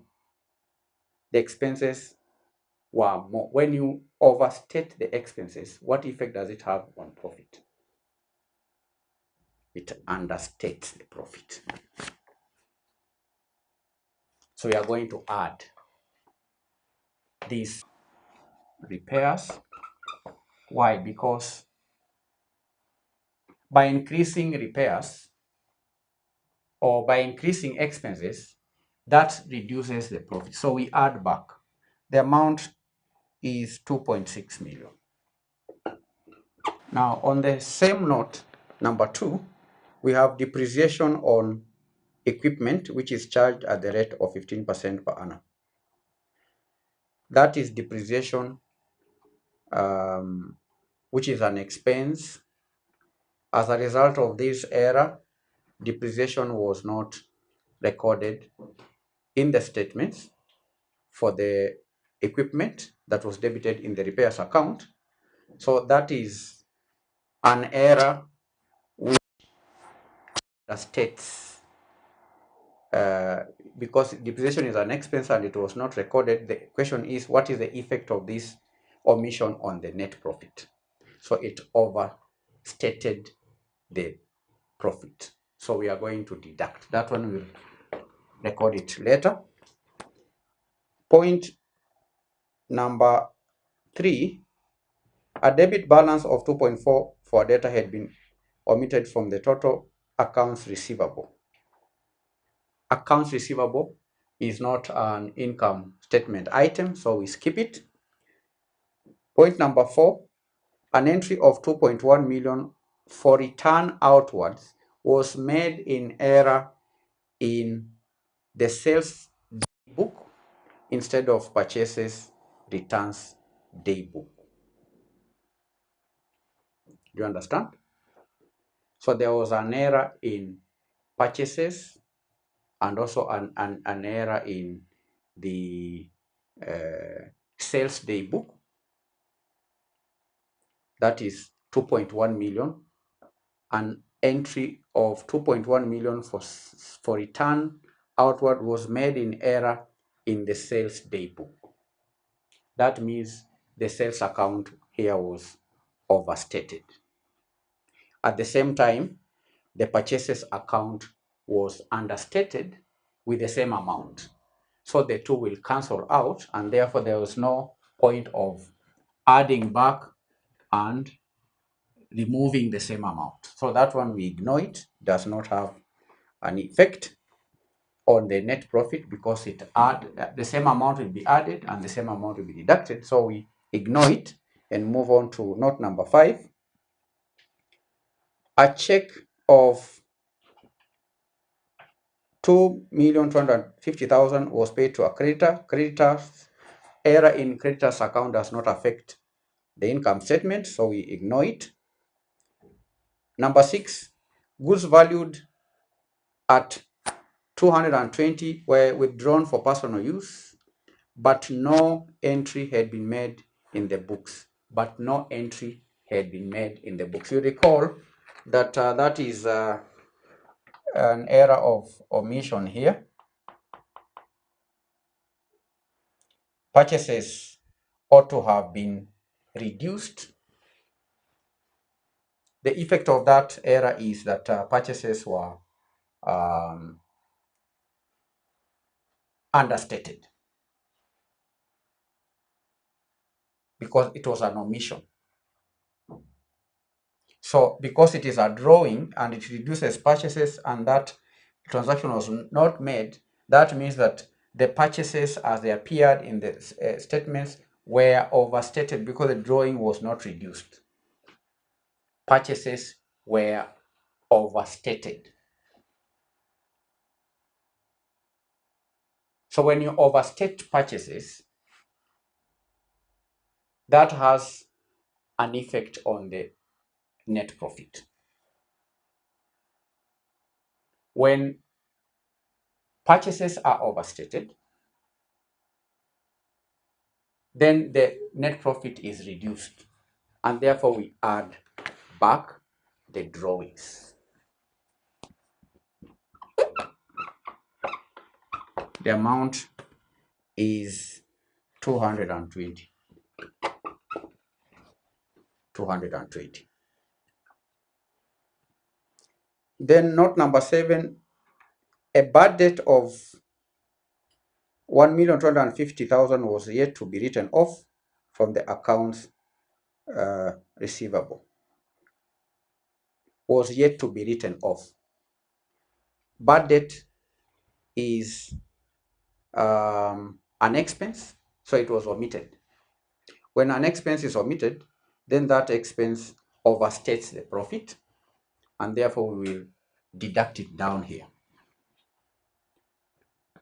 Then that is note number 8. Note number 7. Note number 8 reads, a discount received of 590,000 shillings had been correctly entered in the cash book but had been posted to the wrong side of the discount received account.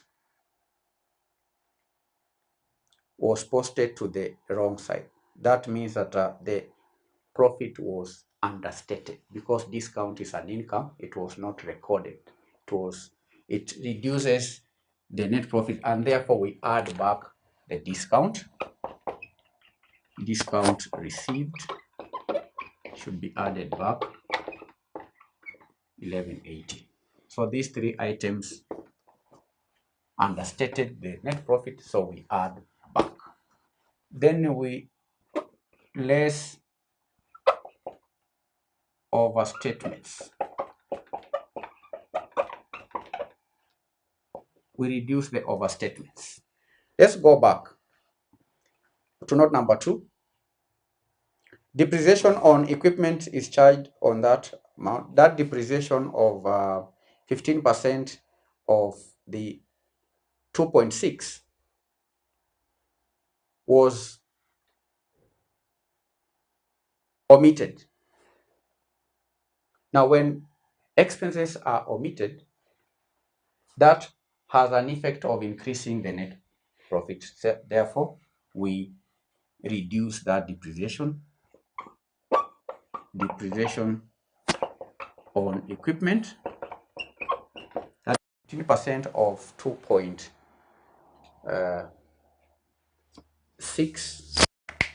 15% of 2.6, 390. This overstated the profit, therefore we remove it. That is note number 2. Do you have any item that overstated the profit?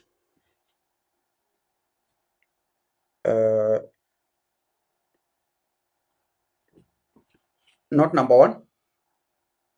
Purchases day book had been understated. Purchases day book had been understated. When you understate purchases, the amount overstates the profit, and therefore we remove it. These are purchases.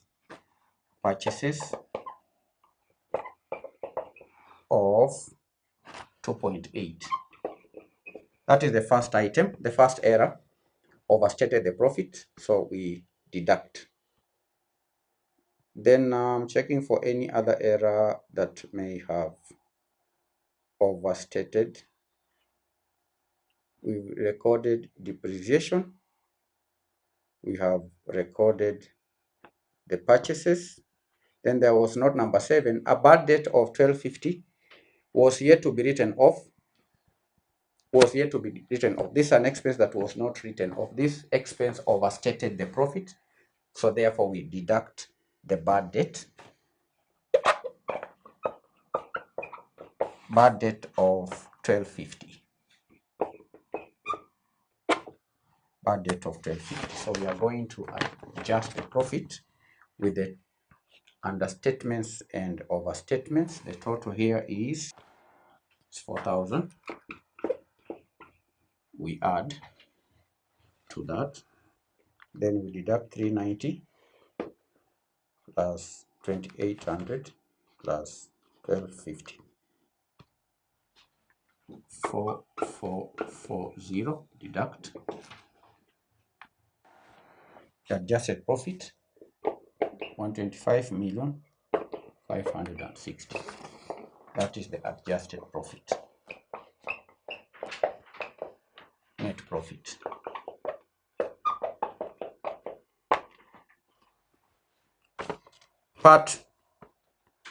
This is part C. This is C of the question. D, a corrected statement of financial position as at 30th September 2023. BD traders, we are having here the corrected. The question is corrected statement of financial position.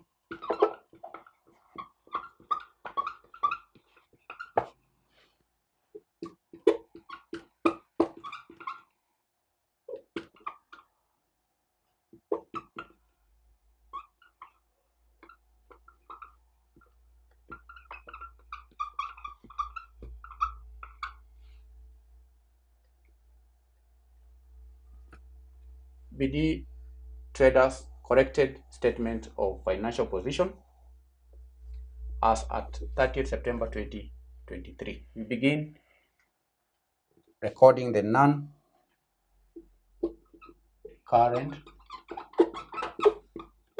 assets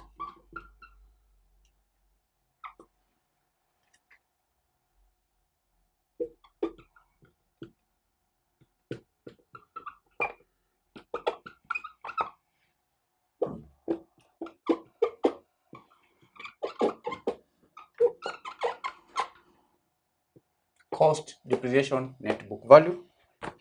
Checking from the statement provided, we have plant and equipment. Plant and equipment. Plant and equipment. Candidates, the cost there is 634 million.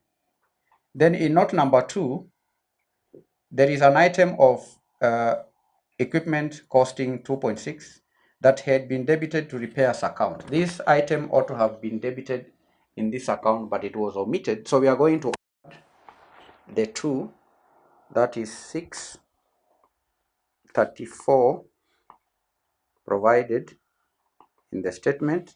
We add the amount that was omitted in note number 2, 2.6 million.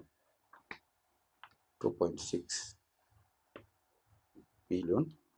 So the new cost here is 636,600.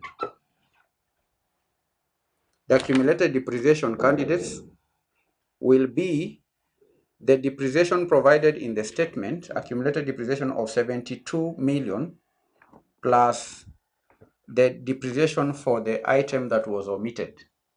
That would be 72 million from the statement. This one does not need any calculation. 72 million is the accumulated depreciation as at this date. Then there was depreciation that was omitted. This depreciation on equipment of 390, we had already calculated it, plus 390, that is the accumulated depreciation, which is equal to 72,390. The net book value will be the difference between this and that, which is equal to 636,600. The net book value here for plant and equipment, 564,210. 564,210. That is plant and equipment. Then you have furniture and fittings. Furniture and fittings. Cost is 70 million. 70 million is a cost there from the statement. Then there were no adjustment in fittings. We have depreciation there, 14 million.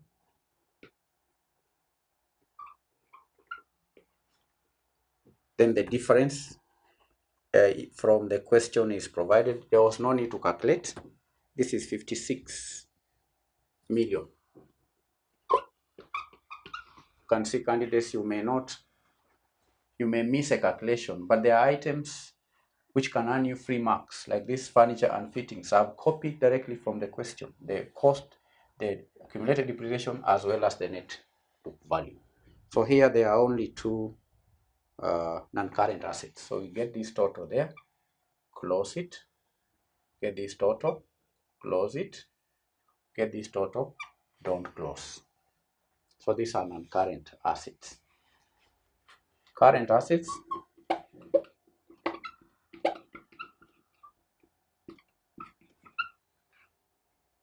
we check current assets from the question. First current asset, inventory. Inventory is valued at 28 million.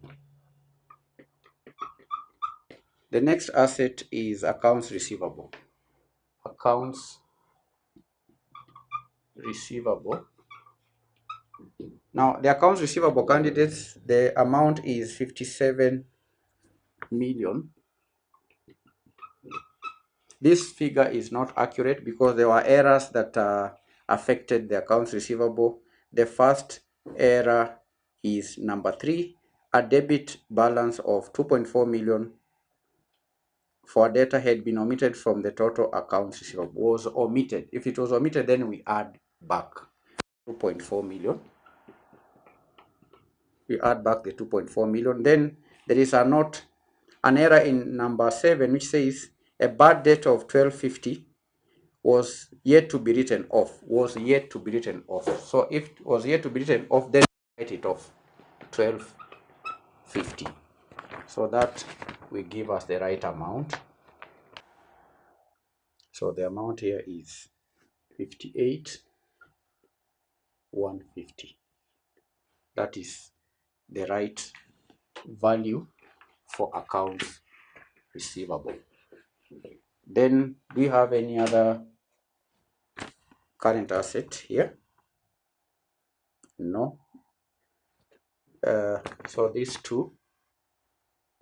are non-current assets. We add the non-current assets. Let's first of all add the current assets. And current assets, we have 620, 210. Then we add the depreciation, 86,390. We add these two, 706, 600. We add the current assets, 86, 150. Plus these are current assets plus non-current assets. Add non-current assets, 706,360. So this total assets. Total assets. These total assets are financed by capital and liabilities. The capital is 694 million. 694 million. Then we had the adjusted net profit. The adjusted net profit, 126,560. 126,560. Then we deduct drawings. Drawings candidates we need to adjust because there was an amount that was not included. The drawings from the statement, drawings we see there is 160 million. In note number 6, goods valued at 220 were withdrawn for personal use, but no entry had been made in the books. No entry had been made in the books, and therefore the drawings will be equal to the 160 million plus the 220 plus 220. That is the drawing. So we have, which is equal to 160, 220. That is the drawing in bracket. Then we have liabilities.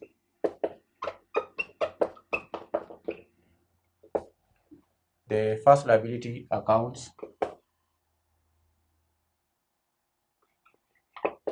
payable. Now the accounts payable is valued at 50 million, which is not the accurate figure because in note number 5, a check of 2,250,000 paid to creditor was correctly entered in the cash book, but credited into the wrong creditor's account. So we are going to deduct this amount. Was 4,500. This amount we deduct it from the 50 million. So we'll have 50 million minus the 4.5 million.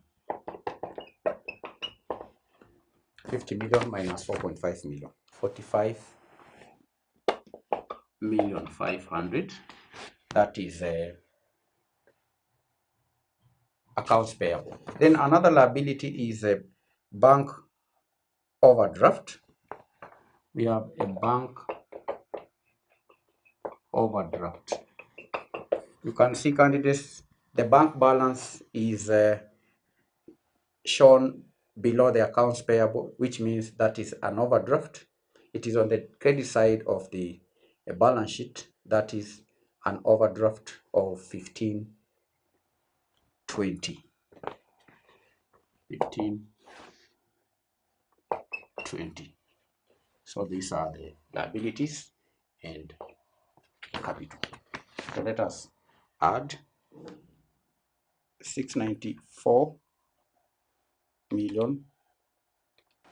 This net profit should be 125. This is 125,560. 125,560.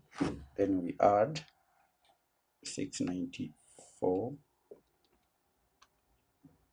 125.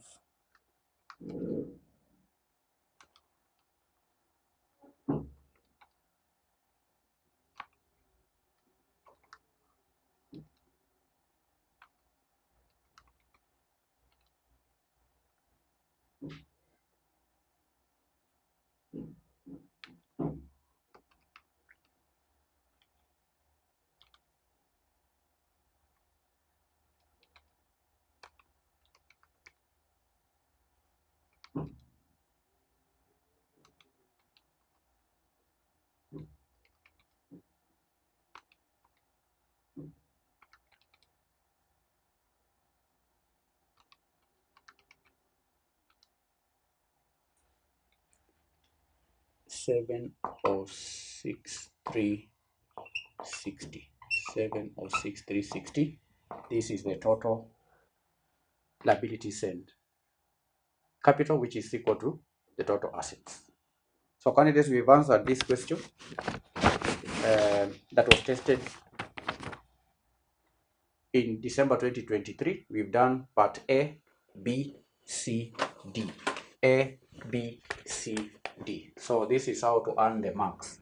1, 2, 3, 4, 5, 6, 7, 8, 9, 10, 11, 12, 13, 14, 15, 16.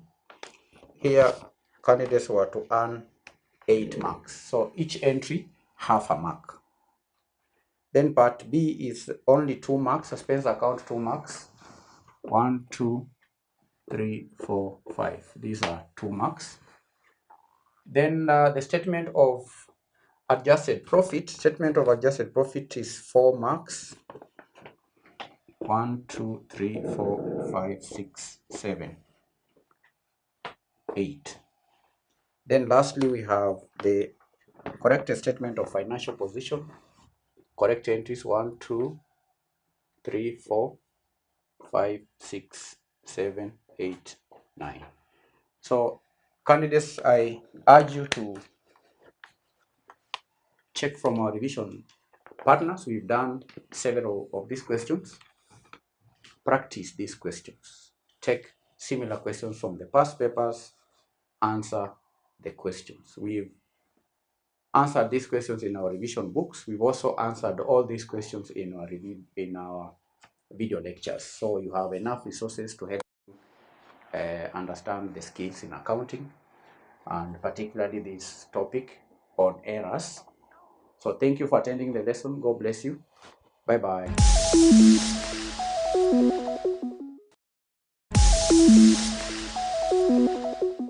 Hello and welcome to the block revision session for the financial accounting paper. Today we are going to answer question number 4 that was tested in December 2023. And this question tested candidates' knowledge on the preparation of financial statements of a not-for-profit making organization. The question reads as follows. The following balances were extracted from the books of Sagana Golf Club as at 1st September 2022. So we've been given the balances for assets, balances for liabilities, and also the capital. Then below, these are balances as at 1st September 2022. Then below these balances, we have an analysis of the bank account operated by the club, which showed the receipts and payments during the year. So we have receipts and payments. Now below the receipts and payments, additional information number 1, the club maintains a building fund separate from the accumulated fund and life membership fund. The building fund is invested in ordinary shares and also deposited into Jamii Building Society. Number 2, Jamii Building Society has been instructed to credit the interest on the club's deposits to the club's account at each half year. Jamii Building Society computes interest half yearly on 28th February and 31st August. For the year ended 31st August 2023, the interest amounted to 840,000 shillings. Dividends paid on ordinary shares are also added to the building fund by paying them into the building society account. 3. There were 5 life members as at 1st September 2022, one of whom died before the end of the year. 2 other life members joined the club during the year. Life membership fee is $1 million per member. When a life member dies, his contribution is transferred to the accumulated fund. 4. General clubhouse expenses included bar wages of 4.2 million. 5. Balances as of 31st December 2023 were as follows. We have creditors for bar supplies, subscriptions in advance, subscriptions in arrears. Then we have balance for bar debtors. Number 6. As at 31st August 2023, bar inventory was valued at 4,350,000. Then number 7, an insurance premium of 480,000 was also included in the general clubhouse expenses that had been paid by check. The insurance premium was for the year ended 30th November 2023. That is a prepayment. Required: A. Bar statement of profit or loss for the year ended 31st August 2023. B. Statement of income and expenditure for the year ended 31st August 2023. C. Statement of financial position as at 31st August 2023. So that is the question. Now, candidates, the information provided, first of all, we are given the balances of assets and liabilities at the beginning of the accounting period. That is the first information. The following balances were extracted from the books as at 1st September 2022. 1st September 2022 is the beginning of this accounting period, and this period ends at 31st August 2023. It's important to pay attention to the dates. That is the first set of information provided in this question. Another set of information is an analysis of the bank account operated by the club, which shows the receipts and payments. You can see down there, we have receipts, then payments.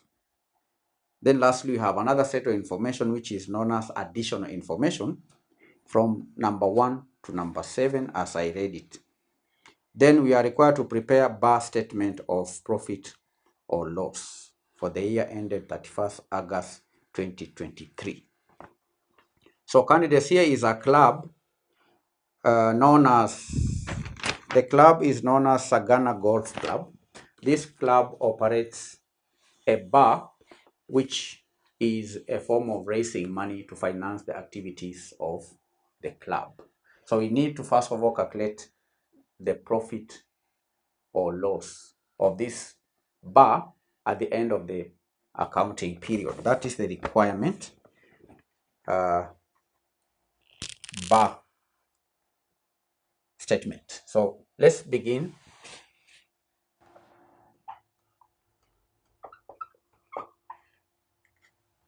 Sagana Golf Club, bar statement of profit or loss for the year ended 31st August 2023. we begin with the bar sales. Bar sales. We want to find out if there was any profit or loss that was either generated or incurred in relation to the bar business. So do we have the bar sales? Yes, in the bank account, the receipt side, you can see there we have bar sales of 28,600,000. Now, to determine the correct amount of the bar sales, you need to have a working, which we call debtors.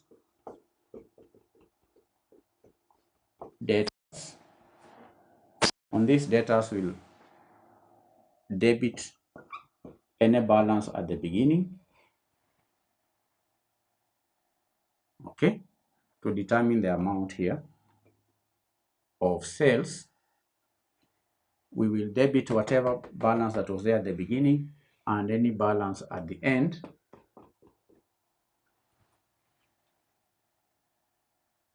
Then we have, do we have any balance at the beginning?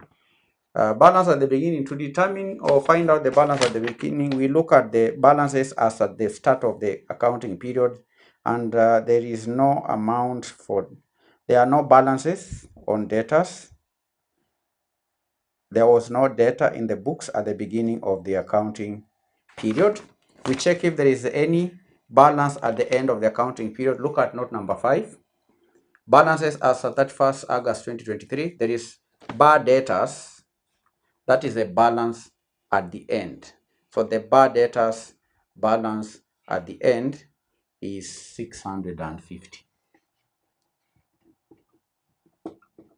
650. That is balance at the end. There is no balance at the beginning. Then from the receipt and payment, you can see that debtors were paid. Look at the payment side. Payment side, we have debtors. No, there were no payments, but there are receipts. On the receipt side, we have bar sales. That is the amount that was received. The bar sales. So you can see the receipts or the bank account is debited, and the bar and the debtors account should be, this is payment and receipts or bank. The amount there is 28,600. 28,600. 28,600. Right? 28,600. We check if there is any other information in relation to the bus sales.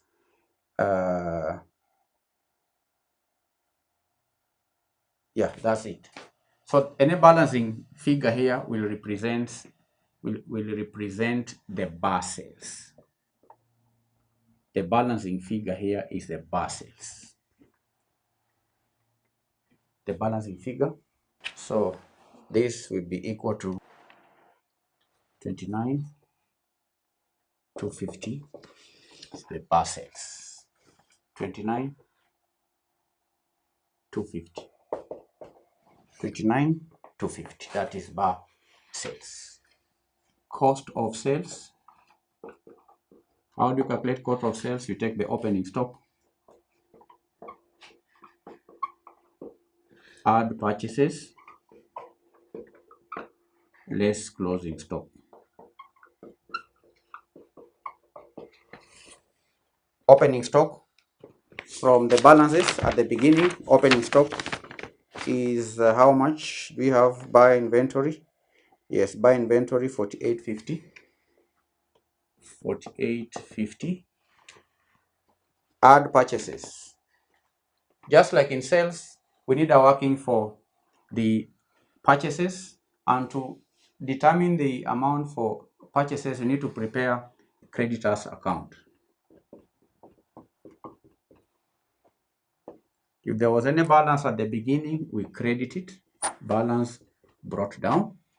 If there's any balance at the end, we debit here, balance carried down.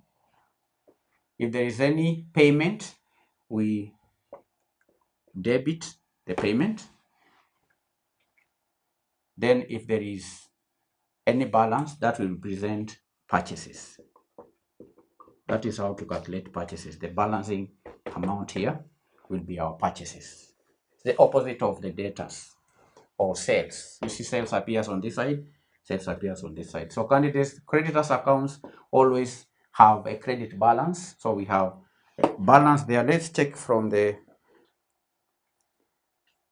opening balances. Do we have creditors for bus supplies? Yes. Balance at the beginning 350. How about balance at the end? Do we have any balance creditors at the end? Yes, creditors, note number 5, balances as at 31st December 2023, we have it there 1600 at the end, 1600. Then from the bank records, do we have payments to creditors? Payments to creditors, payments to creditors. That is on the payment side. We have utilities, bus supplies. Yes, bus supplies 23,500. 23,500. The balance there will represent purchases. We get the total, then the balancing figure will be our purchases. The balancing figure will be our purchases. 24,750. 24,750 is the purchases. 24,750. Then we deduct the closing stock. Closing stock, where do you get the closing stock? From the balances. Note number 6, as at 31st August 2023, bar inventory was valued at 4350. 4350. Deduct. That will be the cost of sales. Cost of sales. So we have 25 here, 25,250. Cost of sales deducted from sales, that will be 4,000 is a gross profit. Then we deduct the expenses. These are bar expenses. Bar expenses. Do you have bar expenses? Where do you get expenses? Expenses are always paid through the bank. Do we have any expenses in relation to the bank? We have maintenance of golf, then there is clubhouse, utilities, purchases, repainting. There is no expense from the bank records. How about additional information? Additional information number 4, we read that clubhouse expenses included bar wages, 4.2 million. Bar wages. We have bar wages, 4.2 million. We check for any other expense. Note number 7, an insurance premium 480 was also included in the general club expense that had been paid. So from this record, there is no any other expense. So we get the total, 4,200. And clearly this is a loss. This is a bar loss. The bar did not make profit. There was a loss in bracket, that is a loss. So we have answered part A. Then part B reads, statement of income and expenditure for the year ended 31st August 2023.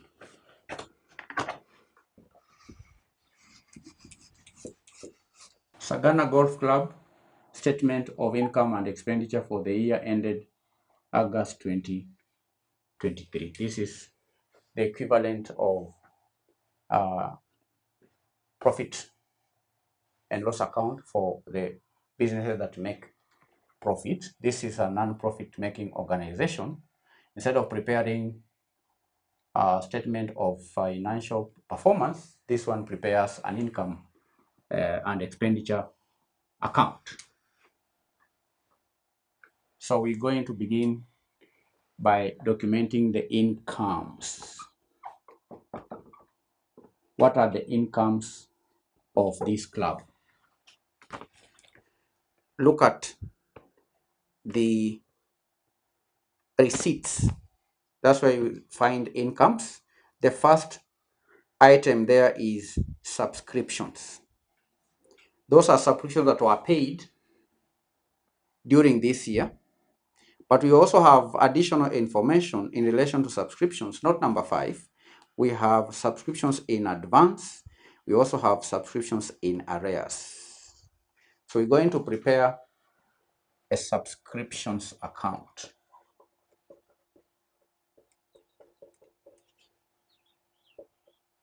This is an income account. So in note number 5, those are arrears at the end of the accounting period because there is a date August 2023. But from the balances at the beginning, do we have any balances in relation to subscriptions? Yes.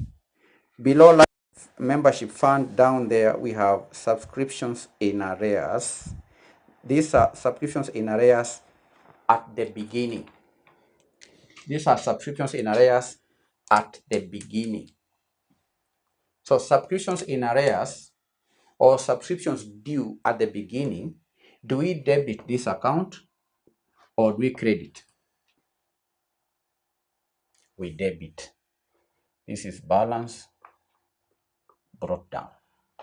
The amount here is 600.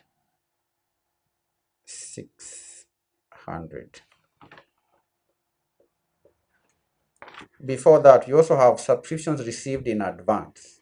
Just below deposit with the Jamii Building Society, the other item down there is subscriptions received in advance. That is subscription received in advance at the beginning.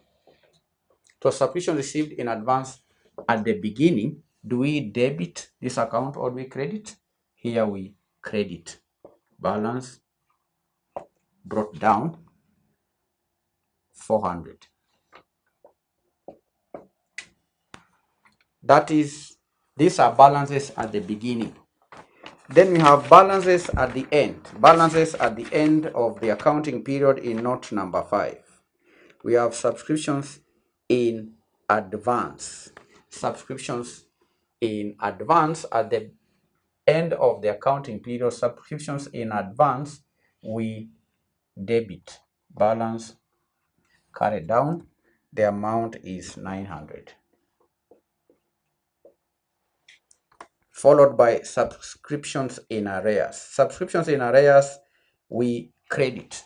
We have here balance carried down 300. So there are balances at the beginning and also balances at the end. Then there is also the payment that was made through the bank, the money that was received in relation to subscriptions. So when subscriptions are received from members, the bank account is debited and the subscriptions account credited. So we credit that account 26 million. So the balancing figure here will represent the subscriptions for the year, which we are going to credit in the income and expenditure account. Income and expenditure account, the balancing amount. So we have 26,700 minus 600 minus 900 is 25,200. 26,700. So 25,200 is subscriptions for this accounting period. 25,200. 25,200. That is the first income for Sagana Golf Club. The second income is in note number 2, which reads, Jamii Building Society has been instructed to credit the interest on the club's deposits to the club's account at each half year. Jamii Building Society computes interest half yearly on 28th February and 31st August. For the year ended 31st August 2023, the interest amounted to 840. So this is interest from Jamii Building. Interest from Jamii Building Society. Interest from Jamii Building Society. The interest is given at 840. Do you see that? That is as at this date, which is half yearly. The interest is 840,000, and that is half. And we recall we are computing the statement of income and expenditure for 12 months. So if this is half, then for the 12 months will be times 2, which is equal to 1680. So that is interest from Jamii Building Society. Another income is tournament fees. Tournament fees of 1 million. Tournament fees of 1 million. Then under receipts there we have dividends from ordinary shares. Dividends from ordinary shares of 800. Dividends from ordinary shares. So these are the incomes. If the bar had made any profit, we would add here. But since the bar made losses, then we are going to include the losses under expenses, expenditure. And the first one is bar loss. This bar loss of 200. That's the first expense. Then under payments we have maintenance of golf course, maintenance of golf course, maintenance of golf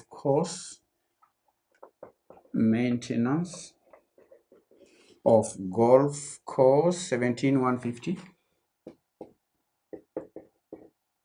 followed by general clubhouse expenses, clubhouse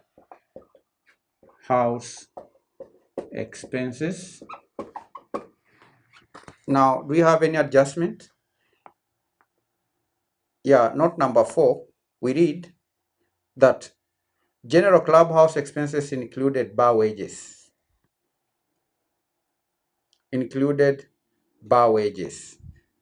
So we are going to have a working here for clubhouse expenses. The amount paid from the bank, we have 12,150. We need to deduct 4.2. General clubhouse expenses included bar wages. Which means we need to remove the bar wages from this amount, 4,200. Then I think there is also another adjustment. Note number 7 reads, an insurance premium of 480,000 was included in the general clubhouse expenses that had been paid by check. So we also deduct the 480. So the general clubhouse expenses included these 4.2 and 480. So the difference will be the right amount to debit in the income and expenditure account. So we have this is equal to 7470. 7470. That is the clubhouse. Then we have utilities. Utilities 1528. Utilities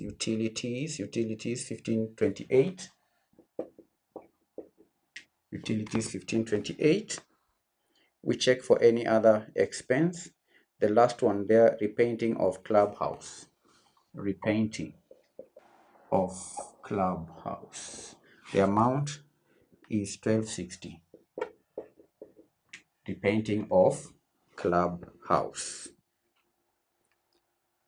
Now we check for any other expense which could be under the additional information. Which do we have any other expense? How about the balances at the beginning? Do we have? No, we do not have. So these are the expenses total. For the total expenditure, 27,608. Total incomes, 28,680. Deducted from that, what is their surplus? 1072 is positive, and therefore this is a surplus. It is a surplus of 1,072,000. So this is B. We move on to C. What is the requirement? Statement of financial position.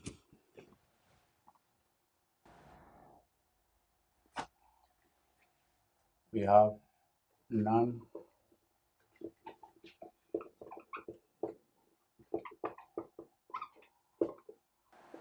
non-current assets. Non-current assets, these assets are not depreciated, so we are not going to have a column for accumulated depreciation. We only record the assets here. We'll have two columns. So the first non-current asset, from the opening balances, we can see there we have golf course at cost. Golf course. This one is not depreciated. The amount is 80 million. Then we have clubhouse at cost. Clubhouse.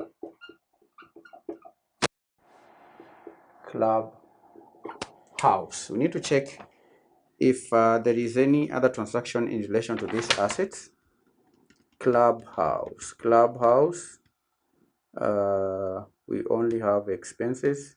Yeah, in payments from the statements from the bank, we have purchase of clubhouse equipment. Purchase of clubhouse equipment. So the clubhouse, the cost of clubhouse, do we have any additional information on clubhouse? No, we only have expenses. Purchase of clubhouse equipment and also general clubhouse expenses. So the clubhouse cost is 20 million. Then we have clubhouse equipment. Clubhouse equipment in the opening balances. Clubhouse equipment. Now this clubhouse equipment, the balance at the beginning is 3.4 million.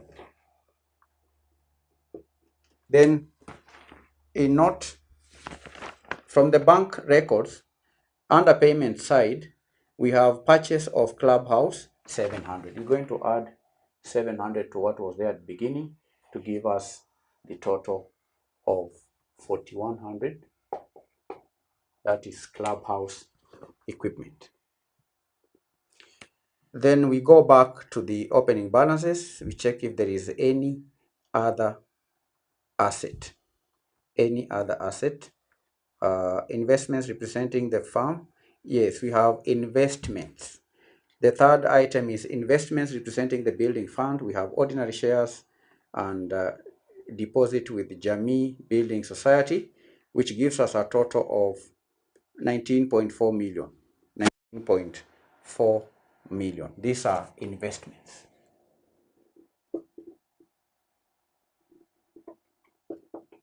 So candidates, you can see the investments are shown at the beginning at 19.4 million. But if you check the payment, receipt and payment, the receipt and payment, you can see that there is a deposit into Jamii Building Society.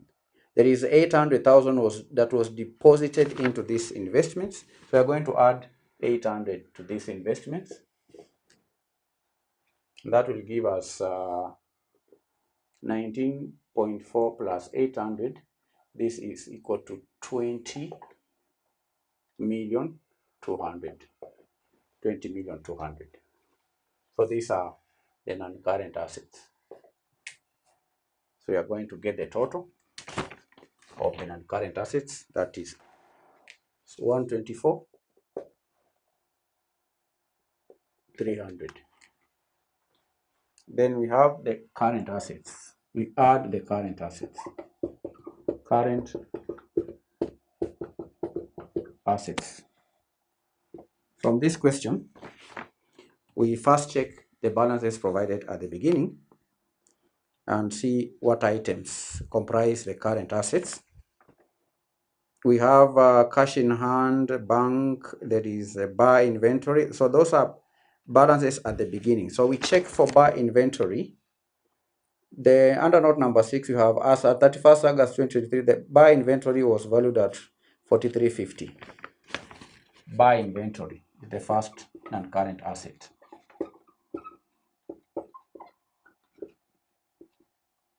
Bar inventory 4350. Then we have bar debtors. These are debtors at the end of the accounting period, 650. Bar debtors 650. Then under the same note, we have subscriptions in advance, that is a liability. Then subscriptions in arrears, this is amount that the members ought to have paid but they've not paid. So this is an current asset. Subscriptions in arrears, subscriptions due, subscriptions due at the end of the accounting period, 300. Subscriptions due.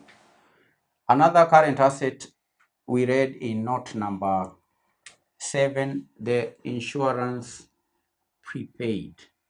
Prepaid insurance. The club paid insurance in advance. That is a current asset. In note number 7, an insurance premium of 480 was also included in the general clubhouse expenses that had been paid by check. The insurance premium was for the year ended, that is for the next accounting period. So this 480 is a current liability. Then we have lastly the bank. Now this bank will need working. The bank account will need a working. This has not been provided directly in the question, but we know that at the beginning of the accounting period, there was a balance brought down of 950. The balance at the beginning of this accounting period in the bank is 950. Then we are going to debit the receipts, all the money that was received in the bank, and that is shown in the second set of information. We have receipt subscriptions 26 million, life membership fees 2 million, tournament fees 1 million, bar sales 28.6 million, and dividends from ordinary shares 800,000. So we are going to get the total of these receipts. This is equal to 58,400. 58,400. These are receipts. Then we also have payments. We total the payments plus that plus 800 plus 1250, this is 5708. 57088. These are the payments. So at the beginning, there was a balance of 950, then 58,400 was received, 57 million and 88,000 was paid. Then there was also another receipt under note number 2, the interest. The interest, dividend paid, the interest there, candidates, the interest should be 1680. Interest 1680. This is interest that was received, 1680. So the balance on this figure will represent what was in the bank at the end of this accounting period. So let's do the addition.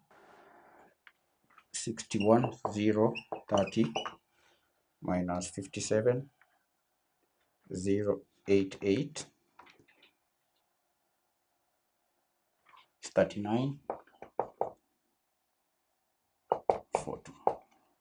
So the bank balance is 3,942,000.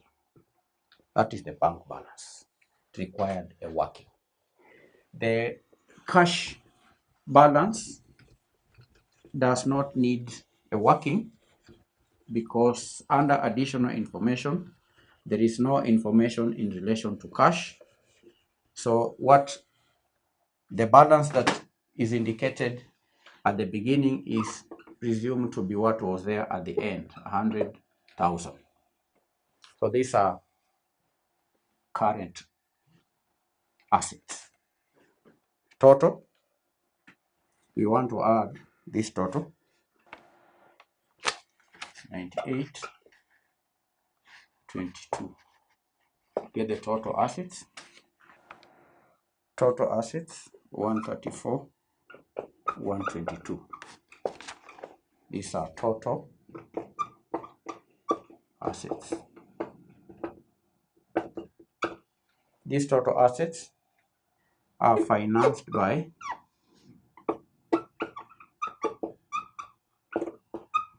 one, the accumulated fund,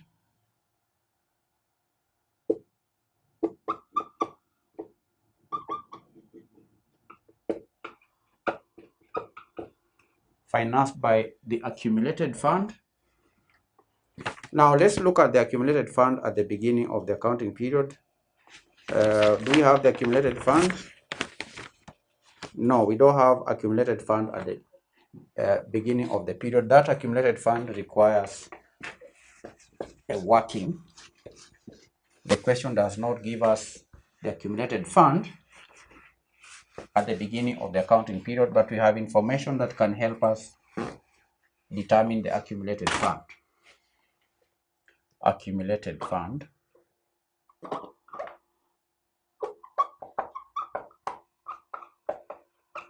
How do you calculate the accumulated fund? You are going to have list of the assets.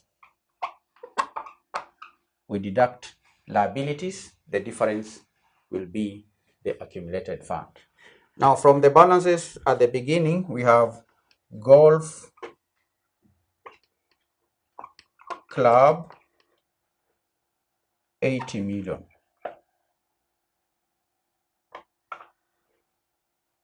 Clubhouse 20 million. Investments 19.4 million. These are thousands. After investments, we have subscription received in advance, that is a liability. Creditors for bus supplies, that's a liability. Life membership fund, that is a liability. It appears on the liability side. Subscriptions in arrears, subscriptions due 600, that is a current asset. Buy inventory. Buy inventory 4850. That's an asset. Clubhouse equipment. Equipment is an asset. 3.4 million.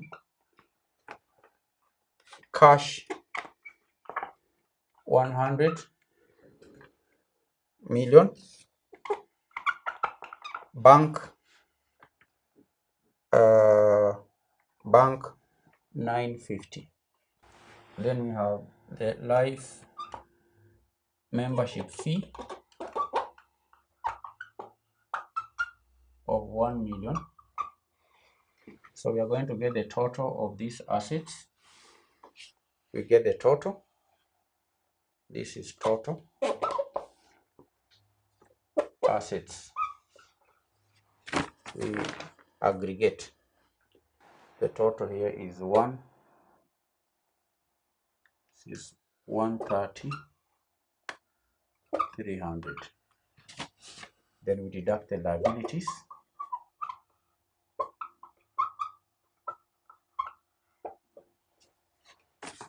Now, from the information provided, do we have liabilities? Yes, we have subscriptions in advance. Subscriptions due at the beginning, 400. We deduct from that. Then we have creditors. Do we have creditors at the beginning? Creditors at the beginning, yes. Creditors for bar supplies. Creditors for bar supplies amounted to 350. We deduct from that. Then we have also life membership fund. Life membership fund of 5 million. We deduct from that. We have 124,550. This is the accumulated fund at the beginning of this accounting period, and this is the fund that should appear in the statement of financial position at the end. The accumulated fund is 124,550. 124,550. We add the surplus. This surplus 1072.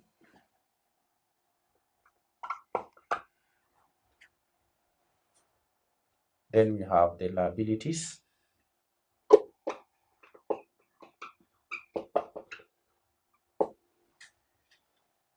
Liabilities at the end of the accounting period in note number. We had liabilities in note number 5.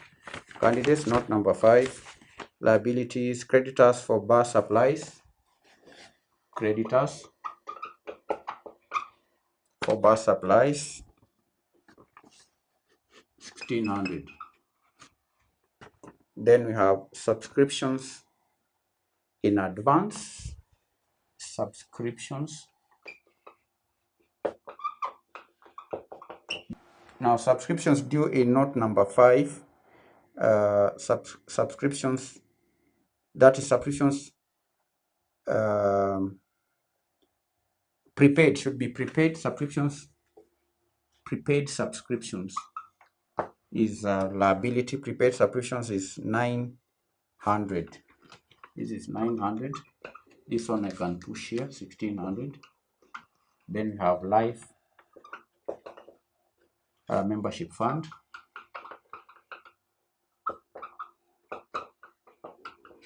Now, life membership fund candidates, in note number 3, we read that there were 5 members as at 1st September 2022. That is at the beginning of this accounting period, one of whom died before the end of the year. 2 other life members joined the club during the year. Life membership fee is 1 million per year. So at the beginning there were 5 members. Then we read that 1 died, so minus 1, 1 died. Then we also read that 2 life members, 2 other life members joined. 2 other life members joined. So 5 minus 1 plus 2 is equal to 6. And we also read that each member contributed 1 million. So 6 times 1 million will give us 6 million. So the life membership fund here is 6 million. So these are the liabilities. So we can add and counter check if the total accumulated fund and liabilities will equal the total assets. Let's begin with this amount. It's 125,622. Then we have 1600 plus 900 plus 6 million. It's 8.5 million plus 125,622. So 134,122. So these two must be in agreement. So that is the statement of financial position as at August 31st, 2023. The club is known as Sagana Golf Club. We've prepared the bar statement of profit for this club. So this is these are the items, and that is the loss. The bar made a loss of 200,000. The second requirement was for you to prepare the statement of income and expenditure, which we have done. We began by listing the incomes, beginning with the subscriptions, which had a working interest on from Jamii Building Society. We have tournament fees. There is dividends from ordinary shares. These are incomes. Then we deducted expenses, beginning with the bar law, maintenance, club expenses, utilities, repairs of the club. These are the total expenses, and that is the surplus. When the incomes exceed the expenditure, we have a surplus. When the expenditure exceed the incomes, then we have a deficit. So in this case, the club recorded a surplus of 1,072,000 shillings. Then finally, we have prepared the income statement, which is also known as the balance sheet. We began by highlighting or listing down the non-current assets from the golf course, number 2, clubhouse, number 3, equipment, clubhouse equipment. We have investments. Then current assets comprise the bar inventory, the bar data, subscriptions due, prepaid insurance, the bank balance, cash balance. This is the total of the current assets. Then we have the total assets. Then lastly here we had the accumulated fund, which we calculated as a working. The accumulated fund, you recall, candidates, was not provided in the question. We had to check the information provided. We listed all the assets, then deducted all liabilities to arrive at the surplus, the accumulated fund. So these are the total assets, and here we have the liabilities. The difference between the assets and liabilities gave us the accumulated fund at the beginning of the accounting period, which appeared in the income statement here. That is the accumulated fund. We add the surplus from the income and expenditure account. This is the surplus which we added to the accumulated fund. Then we put down the liabilities, starting with the creditors, the subscriptions prepayment, then the life membership fund, and the total assets equal total accumulated fund and liabilities of Sagana Golf Club. Thank you for attending the lesson. I urge you to continue revising There are many questions from the past papers that have tested this topic. Make sure you attempt all of them before sitting for exams. If you have any questions regarding the preparation of financial statements of such organizations, please feel free to ask your questions and all your questions will be answered. Thank you. God bless you. Bye-bye.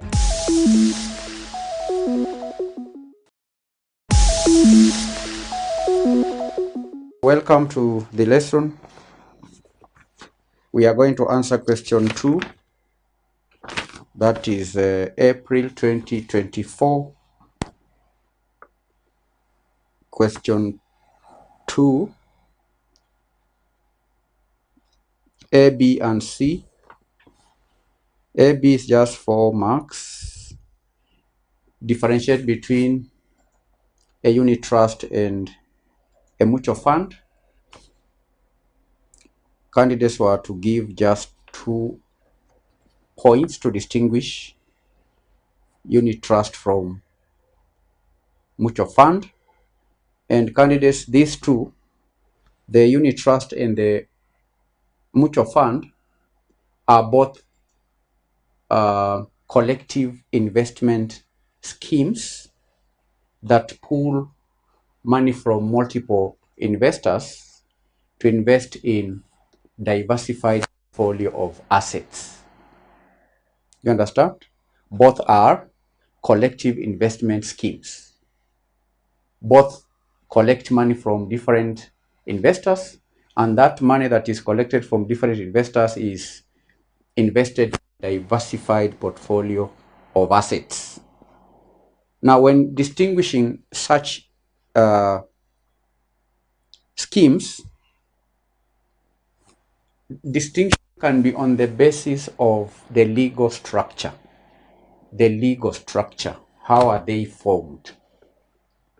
You can get a distinction by looking at their legal structure. And the first one here is which one? The unit trusts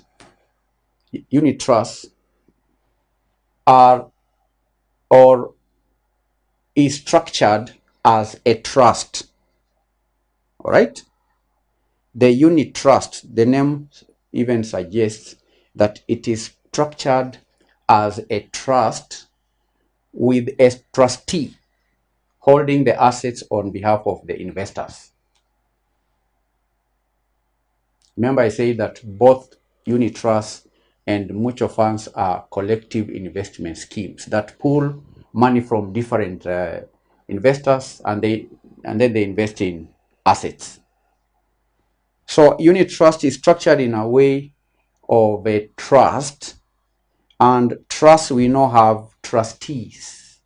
So a unit trust must have a trustee who holds the asset on behalf of the investors. That is the structure of a trust. For the mutual fund, now mutual fund are typically structured as corporations or investment companies. A mutual fund is a company and is formed based on it's just like a normal company, right? The Companies Act is governed by the provisions of the Companies Act. So a mutual fund is a corporation or an investment company with a board of directors. All right. Remember, we are distinguishing based on the structure. This one has a board of directors, but a unit trust has a trustee who holds the assets on behalf of the investors. But for the mutual fund, it is a company that has a board of directors that oversees the operations of the fund. So that's the first distinction based on the structure. Another way to distinguish the two is trading. Trading, all right? Now, as for the unit trust, the units are bought and sold directly with the fund manager at a price that is determined by the net asset value of the underlying assets. All right. Now, units are just like shares. When you invest in a unit trust, you buy units. And we are saying here, the units are bought and sold directly with the fund manager. You understand? We are talking about trading. How do you buy the units? If you are to invest in a unit fund, the units are bought directly from the fund manager and they are sold through the fund manager at a price that is determined by the net asset value of the underlying assets of the unit fund. How about trading of mutual fund? Now, remember we said that mutual fund is a corporation. It is a company. And if it is a company, then we are dealing here with shares. If it's a mutual fund, then the shares are bought and sold on a stock exchange at a price that is determined by the market demand and supply. Okay. Now, there are many more distinctions, but we not go much into the distinctions. But I'm just helping you. When you are distinguishing such, you can distinguish them on the basis of the structure, legal structure, on the basis of trading, and you can even distinguish on the basis of benefits. Okay. So that is the distinction you are to give true to earn the 4 marks. Let's move on to part B of the question. Sophia Wambia intends to invest 2 million shillings in a 12% debenture for 3 years. The current market value of the debenture is 80 shillings per debenture. The required rate of return on the debenture is 10%, and the par value is 100 shillings. Required, advise the investor on or not to invest in the debenture. 4 marks. Okay. Sophia Wambia intends to invest 2 million in a 12% debenture for 3 years. The current market value of the debenture is 80 shillings per debenture. The required rate of return on the debenture is 10%, and the par value is 100 shillings. Advise the investor on whether or not to invest in the debenture. So that is the question. 4 marks. 4 marks. So, how do we go about this one? How do we go about? Now, what will be the basis of this advice? Because we need to do some calculations before we advise. Now, to advise Sophia, we'll be required to have 2 variables. That is a value of the debenture. We'll have to calculate the value of this debenture. Then we compare the value of this debenture with the market value of the debenture. So we just need 2 things. The value of the debenture. How do you calculate the value of the debenture? We calculate the value of the debenture, then we compare that value of the debenture with the market value, the current market value of the debenture, which is given 80 shillings per debenture. The amount shown there, 2 million, is irrelevant. Someone is asking, this question falls under which topic? This is valuation. There's a topic on valuation of securities. That should be topic number. It's on valuation. The topic part B is valuation. Part C is different topic, but part B is on valuation. So I've given the direction. We need to calculate the present value of the future debenture cash flows. Then we deduct the market value of the debenture. Then we can advise based on the answer we get. This is B. We are going to compare two things. Okay? And that will give us, it's like an NPV. You're going to have the present value of debenture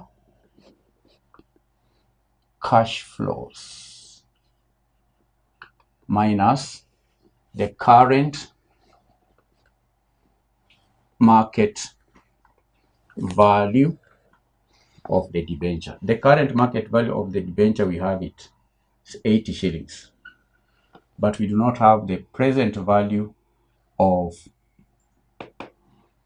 the cash flows expected to be derived from the debenture. To determine the the value of a debenture, we get the present value of the expected cash flows from that debenture. And from the question, this debenture has two cash flows. One is the interest. All right. The current market value of the debenture is 80. Then there is that interest. Sophia Wambia intends to invest 2 million in a 12% debenture. That 12% is the interest that Sophia is expected to receive from this investment for the period of 3 years. 12% debenture for 3 years. That interest is the expected cash flow from the debenture. Then at the end of the 3 years, Sophia will get back the par value, that 100 shillings. The required rate of return on debenture is 10%, and the par value of the debenture is 100 shillings. Okay, that is the par value. That is the par value. So we are going to get the present value of these two cash flows. We deduct from the current market value, then we'll advise. So that is the formula. Anything else is just workings. So step number one, put down the formula. Then check from the question if you have the inputs. Already we have the current market value, but we need to calculate the present value of the debenture cash flows from the debenture. And I've said that there are two cash flows, interest and the par value. So the present value of a debenture, the formula, the present value of the debenture will be the interest times present value interest factor. The rate here is 10%, 3 years, plus this is an annuity, supposed to be annuity, present value interest factor of annuity. It is an annuity, 10%, 3 years. We add the par value, 10% times present value interest factor. This is an interest, is a lump sum, 10%, 3 years. So Sophia will be receiving interest at the rate of the rate is 12%. So therefore, candidates, what is the interest? The interest is 12% of the par value. That is the interest. This interest is 12% times 100. This is the interest times this factor. What is the factor from your tables? Annuity factor, 10%, 3 years. Annuity factor, 2.4869. 2.4869. So that is interest. This is how to calculate interest. You take the interest is given 12%, okay, times the par value, 100 shillings. So we multiply the factor 2.4869. That will give us a present value of the interest. Then we add the par value. We discount the par value. This 100 shillings will be received at the end of the third year. So we discount it. So that's going to be 100 times present value interest factor, 10%, 3 years. What is the factor? 0.7513. 0.7513. Okay. So how much is it?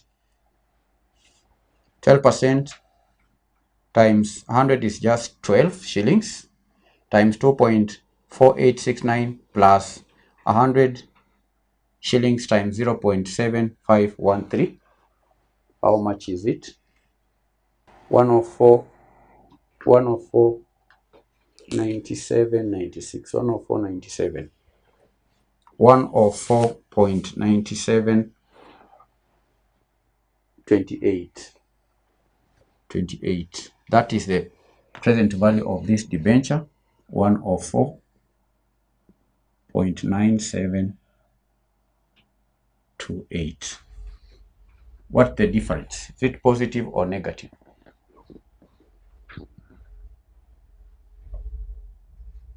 It is positive. That is positive. Frigin, what is the present, the net, the NPV? How much? Positive, 24.97. 24.9728. Advice. You see, this is positive NPV.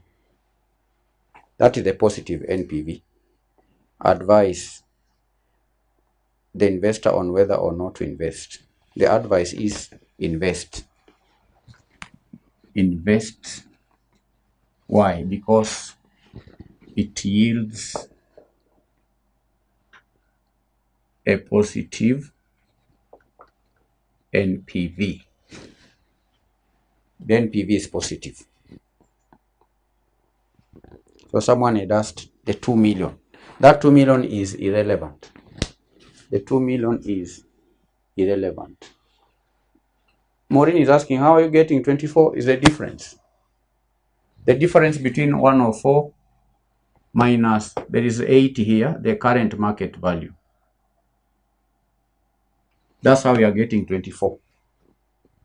That clear, Maureen?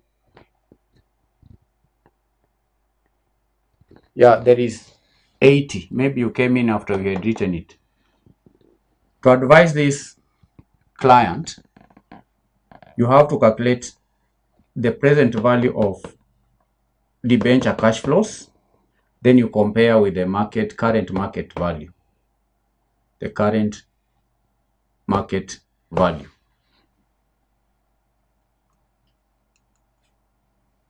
If it's positive, the investor can invest. If it's negative, then you should shun away from such investment. All right. Can we proceed? DML is asking, in what scenario could have the 2 million been relevant? In what scenario could the 2 million have been relevant? Now you see that 2 million is like it is a root. It's just a root to the question. The 2 million is a way of making the question look practical. You have to imagine that the investor would invest 2 million shillings. The question can be varied in many ways, including number of debentures. You can use the 2 million to calculate the number of debentures. Like this investor has 2 million shillings and wants to invest in a debenture whose market value is 100 shillings per debenture. So how many debentures is Sophia likely to buy? So the question can be varied from that angle. If you want to know or calculate the number of debentures, the 2 million can help you determine the number of debentures. And that's why DML, you need to look at, we'll be looking at different questions, how the valuation of debentures, the questions can be varied. I think there are a number of questions in past papers. We'll be seeing how the question can be varied. So we look at different scenarios as we move along. We will have an opportunity to work out similar questions, but tested in various ways. But the 2 million, most candidates were confused with the 2 million. Some candidates worked with the 2 million shillings. And the moment you begin to work with the 2 million, then you see you get it wrong. You may not be able to advise because using 2 million will not get you anywhere. Because the question was very specific. Advise the investor on whether or not to invest in the division. That's why I always say it's important to take a break and understand the question, then find out what may be the formula to answering the question. And there is no specific formula. The formula may vary depending on the question. There is no, the formula sometimes is not standard. Okay, it's not like the formula for calculating area of a circle.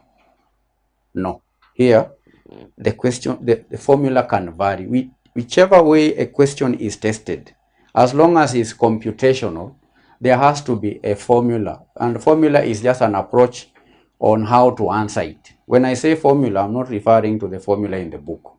No, every problem is unique, and if every problem is unique, then it calls for a unique approach or formula or a way to solve it.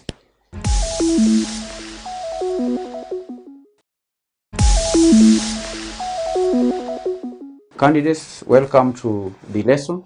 For those of you who are joining for the first time, we have been answering questions from the April 2024 sitting. So far we've done question 1 and question 2. Today we're going to answer question 3. Question 3.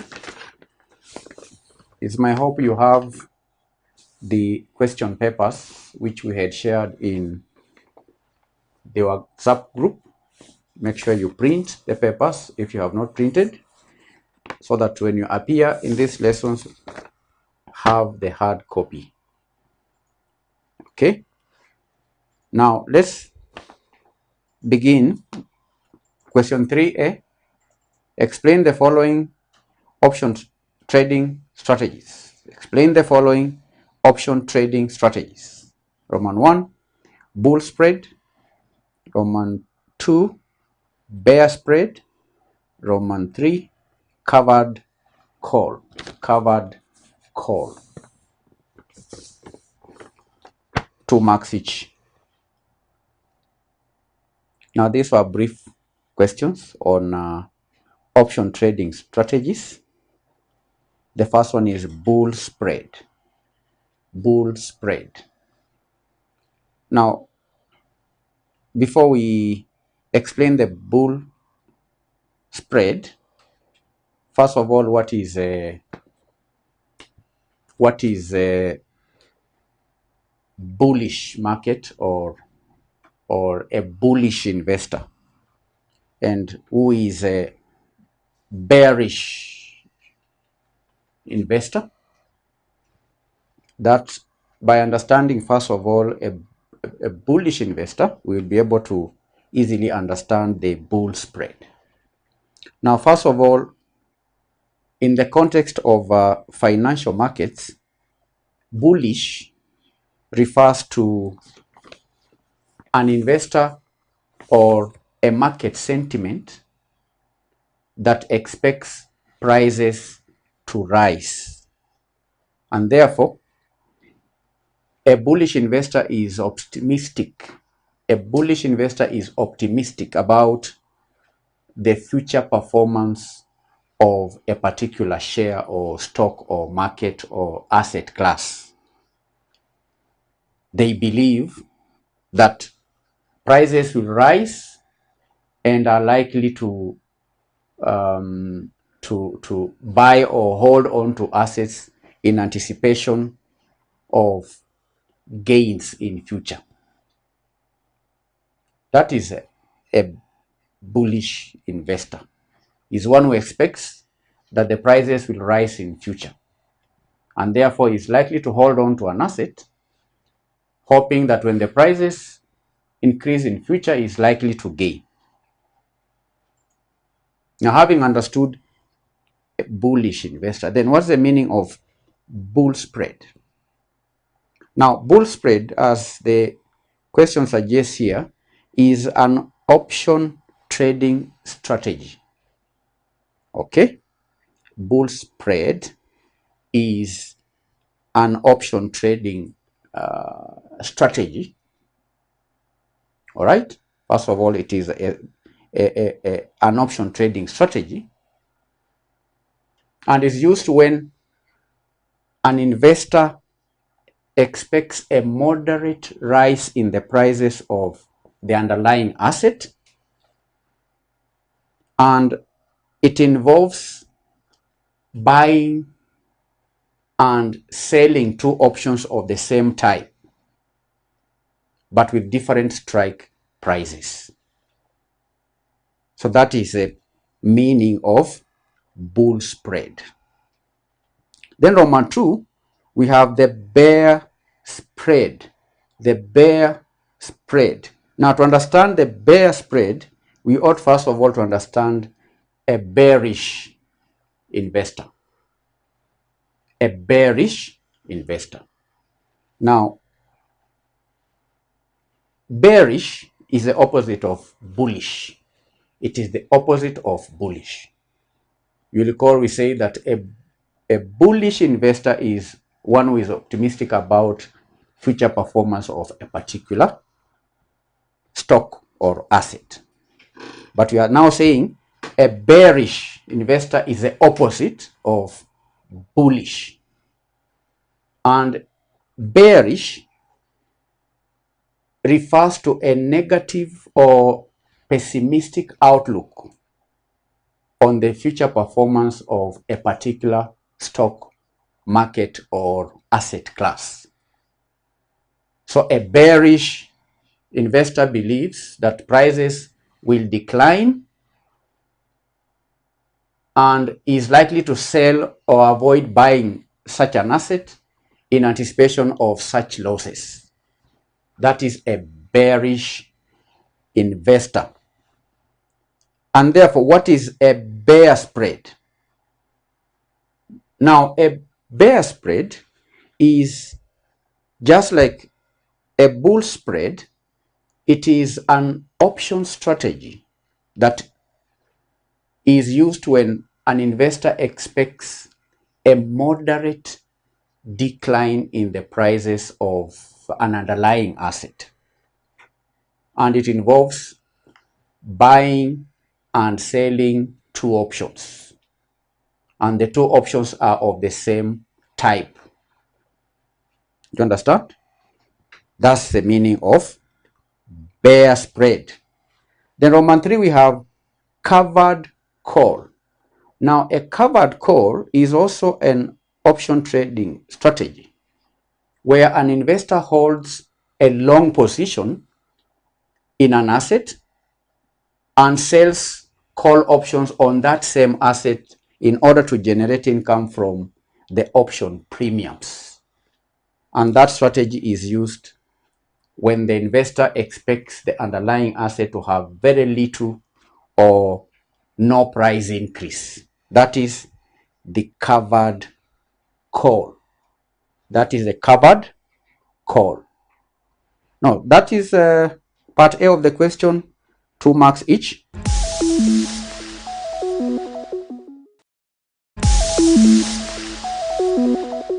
Part C of the question reads, you are presented with the following information in relation to Furaha Limited for the year ended 31st December 2024. That is the information. Net sales, current liabilities, debt assets ratio, debt turnover based on net sales, debtors turnover based on net sales, net profit margin, gross profit margin, inventory turnover ratio, return on total assets, fixed asset turnover, corporation tax rates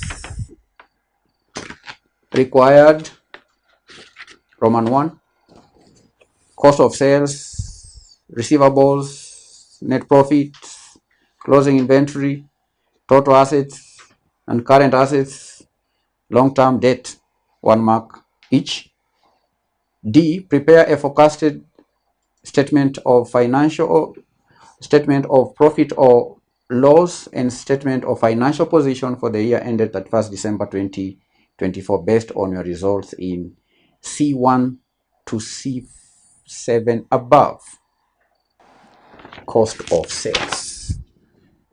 Roman 1, this is C Roman 1, cost of sales. This was an easy one, isn't it? Cost of sales. So candidates were to use the ratios to determine cost of sales and the rest of the items there. So you just go to the ratios and identify which ratios relate to cost of sales. And you can see we have the net sales. Net sales. We have the net sales. Okay? And we know candidates that out from your accounting knowledge, cost of sales is equal to sales minus gross profit. Is that true? Okay. In your accounting, when preparing the trading profit and loss account, we always have sales less cost of sales. Then we have here the gross profit. Sales is equal to cost of sales, then will be sales minus gross profit. So you use the ratios that are given to determine the cost of sales. Cost of sales. Now let me give you an opportunity before I do it, because it's just 1 mark. What do you think? What is the cost of sales there? Evelia says 2,250,000. 2,250,000. 2,250,000. Which ratio did you use, Evelia, to determine the cost of sales? GPM, gross profit margin. Gross profit margin. Gross profit margin. The gross profit margin is given. The gross profit margin is given 25%. If you have the gross profit margin at 25%, then that can help you determine, because you have the gross profit margin. Gross profit margin. We know that gross profit is equal to the gross profit margin times sales. In this case, we have the net sales. So the gross profit will be equal to the 25% times sales of the 3 million. 3 million. So that is the gross profit. That will give you the gross profit. And you've seen that sales, cost of sales, we are calculating cost of sales. Cost of sales, from this we know cost of sales is equal to sales minus gross profit. Sales 3 million. What is the gross profit? 25% of 3 million. 25% of 3 million. 750. Vincent says 750. This is 750,000. Will be 750,000. 750,000 is equal to 2. Someone had gotten it. What was it? Evelia, yes. 50. That is the answer. That's the cost of sales. 2,250,000. Correct? The second item is receivables or debtors. Which ratio are we going to use to calculate debtors, and what information have we been given? So that is what you do. Receivables. Now, candidates, when you are required to determine receivables, what you do, you check from the information given which ratio is related to receivables. And you can see there we have debtors turnover. And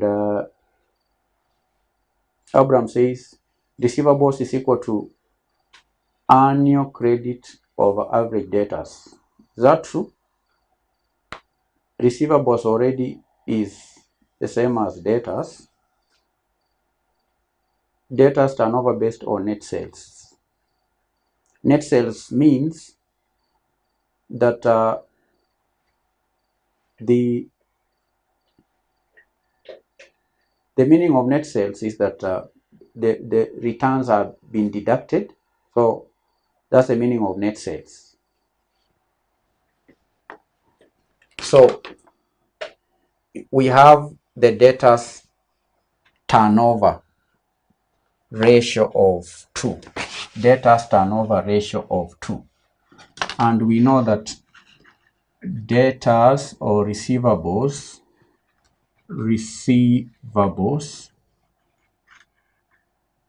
is equal to credit sales over average debtors.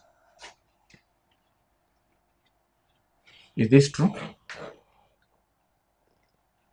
That receivables is equal to it is supposed to be the ratio, the debtors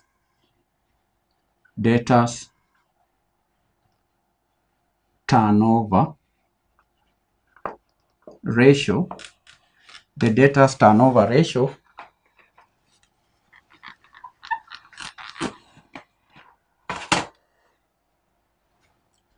debtors turnover ratio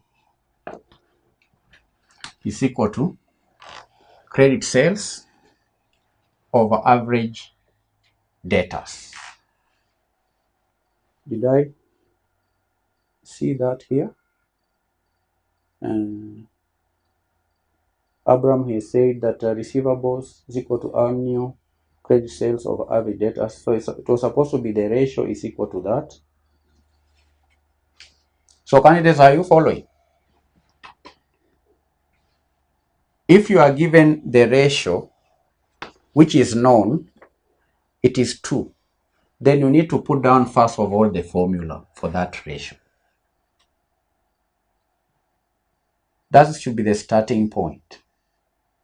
Then you can substitute the known values, then determine the unknown value. This average debtors is what we are looking for. This is the unknown because we have credit sales and we have the debtors turnover. So what is this unknown? So there are various ways of going about it. You can decide to make these average debtors the subject of the formula by equating, because you have debtors turnover ratio, making this a subject of the formula, will have debtors turnover ratio cross multiply. You cross multiply. The debtors turnover ratio times average debtors is equal to credit sales.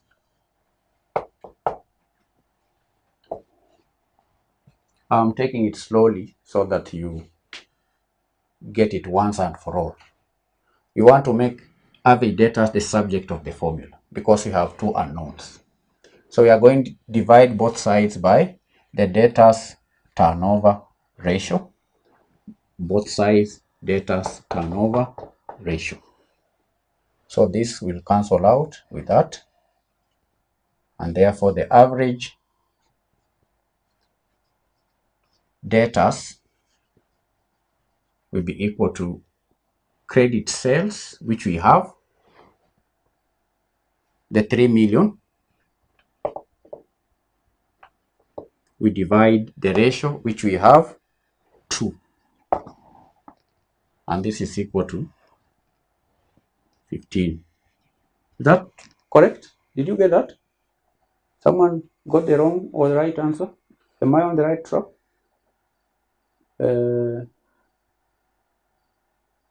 No one attempted it. So that is the value for debtors.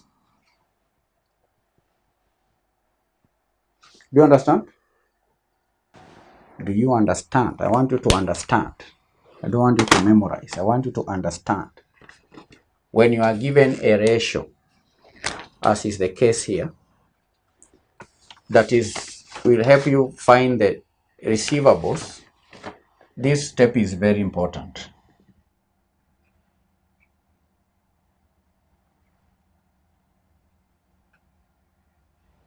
You don't need to memorize every formula as long as you know that debtors turnover ratio, because the question is about ratios. The debtors turnover ratio, we know even from financial accounting knowledge, is equal to credit sales over average debtors. In this question, you've been given the credit sales, you are given the ratio. So how do you determine average debtors? You make average debtors the subject of the formula. Okay, yes, you can move. That is correct. 3 million DML, we have it in the question. Net sales 3 million. Those are credit sales. Unless told otherwise, that is the assumption. Then the next item is net profit. Net profit. Net profit. This is number 2. Number 3, net profit. Net profit. You look for any data relating to net profit. And we have it right there, net profit margin. Net profit margin is 5%. Our net profit margin is always applied on the sales. So you have net profit we know is equal to net profit margin times sales, which is equal to 5% times the sales, 3 million. That true? That one was direct. See, in the exam you cannot fail to get some marks. That's it. How much is it? 5% of 3 million? 150,000. So 150,000. It was that simple, right? Closing inventory. Closing inventory. Closing inventory. Look at the ratios. Which information relates? Which ratio is related to closing inventory? That one you don't need to think much. You just look at the information, which one reads inventory. And we have it down there, inventory turnover ratio. Inventory turnover ratio, you've identified it. That one is known. Inventory turnover ratio. So number 3, inventory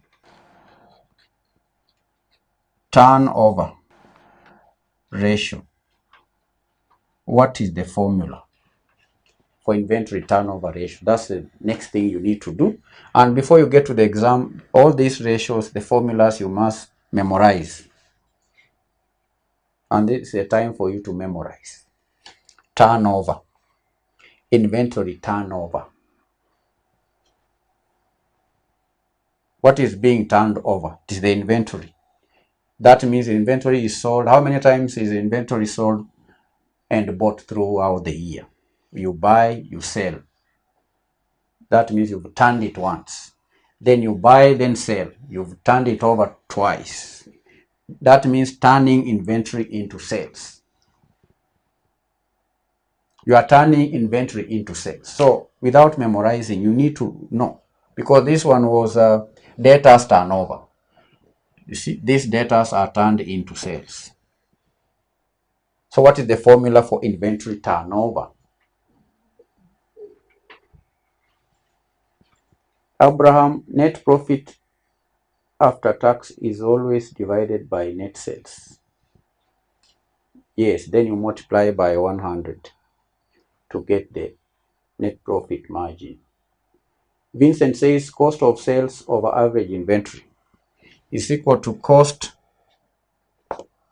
of sales over average inventory. Average inventory. Is that true? Inventory turnover, cost of sales over average inventory.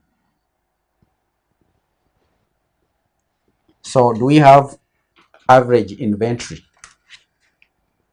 Do we have average inventory? The ratio, we have it. This ratio, we have it. We are looking for inventory Do we have the cost of sales? Yes, we calculated cost of sales here. That's the cost of sales. So we can do it the same way we did the other one. Make average inventory the subject of the formula. Cross multiply inventory turnover ratio, cross multiply, times average inventory times average inventory is equal to cost of sales times 1. Cost of sales times 1 is equal to cost of sales times 1. Cost of sales times 1. Divide both sides by the inventory turnover ratio. Inventory turnover ratio. This will cancel out with that. Then you remain here with average inventory.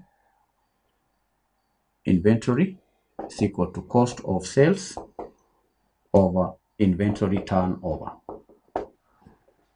So you see, once you know one formula, then you can easily make the other inputs the subject of the formula. So we have seen that average inventory, which is the question, average inventory,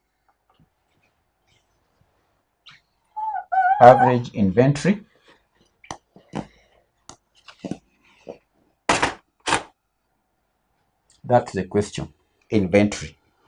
Inventory is equal to cost of sales over inventory turnover. Cost of sales, we have it 2250000. The turnover ratio 1.25. That will give us the inventory. How much is it? Kevin says 1.8 million. 1.8 million.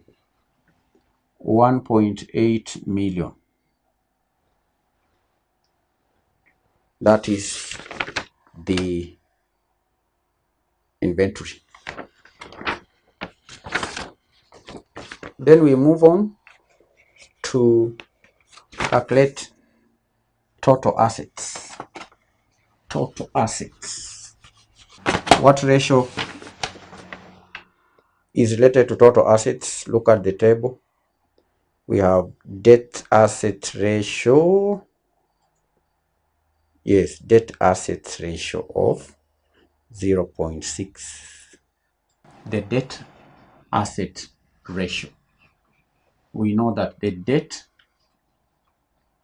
asset, these are two things, debt and asset, is equal to total debt divided by total assets.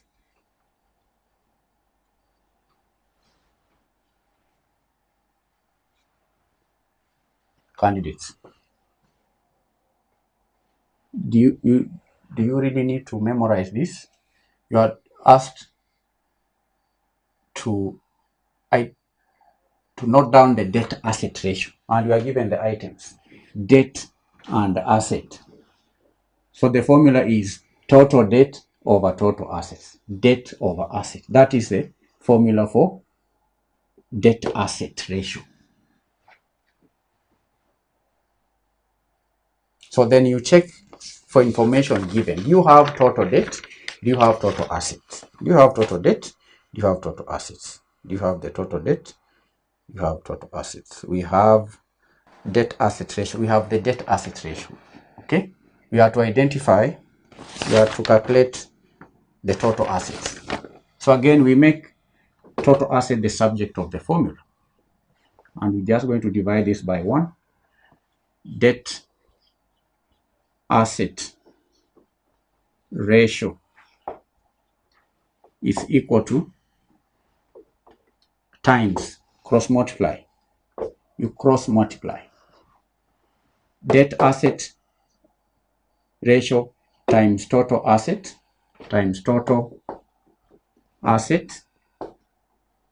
is equal to total debt. Divide both sides by the debt asset ratio.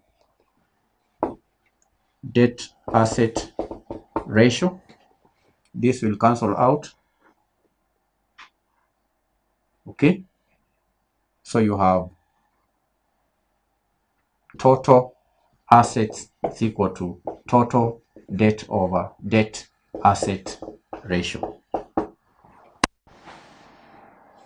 So the question is total assets.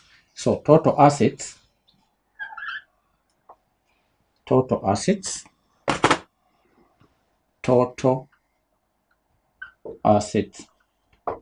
is equal to total debt over that true. What are you calculating? Yeah, total assets is equal to total debt over the debt asset ratio. Debt asset ratio. But we needed to determine the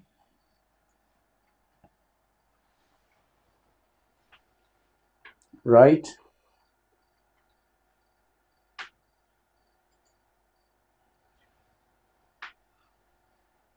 Any question? Olivia says, I'm catching up, but have understood the debt asset ratio. You understood the debt asset ratio. Chumba says that following, but I can't find the figure in the question paper.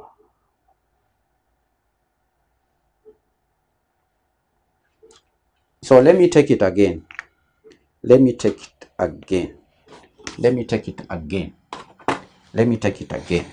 We are required to calculate total assets.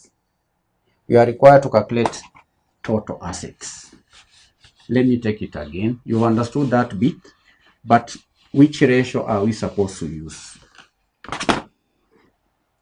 Which ratio are we required to use to calculate the total assets?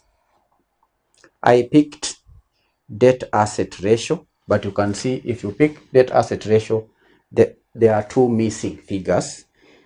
You just check from the question which ratio is related to assets, and the third last ratio you see there is return on total assets. We are given return on total assets because we are required to calculate the assets. Are we together? Total assets. If we are to calculate total assets, then which ratio do we use? We are supposed to use the ratio related to total assets, and it's the return on total assets. Return on total assets. You are given the ratio return on total assets. So what is the formula for return on total assets? That's the second question. Olivia says we are to use the total debt. We have the CL. Return on total assets, candidates. Return on total assets, definitely that will be the return over total assets. You don't need to memorize this one. The return on total assets is equal to return, which in our context is a net profit. That not so? Over total assets, which we do not have, we are required to calculate the total assets. So we make total asset the subject of the formula by cross multiplying.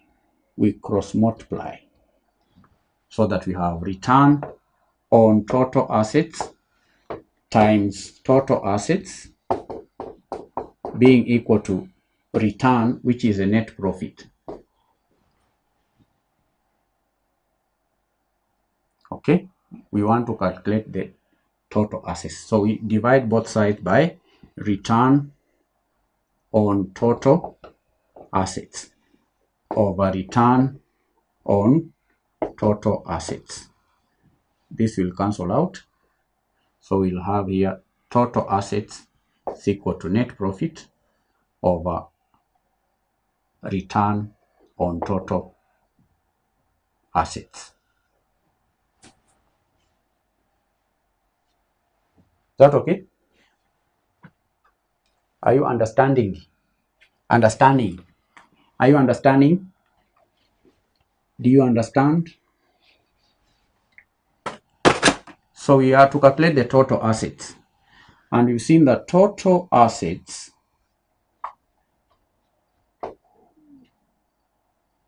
will be equal to the net profit divided by return on total assets. So we have the net profit. I think we calculated it. Net profit. It's 150. Is that clear?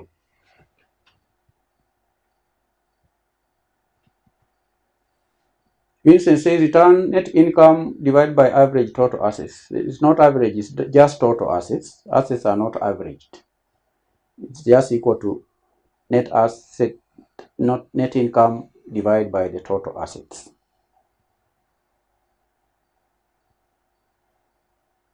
And we had the return. So we have it 150,000. And what is the return? From the question, the return is return on total assets is a percentage, it's 2%, and you need to be very keen here. This 2%, if you are dividing here, then you have to convert it into decimal 0.02. Because if you have to just put 2 here, you get the wrong answer. It ought to be 0.02, which is equal to, do you understand? This is given as a percentage. When dividing, you convert the percentage into decimal to get the total assets. How much? How much is, Abraham says 750. Is it 750? Are you sure it's 750? Vincent says, make sure, Abraham, you check the decimal. It's supposed to be 0.02.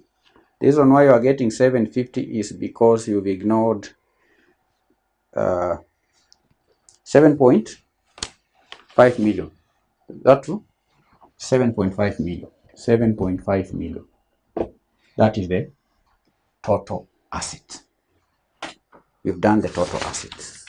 Yes. Correct, Abraham. 7.5 million. Roman, this is number 5. 6. Net. This is non-current assets. You have to calculate the non-current assets. From the question, which information relates to non-current assets? Which ratio relates to non-current assets? Evelia says the fixed asset turnover. Fixed asset turnover. Fixed asset turnover. Fixed assets turnover. Is it fixed asset turnover? Yes.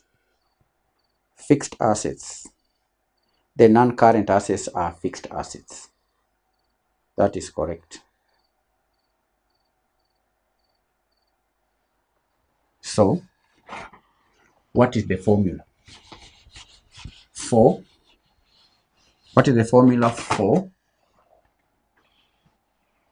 fixed assets turnover? You begin with the known. The known, we know that the fixed asset turnover will be equal to, I think someone has said, is it credit sales? We divide by the fixed assets. Anytime you see turnover, just understand they are referring to sales. Turnover refers to sales. Okay? That is the formula.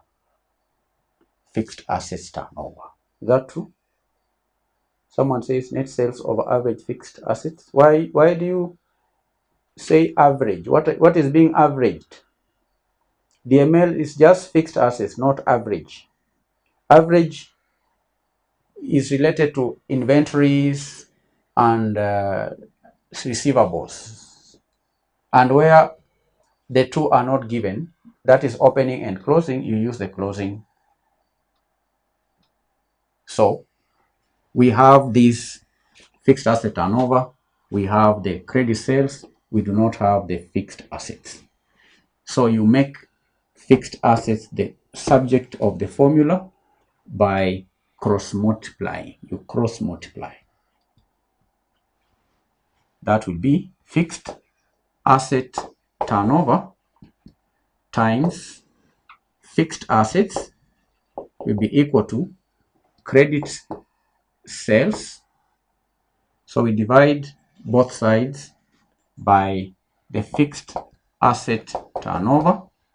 Divide here with fixed asset turnover. This will cancel out.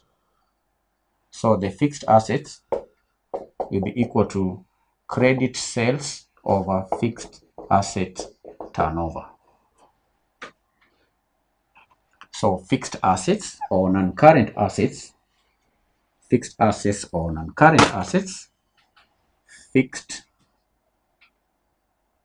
assets. The formula is credit sales we divide by fixed asset turnover, which is equal to the credit sales, this 3 million, divide by the turnover. What is the turnover? Fixed asset turnover 0.8. That will give us the amount for fixed assets. The amount for fixed assets. How much is it? Have you done the calculation? How much is it? 3.75 million. 3.75 million is the value for non-current assets. That is just one mark. One mark. Then you have long-term debt. Long-term debt. Which formula do we use? Long-term debt. Long-term debt. Long-term debt. There is a debt asset ratio. Debt asset ratio. We use the debt asset ratio, correct? Debt asset ratio. The debt asset ratio. We use the debt asset ratio. Debt asset ratio. And we know the formula. Debt asset ratio is equal to debt, total debt over total assets. Is that true? Is equal to total debt over total asset. You don't need to think. You are given the ratio, debt asset. So the formula is debt over asset, and you are dealing with the totals. So if debt asset ratio is equal to total debt over total asset, then what will be the total debt? Make total debt the subject of the formula by cross multiplying. Debt asset ratio times total asset is equal to total debt. That's what we are looking for. We are looking for the debt. Huh? We need to calculate the debt. Debt asset ratio is equal to total debt over asset. We want to make debt the subject of the formula. Is that correct? So total debt is equal to debt asset ratio times total asset. That's correct?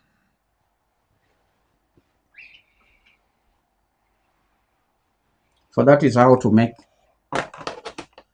total debt the subject of the formula. Total debt is equal to total assets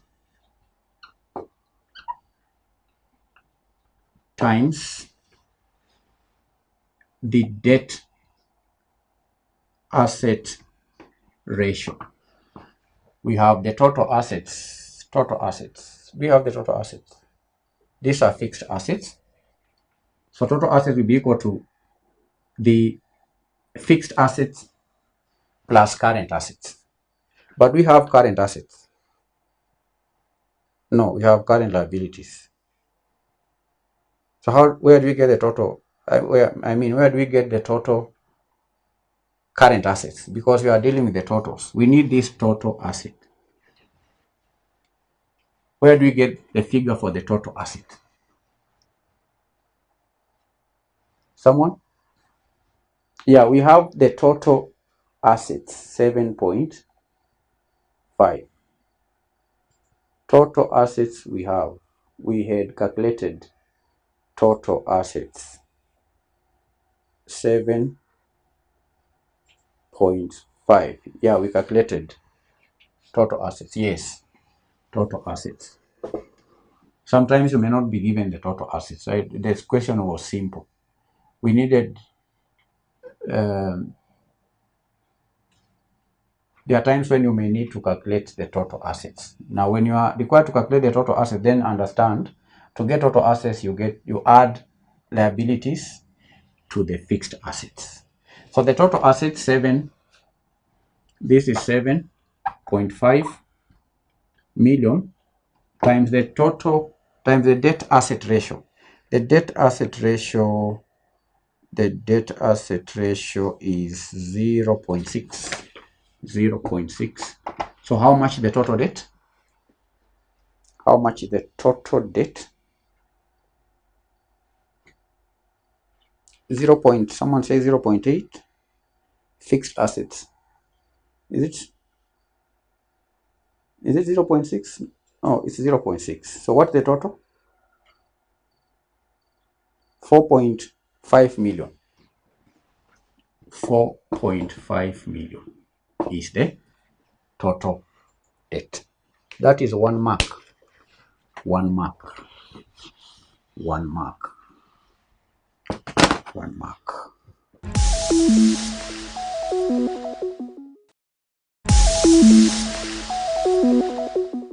Explain 2 ethical issues that need to be adhered to in the marketing of Islamic products and services.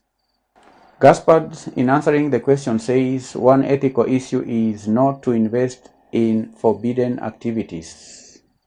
Evelia says do not market certain entertainment secular products such as blue films. Blue films. Abraham Ayom says Sharia compliance. Sharia compliance.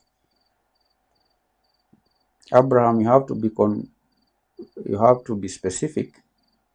Which part of Sharia? Vincent says prohibition, usury, riba, prohibition. DML says do not invest in interest generating business. Ethical, is that an ethical issue or is just a principle? Gambling, speculations are prohibited under Sharia law. Gambling, speculations are prohibited under Sharia law. Now in this question, please underline marketing. Issues, ethical issues in marketing. Ethical issues in marketing. So some of the answers are correct, some are general, others are not correct. Now, candidates, when addressing ethical issues, whether the issues are in Islam or conventional business, there are some points that must come out when you are answering questions related to ethics. Don't forget to mention points like truthfulness, transparency, respect, fairness and justice, modesty and decency. Those are points related to ethics. So you only need to explain truthfulness, respect, and so on in relation to marketing, because the question is specific. Ethical issues in marketing of Islamic products, all right? Products and services. So how do you now explain, say, for example, truthfulness or transparency? Because Islamic marketing ethics, candidates, prioritizes honesty. It prioritizes full disclosure in promotional activities. And that means avoiding deception or avoiding misleading claims about the product or service. About the product or service. Because the question refers to products or service. You understand? So that is truthfulness. Another ethical issue is transparency. And transparency extends to the terms and conditions of the transaction, which ensures that consumers have all the information they need to make informed decisions. And that should even cut across, not only in Islamic marketing. When marketing, one is required to be transparent. You don't, for example, sell a product while you are marketing, giving the ingredients that are not available in that product. That is not being transparent. If you are selling a product and it does not have a certain ingredient, then you need to indicate that ingredient B is not included in this product or service. That is an ethical issue. Transparency, right? The third ethical issue is respect for consumer autonomy. Respect is an ethical issue. Islamic marketing ethics emphasizes the importance of respecting the consumer's freedom to choose. Autonomy means independence. Freedom to do what? To choose. And that means avoiding any form of coercion or undue influence. such as high pressure sales. We have some tactics that businessmen use, like high pressure sales tactics. Others exploit vulnerabilities. And that is to mean or to say that consumers should be presented with clear information which allows them to make their own choices based on their needs and values. When marketing products, that is very important. Give consumers information about the product, then allow them to make their own choice. That is consumer autonomy, consumer independence, and it's an ethical issue. You understand?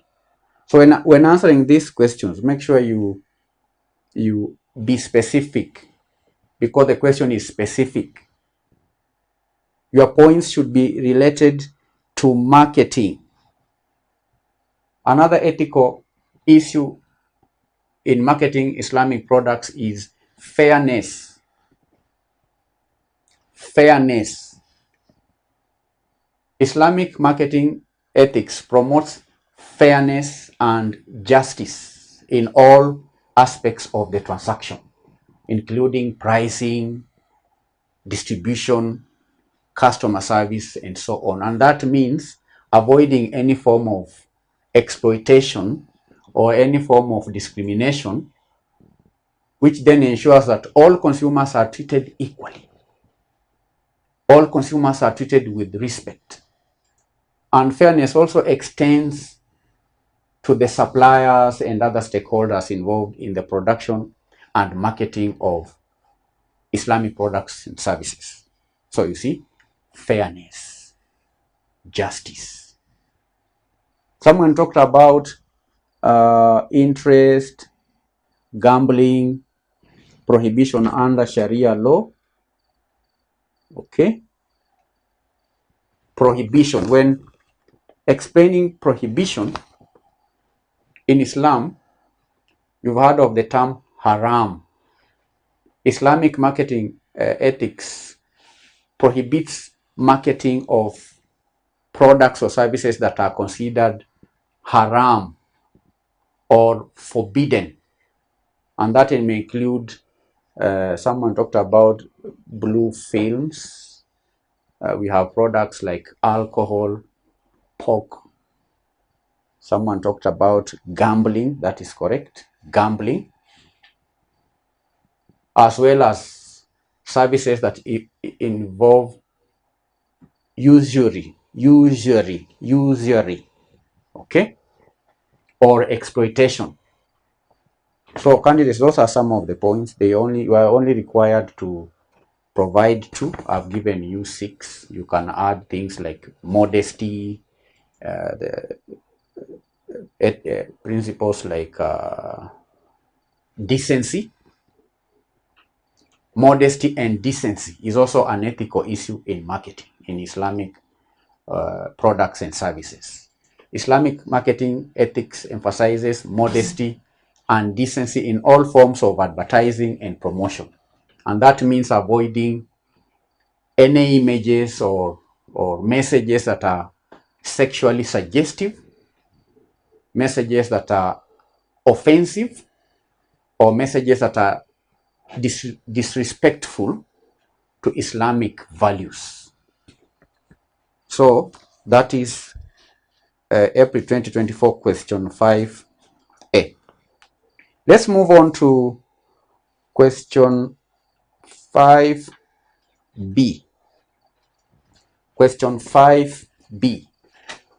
The managing directors of 3 profitable listed companies summarize their company's dividend policies as follows. Company A has deliberately paid no dividends for the last 5 years. Company B always pays a low dividend per share after adjusting for the general price index and offer regular bonus issues. Company C always pays a dividend of 5% of earnings after taxation. Each managing director is convinced that his company dividend policy is maximizing shareholders' wealth. Required, identify the dividend theory applied by each of the three companies. Identify the dividend theory applied by each of the three companies. What is your take? Company A, what is your view? Company A has deliberately paid no dividends for the last 5 years. What do you think? Evaluator says non-relevant. Non-relevant, more MM, MM, MM, Modigliani Miller.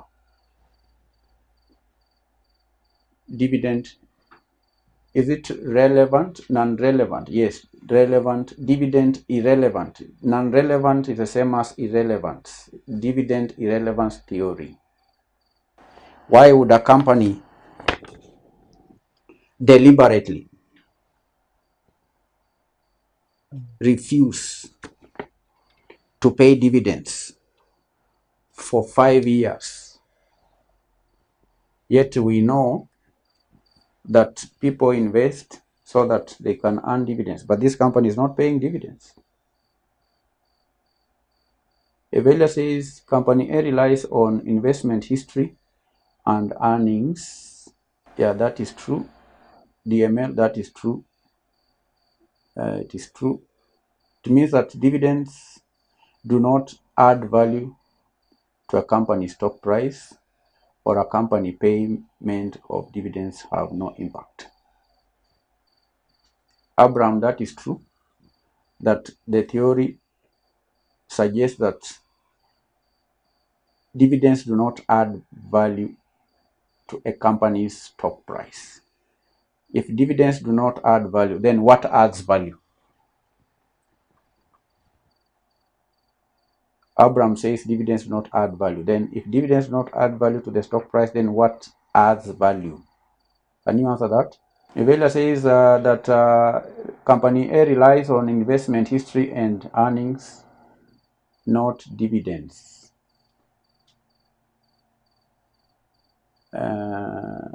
DML, in a perfect market, the value of a firm is not affected by its dividend policy. What affects it? If not affected by dividends, then what affects the value of the firm? Evaluator says its earnings over the past 5 years. Investors will only look at the earnings over the past 5 years.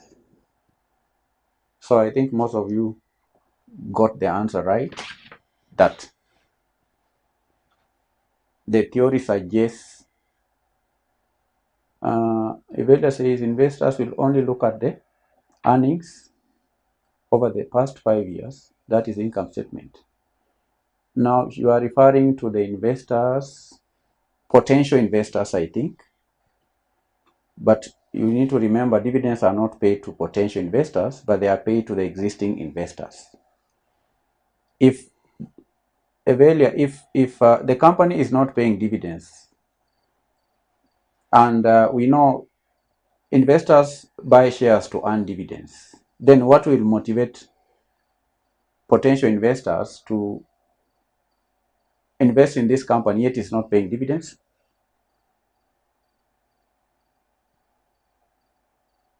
Investment decisions and capital structure affect the value of the firm. Investment decisions and capital structure affect the value of the firm. That is true. Affects the capital structure of the firm. It may be more perfect to say affects the value of the firm, not just the capital structure, but the value of the firm. And by value of the firm, we are referring to the value of a share. Shareholders are interested in the value of their shares. If they are not earning dividends, then the value of the shares should appreciate, and they enjoy what we call capital gain. capital gain. Evaluator says potential investors will look at how earnings are behaving relative to potential investors. But evaluator, our interest is not on potential investors, but on the current investors. The current investors, they are not being paid dividends. They are not being paid dividends. Your point is true, but we are focusing on the current stockholders. Though they are not paid dividends, they enjoy capital, what we call capital appreciation. Capital appreciation. They enjoy capital appreciation. Capital appreciation. They enjoy capital appreciation.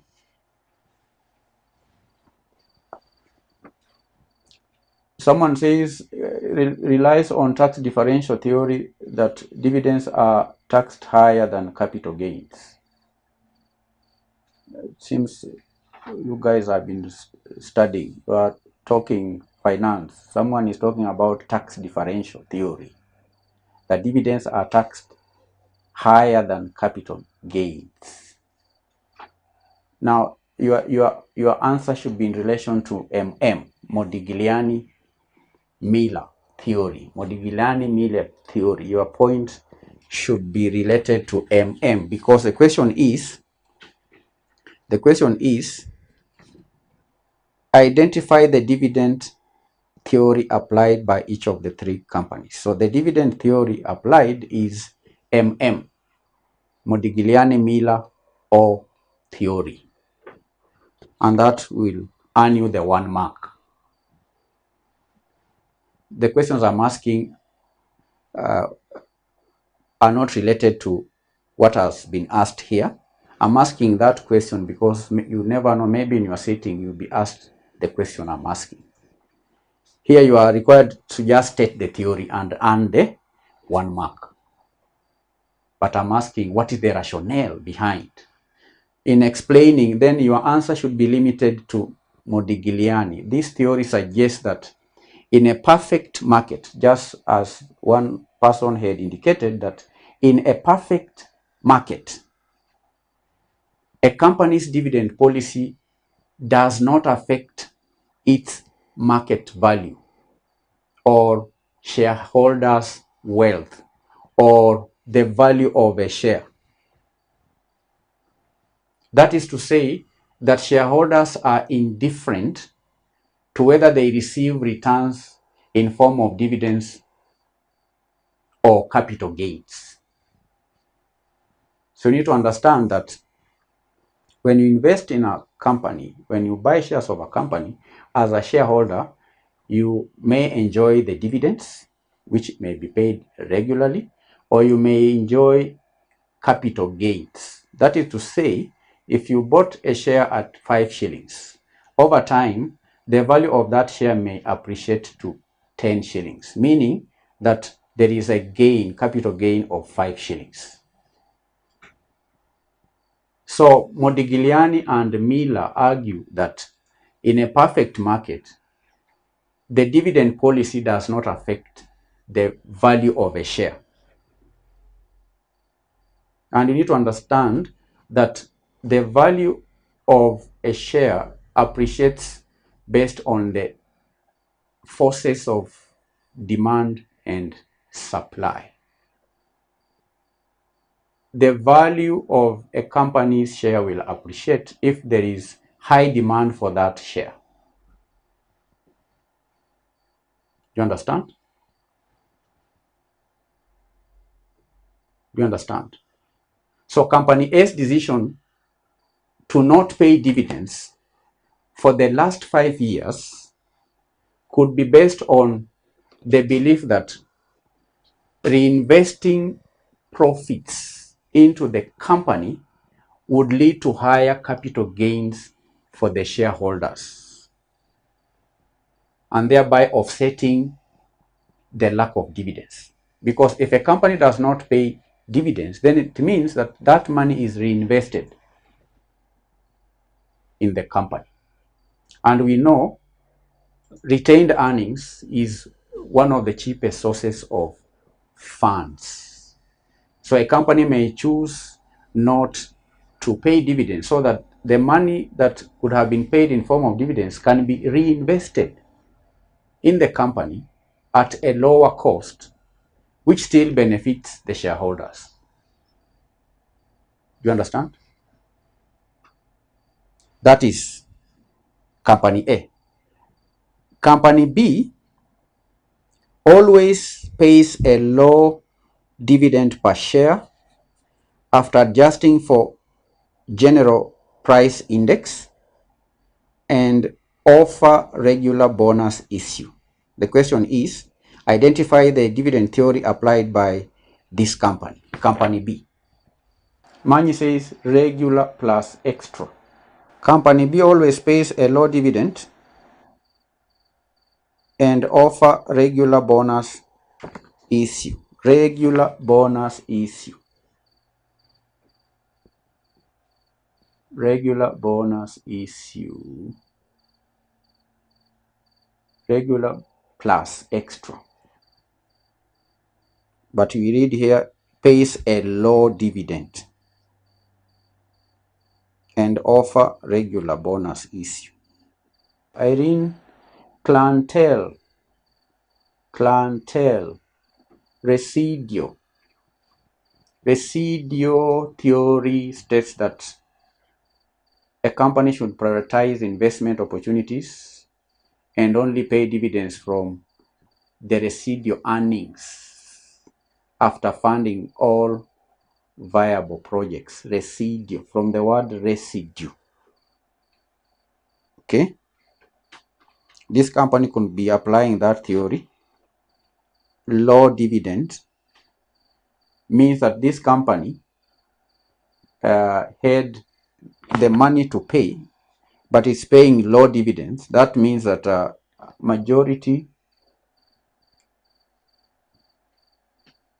big percentage of the earnings must have been used to invest in opportunities. Then what remains is now paid as low dividends. What remains, the residual.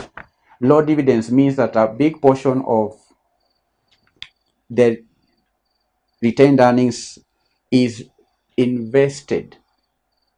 The theory states that a company should prioritize investment opportunities and only pay dividends from the residual earnings after funding all the viable projects. So the low dividend ensures sufficient funds for investment. The low dividend ensures sufficient funds for investment. So the company may pay 70% of the profits, then 30% or 20% is paid in form of dividends. What remains? Residual. So the low dividend ensures sufficient funds for investment, while the bonus issue, because after paying, then there is a bonus. Do you get that? The bonus issue is a reward to the shareholders. Okay, bonus. Because bonus, what is bonus? Bonus are just free shares. The company gives the shareholders free shares. Instead of giving the dividends, they are paid, given free shares. So that compensates the shareholders for the low dividend that has been paid. Low dividends, but there is bonus. You understand? Instead of giving all the money in form of dividends, the company reinvests a major portion of the money into viable projects, then later on pays low dividends, then the shareholders are given bonus. Bonus issue reward shareholders by increasing their stake in the company. A bonus issue is free shares. You understand? So the theory here is residual. DML was correct, residual dividend. How about the third company? Company C always pays a dividend of 5% of earnings after taxation. Always. Always pays. Company C always pays a dividend of 5% of earnings after taxation. What do you think? Abraham says regular dividends. Regular dividends or constant? Constant. When you say something is constant, what does that mean? Fixed. Fixed payout ratio. That is correct. Give me another synonym. Stable. Stable dividend policy. This is a stable dividend policy. It is fixed dividend policy. Fixed payout ratio. All those are answers. And this theory suggests that companies should maintain a consistent dividend payout ratio.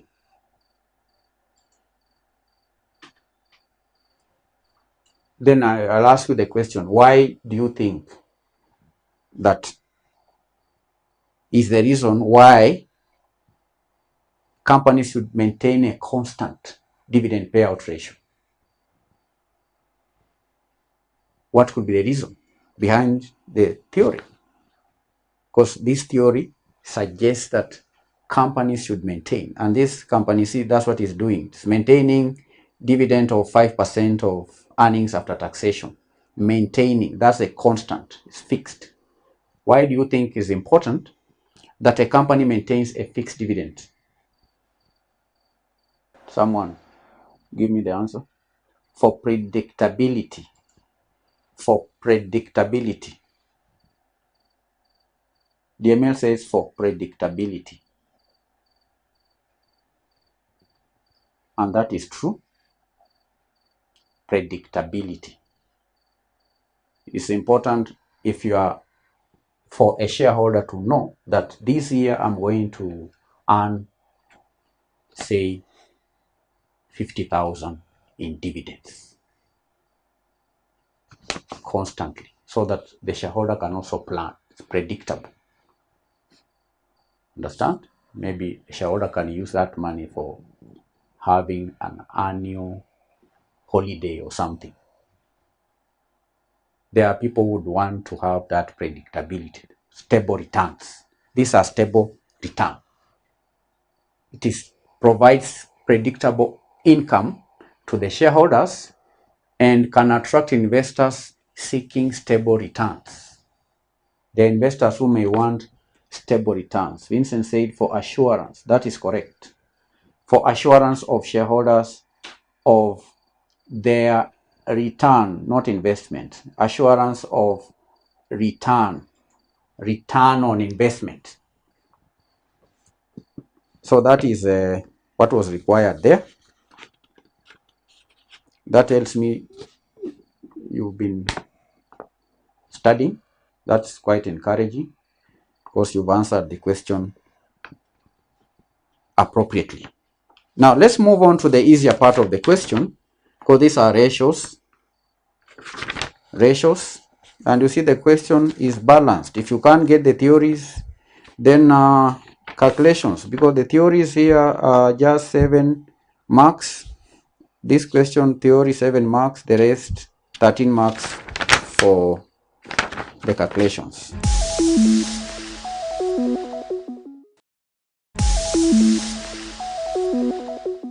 Hello everyone and welcome back to the lesson. Today we are going to answer the last question that was tested in December 2023. So far we've done question 1 up to question 4.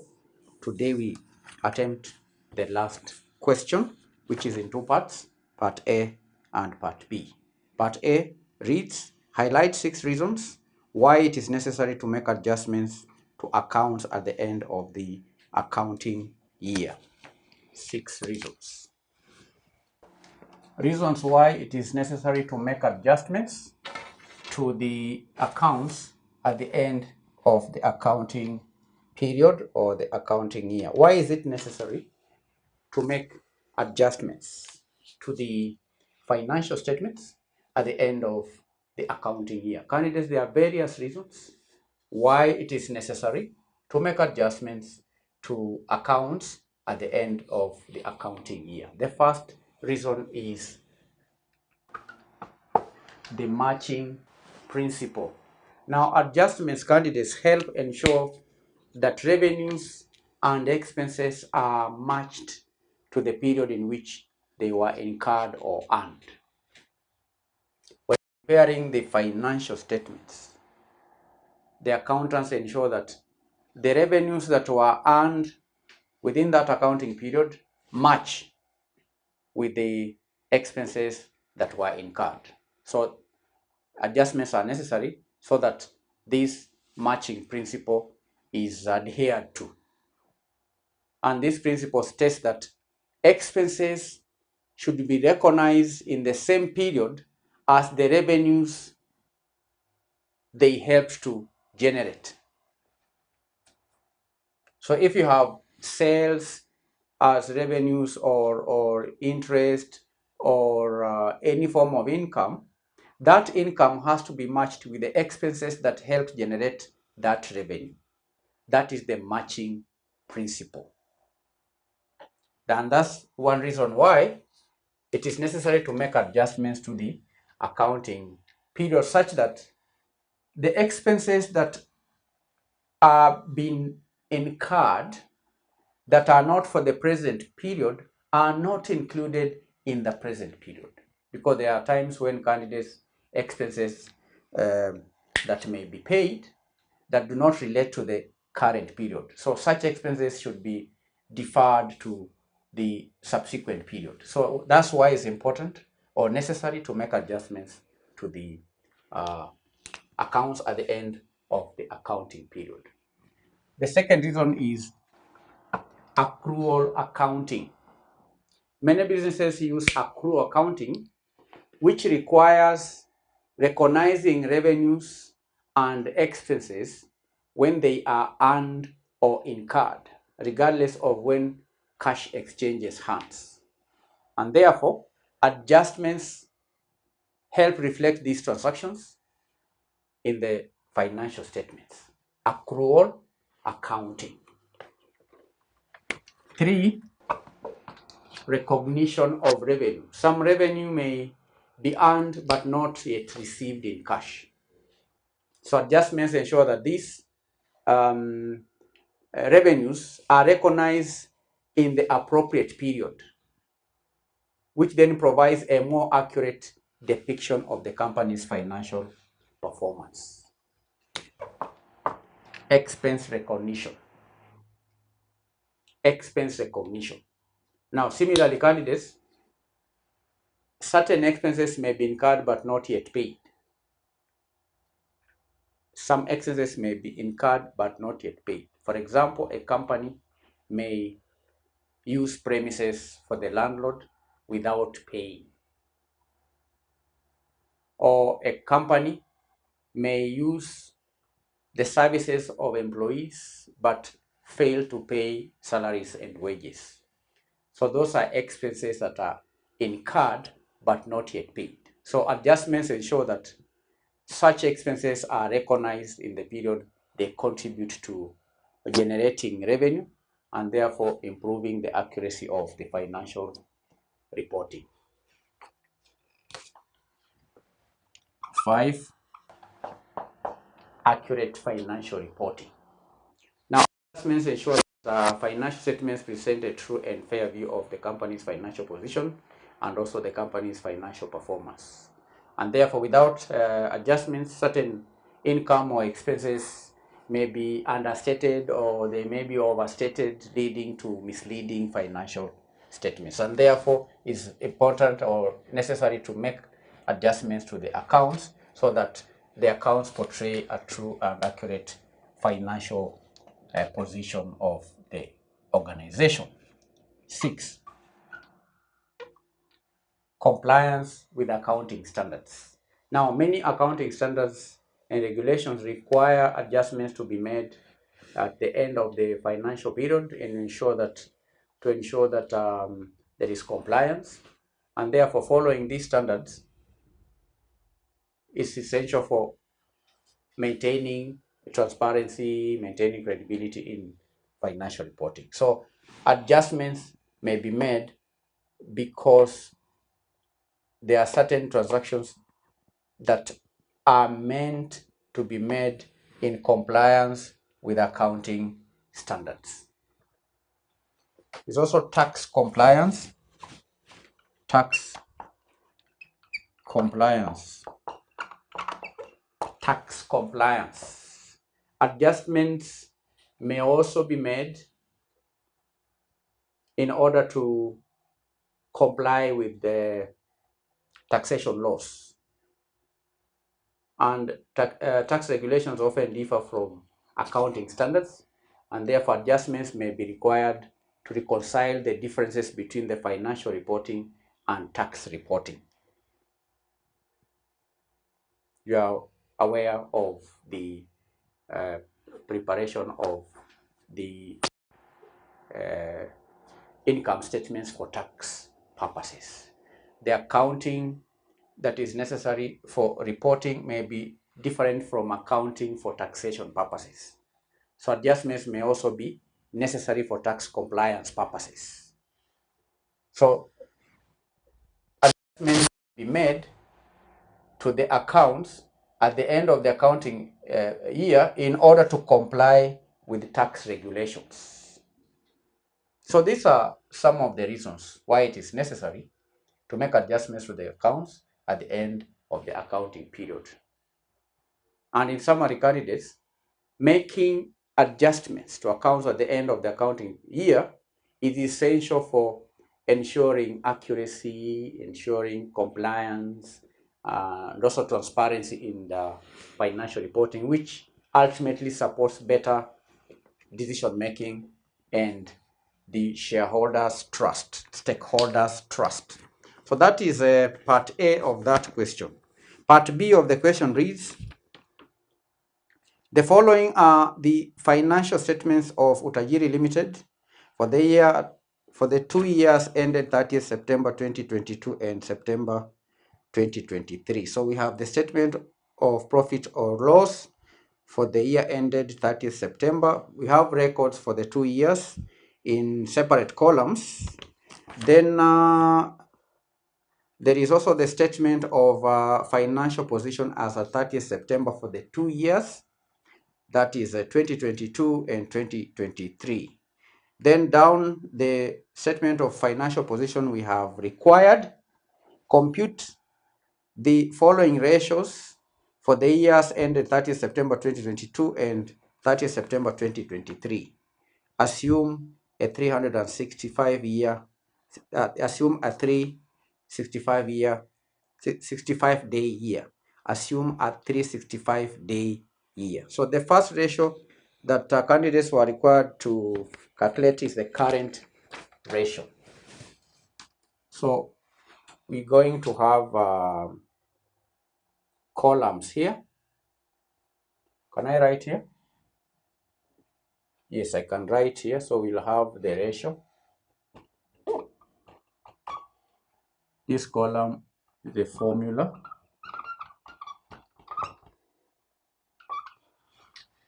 Then the year 2022 and the year 2023. So the first formula is the current ratio. The formula for current ratio is current assets over current liabilities.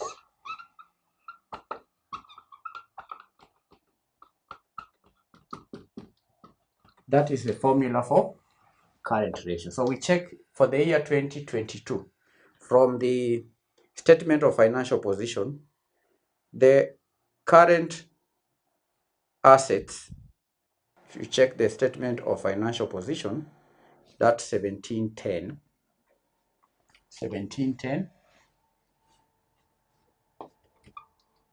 divide by the current liabilities. Down there, current liabilities, you have tax payable, trade payables, and proposed dividends. That is 745. 745.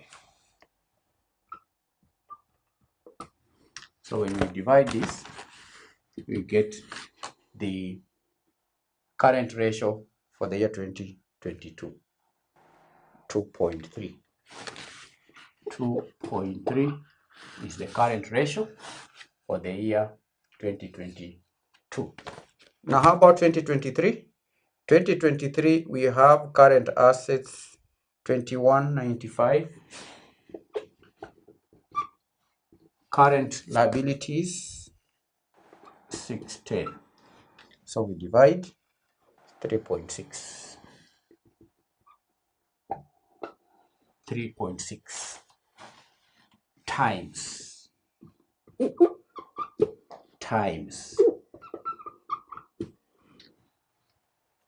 that means that current assets can pay current liabilities in 2022 2.3 times, in 2023 3.6 times. That is an improvement.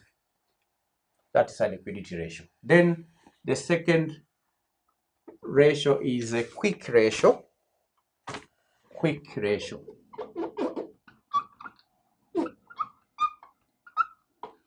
Quick ratio is equal to current assets minus inventory, total current assets minus inventory, divide current liabilities.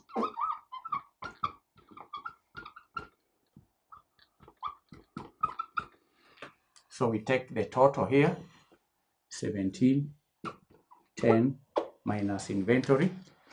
2022 inventory is how much?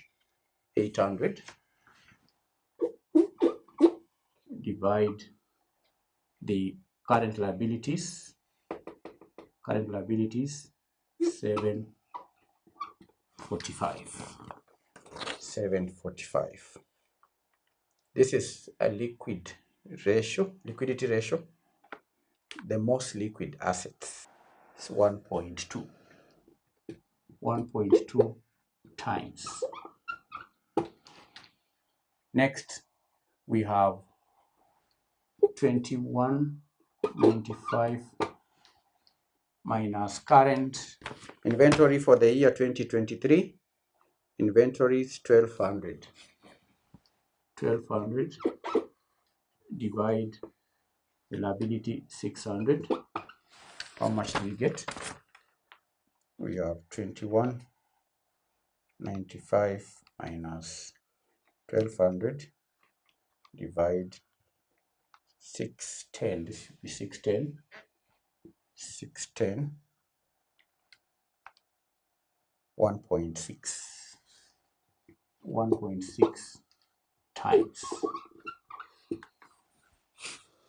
That is the second ratio, quick ratio. Quick ratio. Number 3 is average trade receivables collection period. Average trade receivables collection period. Collection period. The formula, this is, let me put it down. Average trade receivables collection period. The formula is average debtors,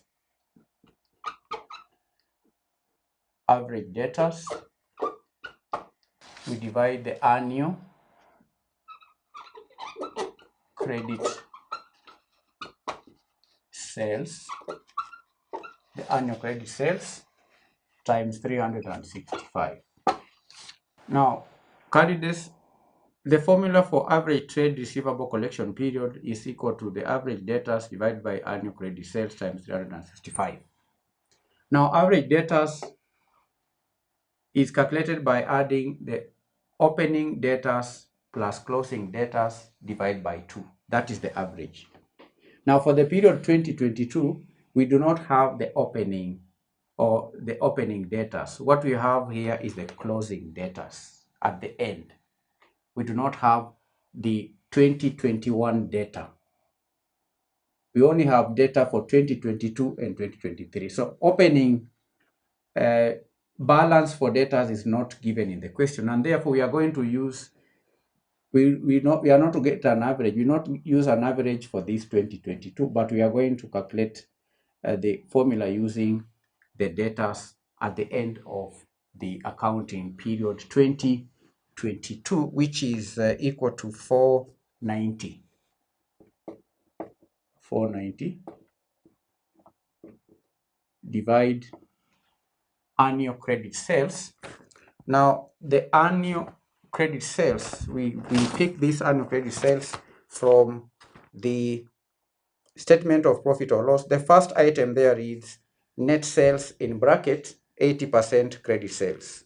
So out of the 4.4 million shown there, 80% represent the credit sales. So we are going to calculate 80% of 4.4. 80% times 4.4. So the annual credit sales is equal to 3520, then we multiply by 365. So the average trade receivable collection period is 51 days. 51 days. 51 days. That is for the year 2022. For the year 2023 candidates, the average debtors will be the closing debtors for 2022, which is the opening debtors for 2023, plus the closing debtors for 2023, then divide by 2.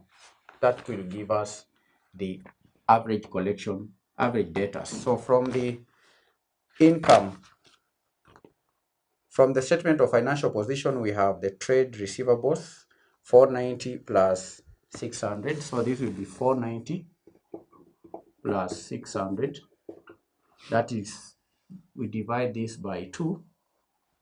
That will give us the average debtors. Then we divide by the annual credit sales, which will be equal to 80% of 5.1 million. It's 4080. It's 4080 times 365 days. So let me get the average first. It's 49 days.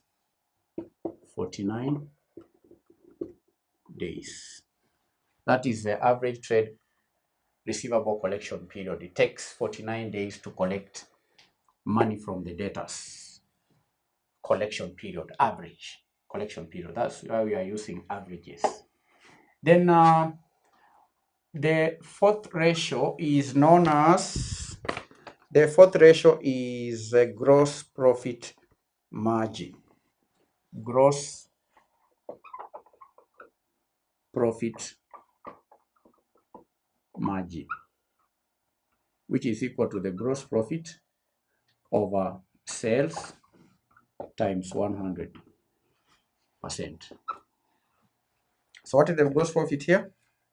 The gross profit is how much for 2022?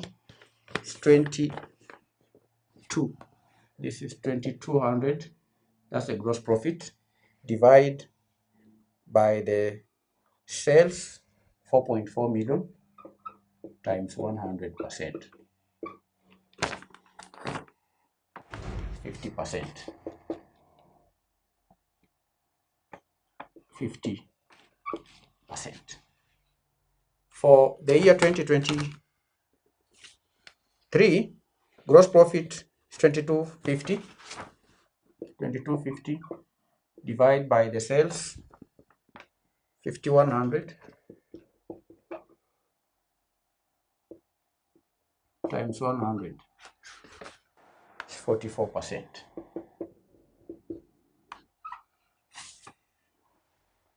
That is the gross profit margin. Next is the interest cover. 5, interest cover. Interest cover. How do we calculate the interest cover? The interest cover is determined by dividing EBIT or operating profit over the interest charges times that way. It's not a percentage, but that is the formula. EBIT, earnings before interest and tax, or operating profit divided by the interest charges. For the year 2022, we check from the information given. Interest charges, we have the interest expense there of 45, just below the net profit before interest and tax. We have the interest charge, which is 45, and the operating earnings before interest and tax. Earnings before interest and tax, net profit before interest and tax is 1560. For the year 2022, 1560, we divide by the interest charge of 45. That will give us the interest cover. It's 35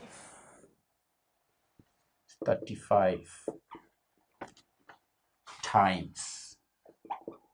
That means that the earnings before interest and taxation is 45 times stronger. All right, for the year 2022. For the year 2023, the EBIT, earnings before interest and tax, is 1340. 1340 divided by 60. 1340 divided by 60. 1340 divide 60. 23 times stronger. The EBIT is 23 times stronger than the interest charges. That means that interest charges can be paid out of these earnings 23 times for the year 2023. That is interest cover. The next ratio is ROCE, return on capital employed. Return on capital employed. Number 6, return on capital employed. ROCE, return on capital employed. Return on capital employed is calculated by dividing EBIT over capital employed. EBIT over capital employed. Earnings before interest and tax. For the year 2022, we have 15, same as this one here. We divide by capital employed. Capital employed is the same as total assets minus current liabilities. From this question, capital employed is how much? Capital employed is the 1 million plus 915,000, giving us a total of 1915. 1915. 15. This is a percentage. A return is a percentage times 100, which is equal to 81%. 81. The return is quite high. 81% for the year 2022. For the year 2023, EBIT is 1340. Capital employed 2023. Capital employed 2023 is 2785. 2785 times 100. That will be equal to, this is 48%. 48% is the return on capital employed for the year 2023. Then do we have any other ratio? Yes, earnings per share. Earnings per share. Earnings per share. That is number 7. EPS. Earnings per share. What is the formula? The formula is earnings after tax and interest. Earnings after tax. Earnings after tax and interest. We divide by the number of ordinary shares outstanding. Number of ordinary shares outstanding. What is the earnings after tax and interest? Earnings after tax and interest from the question there, 2022, the net profit after tax and interest is 1,115,000. Is that correct? Yes. How about the number of shares? The number of shares we check from the balance sheet. The capital, ordinary share capital, we can see that the par value is 10 shillings and the total amount is 1 million. 1 million. Therefore, the number of shares will be equal to the 1 million. 1 million divided by 10 shillings. That will give us the number of shares. We divide the total value by the par value. This is 1 million. So we divide, the number of shares will be 100,000. So we have 105 divided by 100.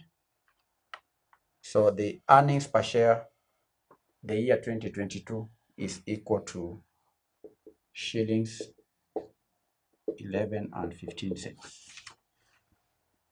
11 shillings and 15 cents for the year 2022. For the year 2023, we get the earnings after tax 1040. 1040 earnings after tax. We divide by the number of shares.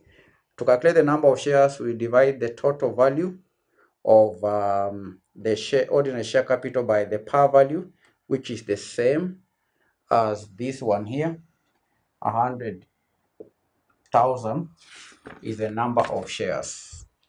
100,000 is the number of shares. So we divide 1040 divide by 100. So this will be 10 shillings and 40 cents. 10 shillings and 40 cents. That is the earnings per share. Earnings per share. So every share earns 10 shillings and 40 cents the year 2023, 11 shillings and 15 cents for the year 2022. So that is the solution to the question that was tested in December 2023. This is the last question. We began by outlining the reasons why it is necessary to make adjustments to the accounts at the end of the accounting period. We gave one reason, the matching principle, the accrual accounting, revenue recognition, expense recognition, accurate financial reporting, compliance with accounting standards, then tax compliance. We've gone ahead to calculate 7 ratios. The first one is the current ratio. The formula for current ratio is current assets over current liabilities. And the ratio for 2022 is 2.3 times. This one is 3.6 times. The first two are liquidity ratios. This one is more liquid because you are removing inventory from current assets.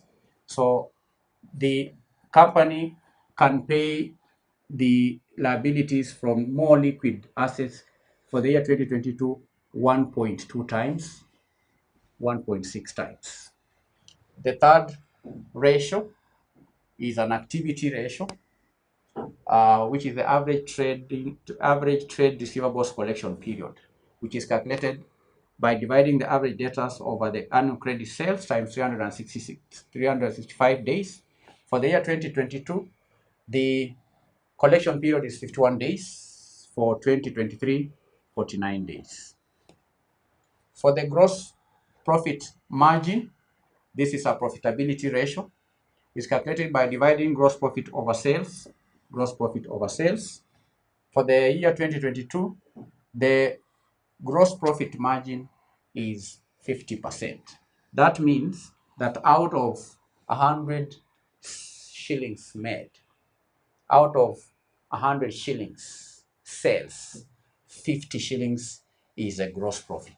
For the year 2022, for the year 2023, out of 100 shillings sale, 44 is the gross profit, 44 shillings. Out of 100 shilling sales, 44 is the gross profit. The fifth ratio is the interest cover. Interest cover is calculated by dividing the operating profit, which is also known as the earnings before interest and tax, divided by the interest charges. So for the year 2022, the interest cover is 35 times. That means that EBIT is 35 times stronger than the interest charges for the year 2022 and 23 times stronger in the year 2023. The fifth ratio is the return on capital employed. The return on capital employed is calculated by dividing the EBIT over capital employed, that is earnings before interest and tax over capital employed, or operating profit over capital employed. For the year 2022, the return on capital employed is 81%. For the year 2023, the return on capital employed 48%. Then lastly, we have calculated the earnings per share.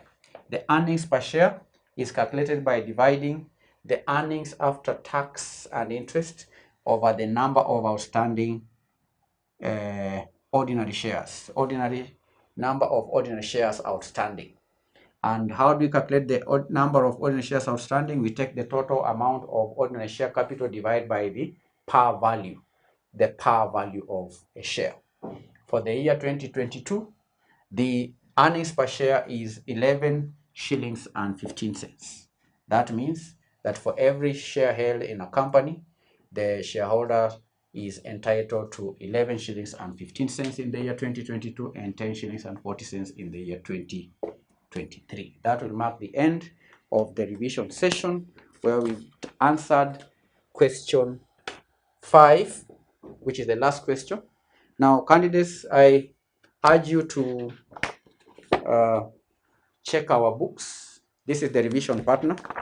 We have answered all questions that were tested in the previous sittings. We've provided the solutions in this book, topically arranged. We have a session for all the questions in topically arranged, organized. Then the answers are presented at the back of the book. That will ease your revision. When you are revising, revise topically. After doing the topic, make sure you go back to the questions, answer the questions. We've also provided these answers in video format. I will, if you check our website, www.manifestedpublishers.com, we've answered all past paper questions in video format. So if you have any question, feel free to send in your questions. Below this video, there is a comment section where you can send your questions. We have sufficient resources for you to be able to gain the skills that you require, and also to gain the knowledge and expertise that is required in answering exam questions. Thank you for attending the lesson. God bless you. Bye-bye.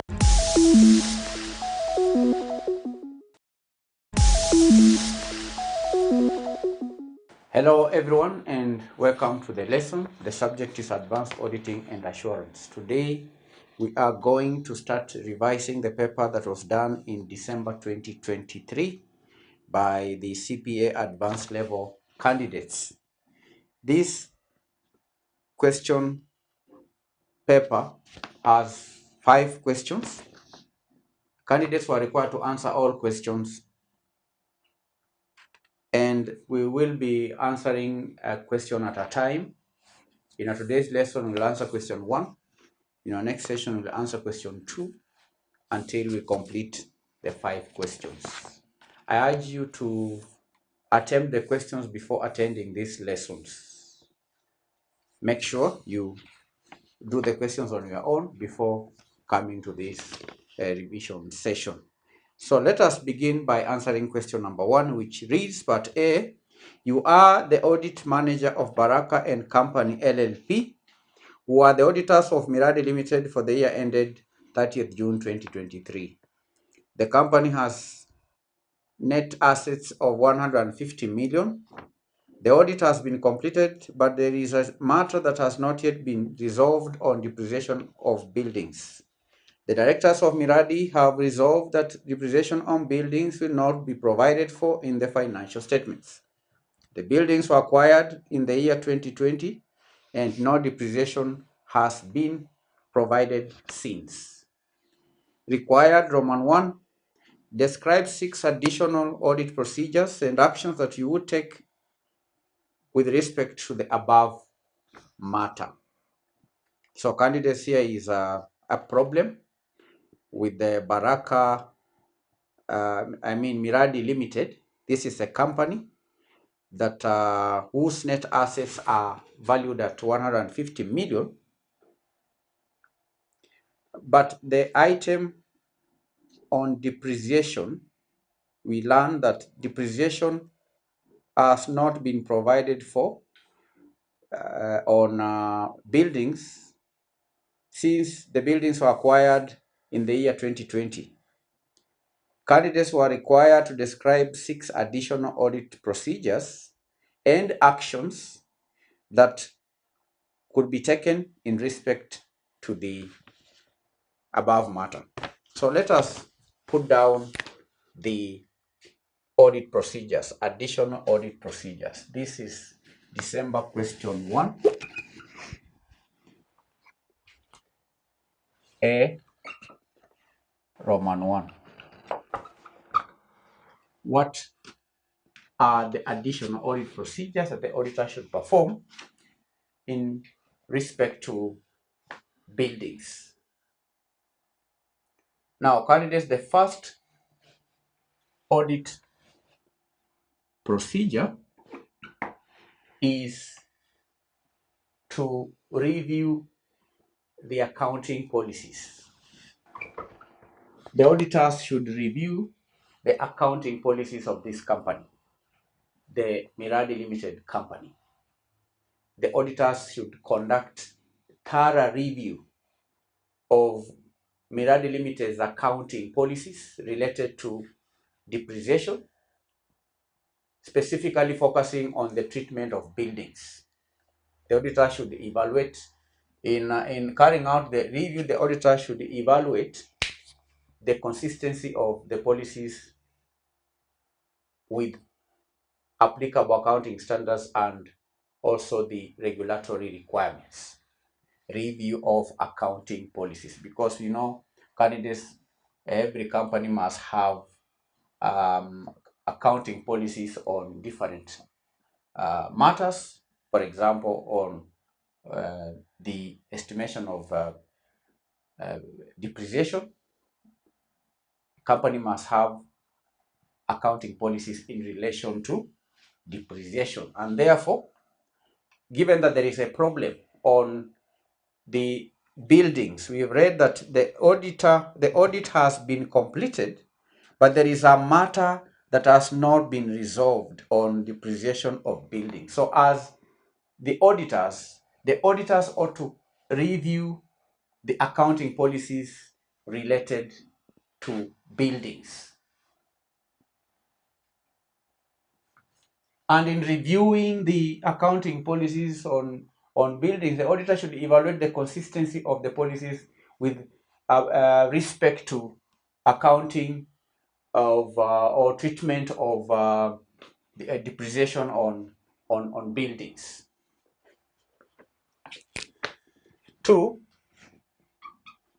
assessment of the methodology on depreciation. Assessment of depreciation, let me call it depreciation methodology. The auditor should assess the methodology on depreciation. The auditors ought to evaluate the appropriateness of the depreciation method that is applied to buildings.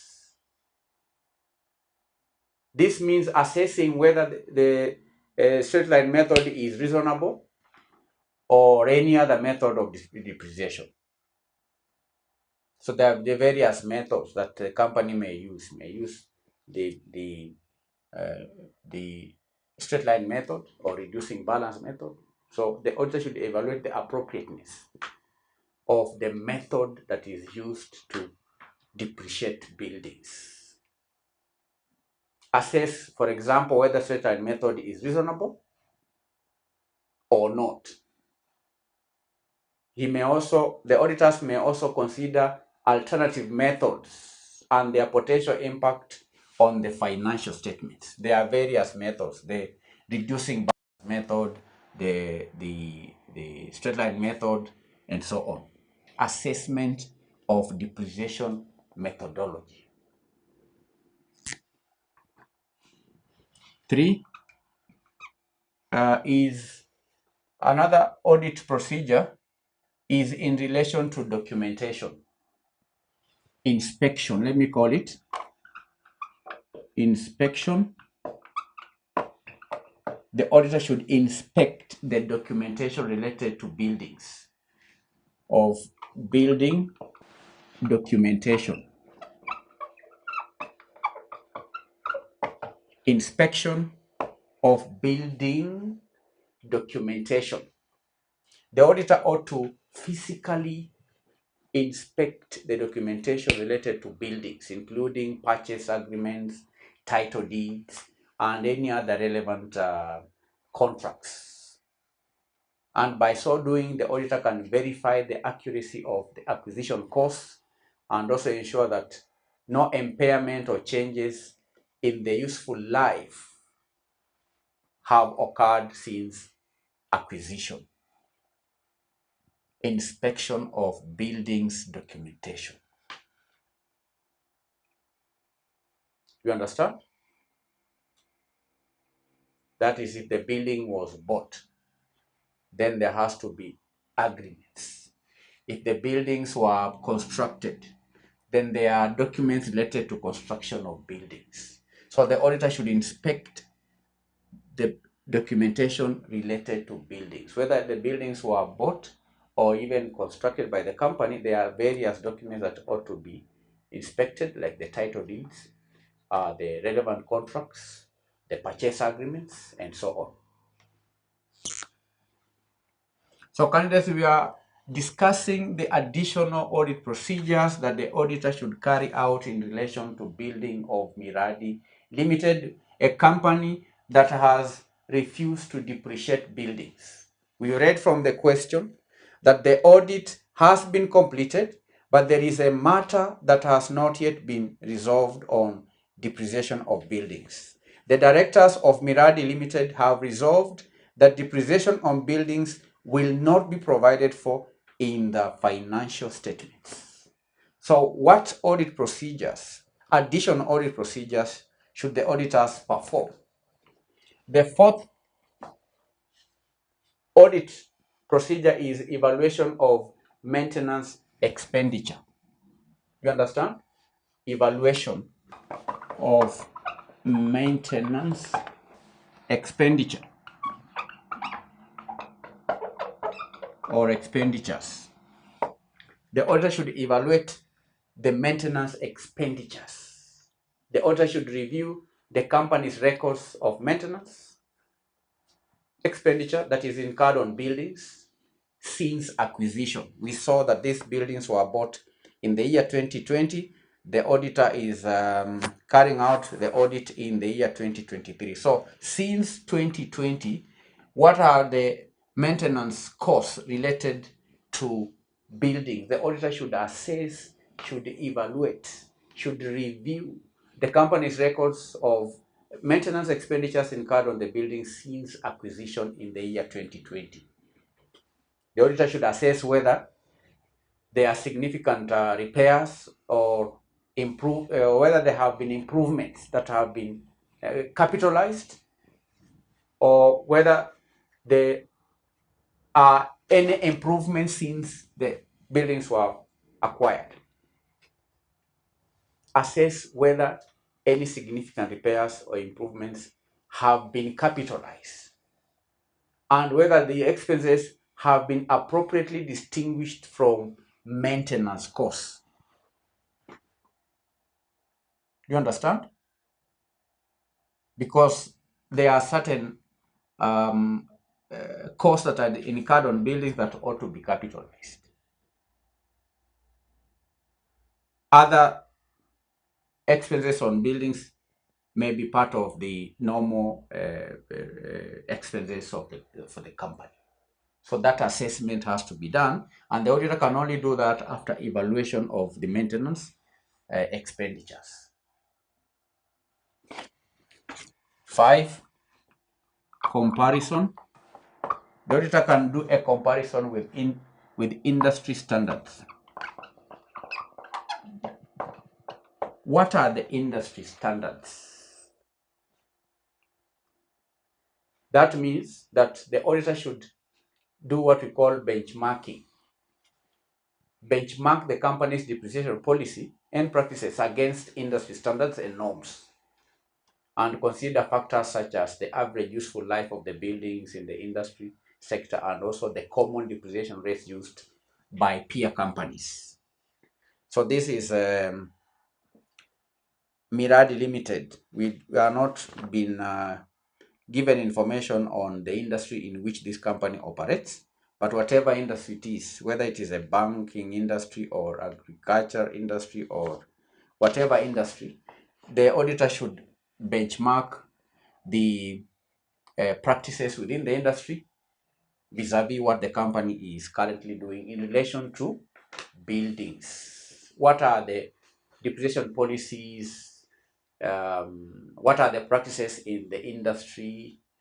And what are the standards, what are the norms in the industry compared to what the company is doing? Because industries may have certain average useful life for buildings. The companies may have a common depreciation rates that are used within that industry. So the auditor should compare the rates, should compare the various factors in relation to buildings compared to what happens in the industry. So comparison with industry standards. So this is an additional audit procedure. Another procedure is in relation to communication with third parties. Communication with third parties. These third parties could be experts or independent appraisers, industry experts, and so on. The purpose for this procedure is to obtain their opinion on the appropriateness of the company's depreciation policy and the condition of buildings. Do you understand? These are third parties, like experts, appraisers, and so on. Communication with third parties.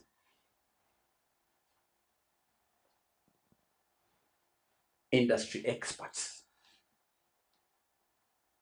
So these are some of the audit procedures. They are not the only audit procedures. There are more. There could be more, but these are 6 audit procedures that the auditor can perform in relation to the buildings of Miradi Limited Company, which has not been providing for depreciation on buildings for the last 3 years. So the auditor here, I'm saying, should seek validation or additional insights to support audit findings. So these additional procedures candidates aim to enhance the auditor's understanding of the depreciation matter. These audit procedures may also help the auditor assess the impact of the decision not to provide for depreciation on the financial statements, and also to ensure compliance with accounting standards and regulatory requirements. That is the solution to that part. Additional audit procedures: number 1, review accounting policies. Number 2, assessment of depreciation methodology. Number 3, inspection of buildings documentation. Number 4, evaluation of maintenance expenditures. Number 5, a comparison with industry standards. Then lastly, communication with third parties. That is part A, Roman 1. A, Roman 2, assume that according to your workings, the depreciation charge on buildings for the year ended 30th June 2023 should be 4.2 million based on the straight line method of depreciation at an annual rate of 5%. Required, discuss the implications of the above on the financial statements, clearly indicating its effect on the audit report. This is Roman 2. We have to discuss implications of the above on the financial statements. The above is assuming, according to your workings, the depreciation charge on the buildings for the year ended 30 June 2023 should be 4.2 million on the straight line method depreciation at an annual rate of 5%. What is the implication of this? What is the implication if the depreciation was to be 4.2 million? What is the implication on the financial statements?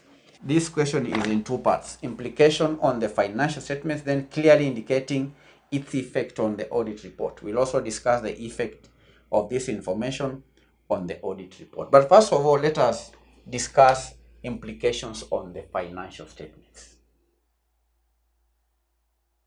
Failure to provide for depreciation on buildings,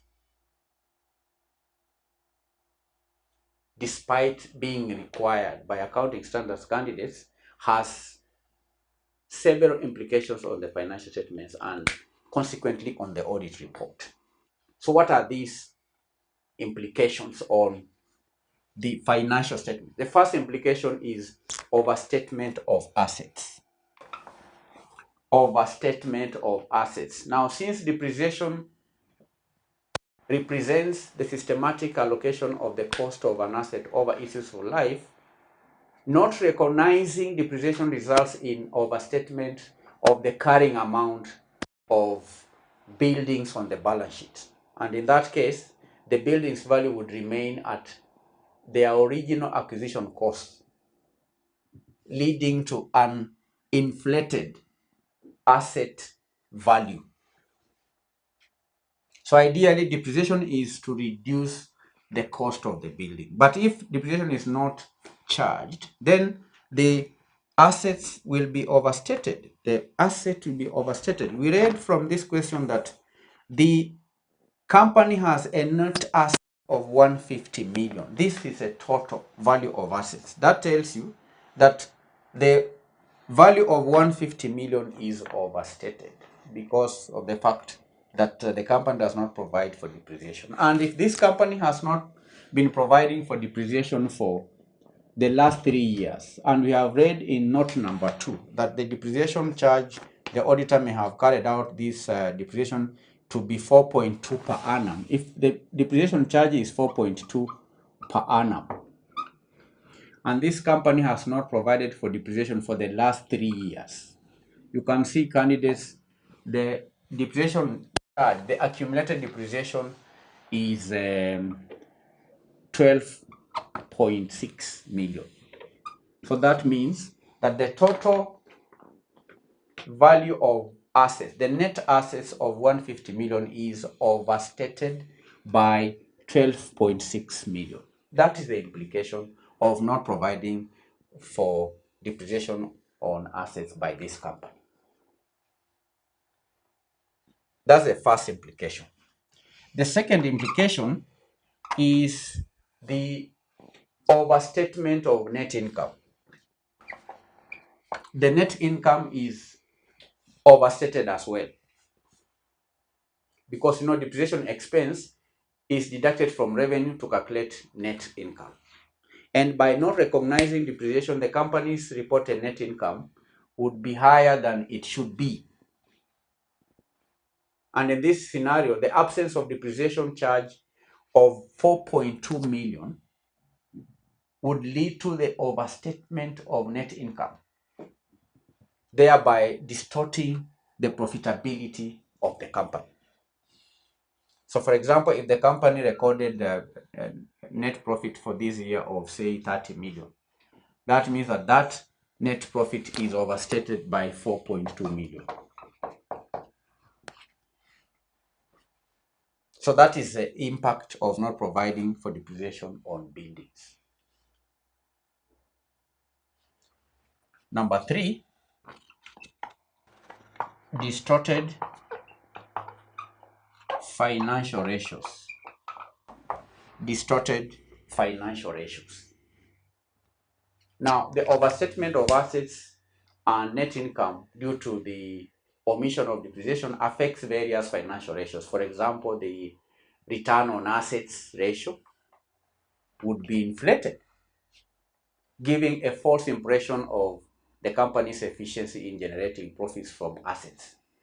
Similarly, the debt to equity ratio could also be affected, as the inflated assets would lead to a lower leverage ratio. You may have other assets like the return on capital or return on capital employed, which is calculated by getting the ratio between the net profit and sales, or net profit and return on capital employed. So the omission to depreciate buildings could lead to distorted financial ratios. Why? Because the assets are inflated, net income is also inflated, and that could affect various financial ratios. That is an implication of not providing for depreciation on buildings.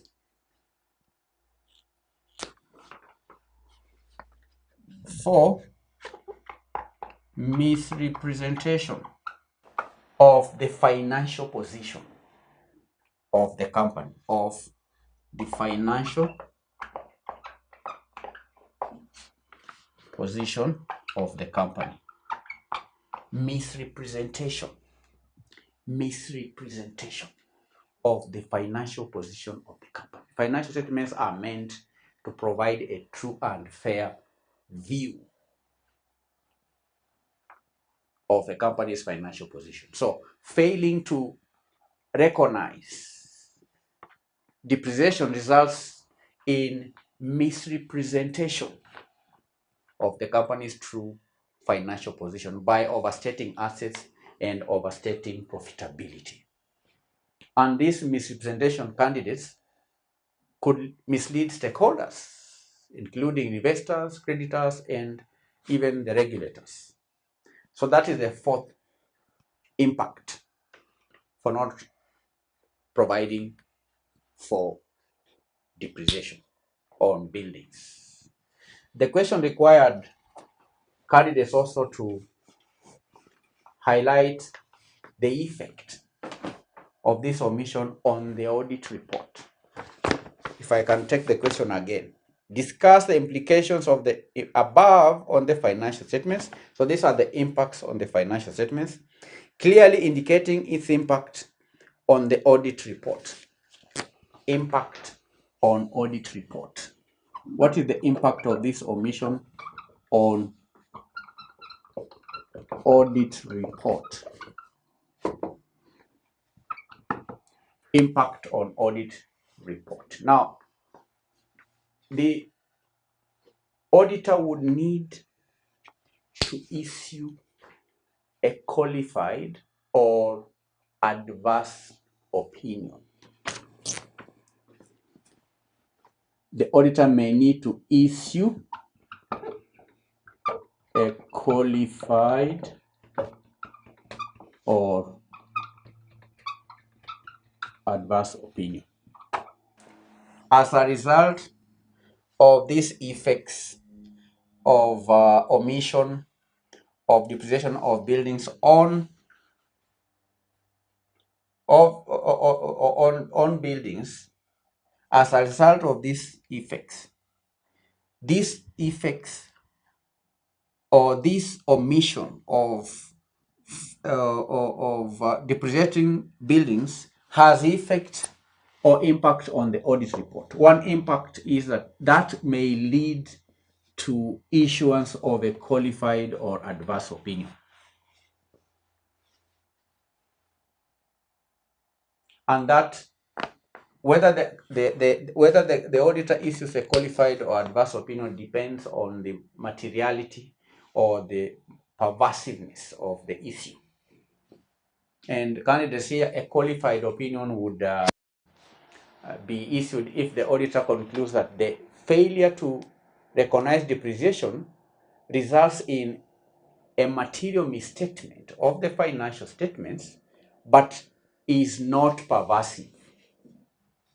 On the other hand, an adverse opinion would be warranted if the auditor determines that the misstatement is both material and pervasive, meaning that it affects multiple areas of the financial statements. So that would be one impact. That may lead to issuance of a qualified opinion or adverse opinion depending on the materiality of and pervasiveness of the error.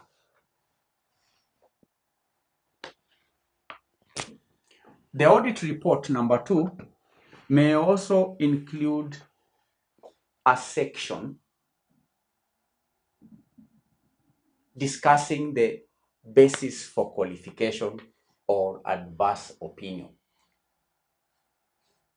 There would be an additional paragraph. The audit report would contain a section. You understand? Discussing the basis for qualification or for issuing an adverse opinion. And this section would explain the reasons for the auditor's conclusion, including the failure to recognize depreciation, including the impacts of this omission to depreciate buildings on the financial statements. It would also highlight the departure from accounting standards and regulatory requirements. Additional paragraph. There will be a section explaining the impact of this mistake on the and so on. So these are two impacts on the audit report. Now, candidates, in concluding this part of the question, we can say that the failure to recognize depreciation on building has significant implications for accuracy and reliability of the financial statements, requiring appropriate disclosure and also qualification in the audit report in order to inform the stakeholders of the limitations of the financial information that has been presented.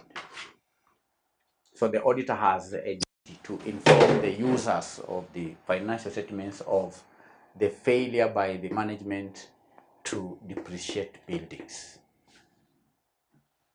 Failure to recognize depreciation on buildings has significant implications for the accuracy and reliability of the financial statements. We've seen how the failure of this failure can lead to implication on the assets. It has implications on the net income. It has implications on financial ratios. It has also implication on the the truthfulness and the fairness of the financial statements, because we know that financial statements are expected to portray a true and fair view. But if there is an omission in depreciation, that can lead to misrepresentation of the financial position, which means that the financial position of the company as presented by the management does not present a true and fair view.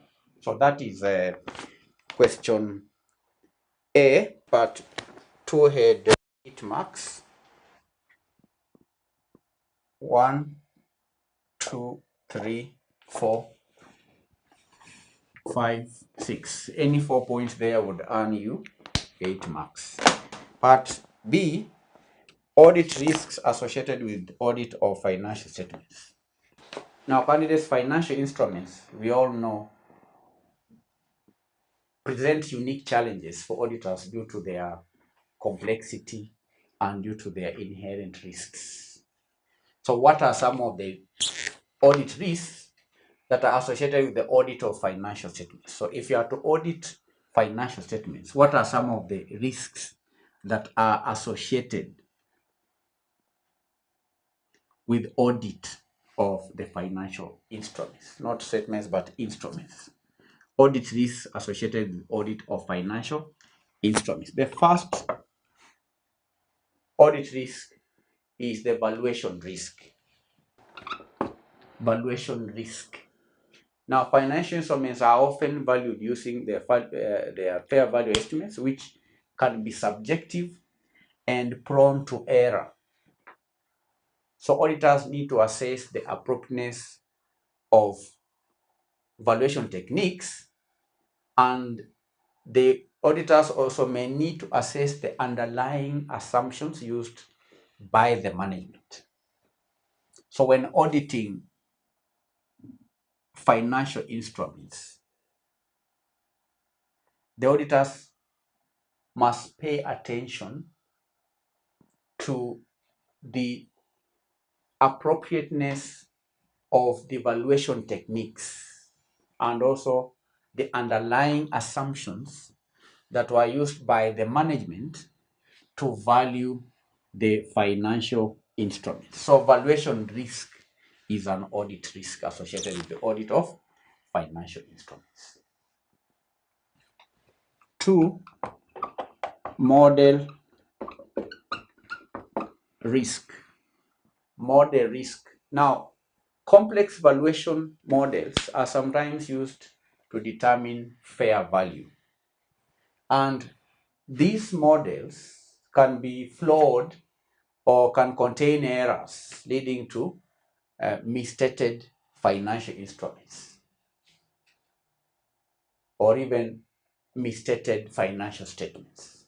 So auditors need to evaluate the control around model development and their use. So financial instruments are valued based on certain models. So there could also be errors in the development of these models, which can pose model risks. And when auditing these financial instruments, the auditors ought to pay attention to the models and the risks and how they are developed. There are also inherent risks associated with the audit of financial instruments. Number 3, inherent risks. Financial instruments are inherently risky due to factors like market fluctuations, factors like creditworthiness of the counterparts, and also liquidity issues. So the inherent risk associated with the specific instrument can be high, requiring extensive audit procedures. Inherent risks. 4, control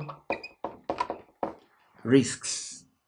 There are also control risks associated with the audit of financial instruments. The internal controls surrounding financial instruments may be weak, they may be ineffective, and that could allow for errors or fraud to go undetected. So auditors need to assess the design and also the operating effectiveness of controls related to financial instruments and also related to transactions around financial instruments and valuation. Control risks. Lastly, we have classification risk. There is also risk associated with classification. Financial instruments can be complex and may be incorrectly classified in the financial statements. And this misclassification can have a significant impact on the reported financial position and results. So auditors need to understand the classification criteria, and also they need to test the company's classification processes. Classification risks. There's also disclosure risk associated with the audit of financial instruments. Disclosure risk. The financial statements may not adequately disclose the nature and the extent of the risk associated with financial instruments. And insufficient disclosures candidates can mislead users of the financial statements. So auditors need to assess the completeness and the accuracy of disclosures related to financial instruments like derivatives. So these are 6 audit risks. Candidates were to give 6 audit risks. 1 is valuation risk, 2 model risk, 3 inherent risk, 4 control risk, 5 classification risk, 6 disclosure risk. How many marks? These are 6 marks. 6 marks. Part A of the question, how many marks? This one, 6, this a point here, 6 marks. Then we have 6 part 2, implication on financial statements, 6 marks. These are 8 marks. Any 4 points will earn you 8 marks here. Total is 20 marks. So that is a suggested solution to the Advanced Auditing and Assurance December 2022 question 1. Thank you for attending the lesson.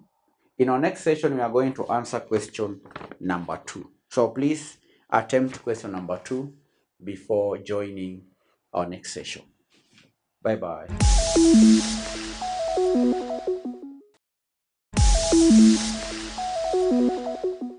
Hello and welcome back to the lesson. Today we are going to answer question number 3, Advanced Auditing and Assurance, December 2023. We've done question 1 and 2. Today we are going to do question 3. In our next session, we'll do question 4 and 5. Question 3 reads as follows. CompuMax Limited is one of your audit clients for the year ended 30th June 2023. The company has followed generally accepted accounting principles and had a conservative approach to recognize revenue from its software application sales. Revenue was recognized only when the product was delivered to the customer. Due to increased competition leading to a decline in market share, the CEO of the company has put pressure on the Chief Finance Officer to find ways to improve the company's financial performance and boost revenue numbers. In reacting to the pressure, the CFO decided that the new policy will be that revenue from software application sales could be recognized as soon as the contract was signed, regardless of the product's actual delivery to the customer. The CFO did not disclose the change in policy. With the new policy, the company started to recognize revenue from software application sales immediately after contract signing, artificially inflating the company's revenue figures. This allowed the company to present a more favorable financial status, potentially increasing the share price and attracting new investors. Required, with reference to the above scenario, describe 3 circumstances under which a change in accounting policy is permissible. Roman 2, summarize 3 disclosures that could be made in the financial statements regarding the change in accounting policy. Roman 3, discuss 5 audit procedures that are necessary where an entity has changed an accounting policy. We're first going to answer part A, circumstances under which a change in accounting policy is permissible. We've read here that the accountant changed the accounting policy, but that was not disclosed. All right. The CEO did not disclose the change in the policy. So what are the circumstances under which a change in accounting policy is permissible? One circumstance is to comply with the change in new standards or interpretations. So a policy may be changed if there is any new standard or interpretation which a company needs to comply with. So we can say compliance with new regulations or standard, new accounting standard or interpretation. If there is any new interpretation to the accounting standards, or if there is any new accounting standard. So if there is new accounting standard or interpretation, then the company may change an accounting policy in order to do what? To comply with the new accounting standard. Compliance with a new standard or interpretation. Now, if a new accounting standard or interpretation is issued, a change in policy may be necessary to adhere to the updated accounting principles. 2, improved presentation. This may also necessitate change in the accounting policy. Improved presentation of financial performance. This is a circumstance that can necessitate change in accounting policy. Improved presentation of financial performance. If the current policy is considered misleading or unreliable in representing the financial performance of the company, then a change can be made for improved financial performance of the company. A change can be made for improved financial statement presentation. The third point is correction of error. This is yet another circumstance that necessitates change in accounting policy. If a past policy was applied incorrectly, resulting in misstated financial statements, then a change is required to correct the error and also present accurate financial information. So these are 3 circumstances under which a change in accounting policy is permissible. 3 marks. 1, 2, 3. 3 marks. Roman 2, summarize 3 disclosures that could be made in the financial statements regarding the change in accounting policy. Disclosures that could be made. Roman 2, disclosures that should be made or could be made in financial statements regarding change in accounting policy. What are the disclosures? One is nature of the change. One is to disclose the nature of the change. this is required to be disclosed in the financial statements. Nature of the change. Clearly explain the specific accounting policy that has been changed and the nature of the new policy being adopted. That means clearly disclose the old policy and the new policy. Clearly explain the specific accounting policy that has been changed. That is the old policy. And also the nature of the new policy being adopted. The second disclosure is justification of the change. What are the reasons for the change? Justify. Provide rationale for the change, explaining how it improves the presentation of financial performance, and also you ought to provide more relevant information to users. Why is the change being made? That's obvious, is it not? Then what is the financial impact of the change? If there's a change in accounting policy, for example, the policy on depreciation, what will be the impact of such change on the financial statements? In disclosing, the accountant ought to quantify the financial impact of the change on current and future periods, including income, expenses, the assets, including liabilities, and so on. What is the impact of this change on assets, liabilities, and expenses? And that may involve comparative statements showing the effect of both policies. So candidates were to give 3 disclosures that could be made in the financial statements regarding the change in the accounting policy. 3 marks. 1, 2, 3. 1, 2, 3 marks. We are moving on to answer part Roman 3. Discuss 5 audit procedures that are necessary where an entity has changed an accounting policy. Now, if a company changes an accounting policy, what audit procedures should you perform as an auditor? That's what we want to discuss. Audit procedures that are necessary where an entity has changed an accounting policy. Audit procedures that are necessary.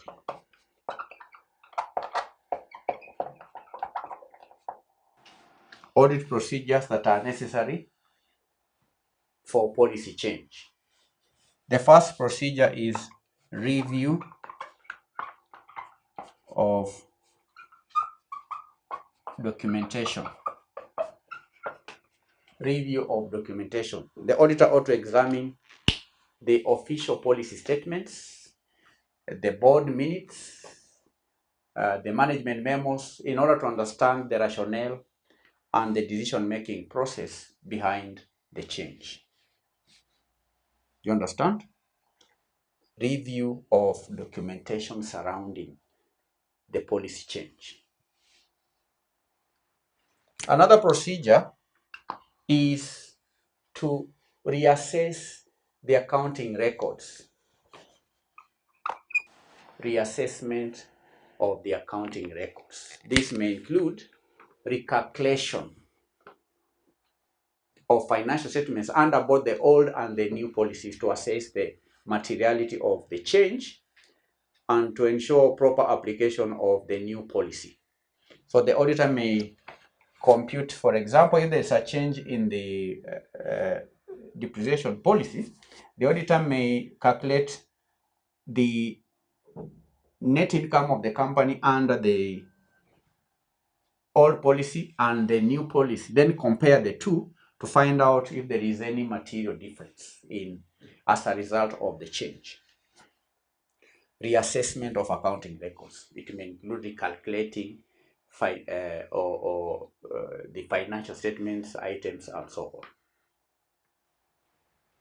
Testing of internal controls is another audit procedure. testing of internal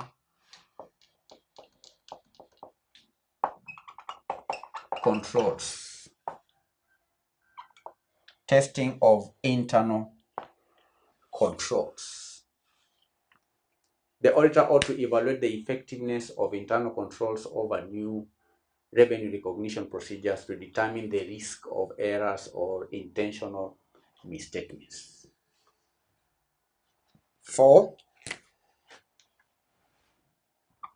The fourth audit procedure is to do what we call independent verification. Independent verification. The auditor should confirm the existence and also the validity of contracts claimed as basis for revenue recognition before signing. You understand? The auditor can also perform analytical procedures to identify unusual patterns or inconsistencies in revenue trends. This may include the calculation of ratios and so on, analytical procedures.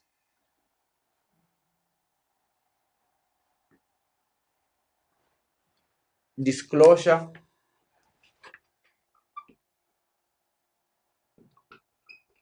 This is another procedure in relation to disclosure. We can call it disclosure evaluation.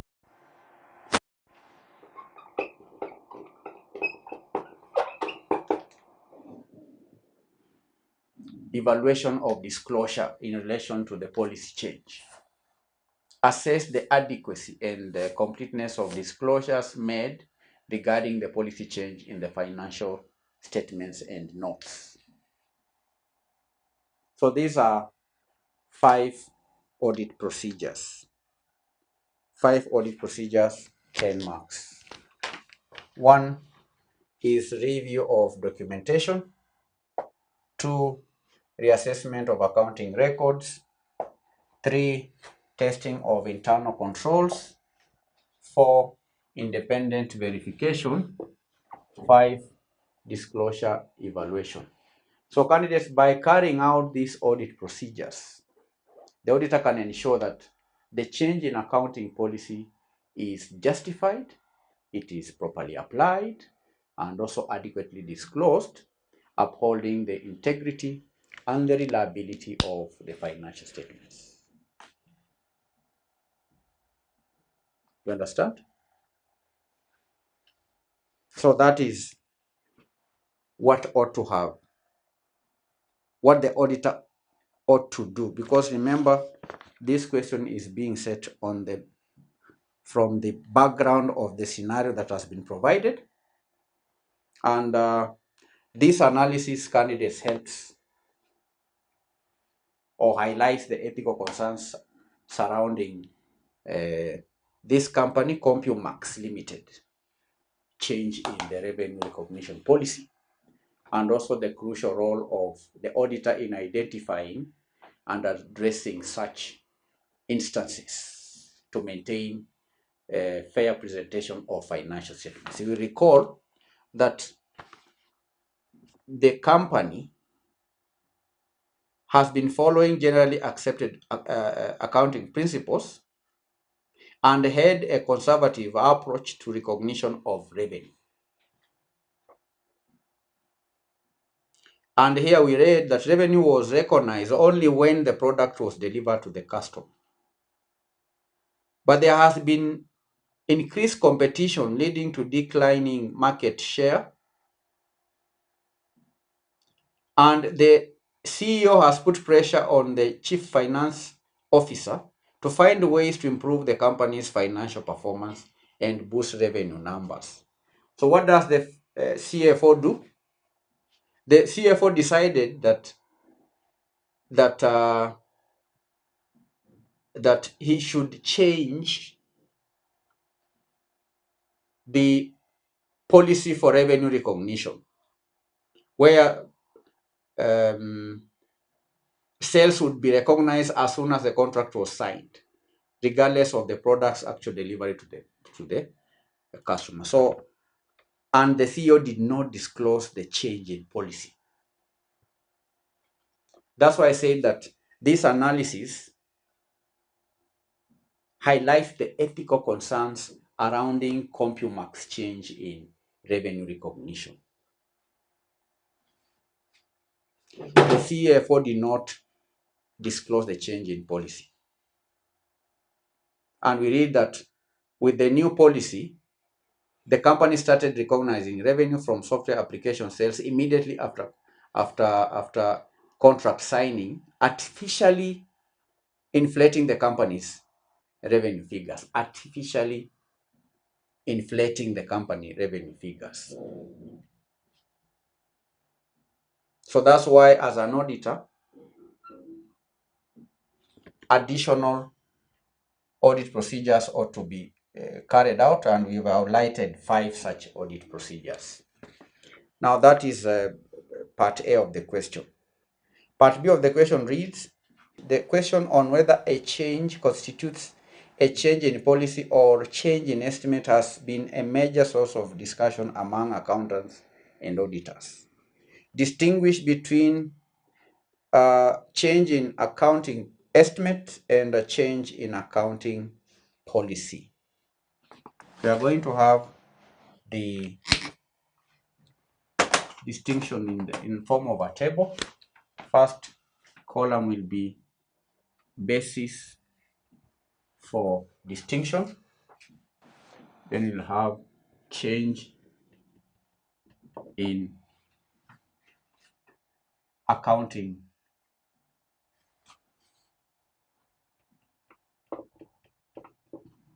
estimate.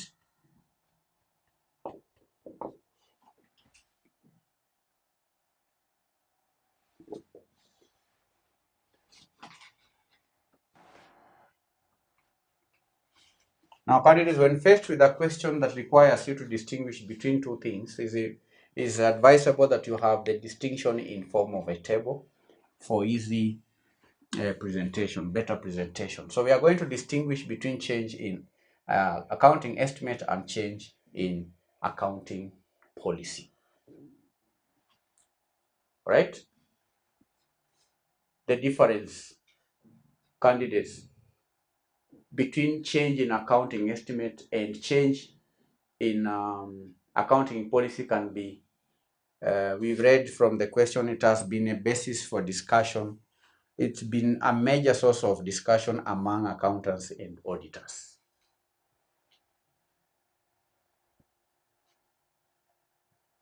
So what's the difference between change in accounting estimate and change in accounting policy? Sometimes, candidates, you can distinguish phrases or terms based on definition. What does change in accounting estimate entail? Now, change in accounting estimates adjusts the carrying amount of an asset or liability. This one adjusts the carrying amount of an asset or liability. Change in accounting estimate adjusts the carrying amount of an asset or liability or related expense. You understand? Let me say, or related expense.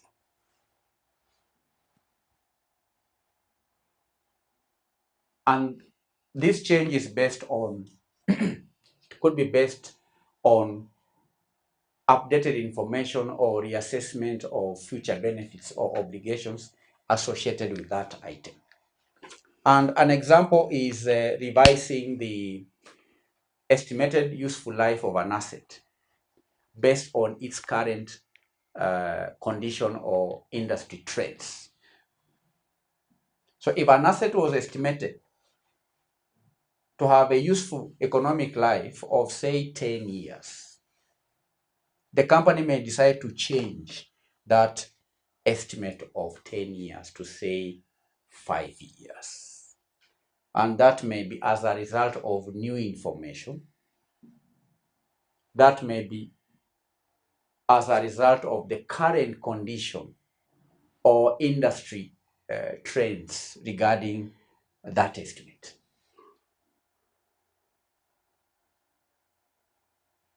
So that is the meaning or what change in accounting estimate entails.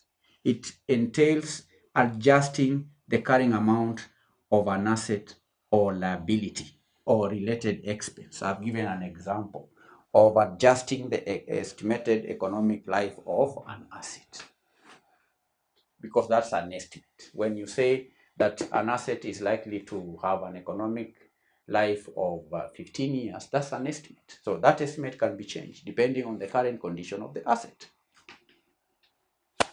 Now, change in accounting policy fundamentally alters how a specific type of transaction, event, or condition is accounted for in the financial statements. Alters how a specific type of transaction, this one alters how a specific type of transaction,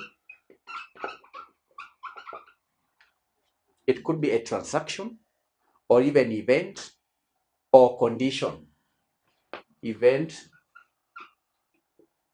or condition is accounted for. Change in accounting policy alters how a specific type of transaction, event, or condition is accounted for in the financial statements.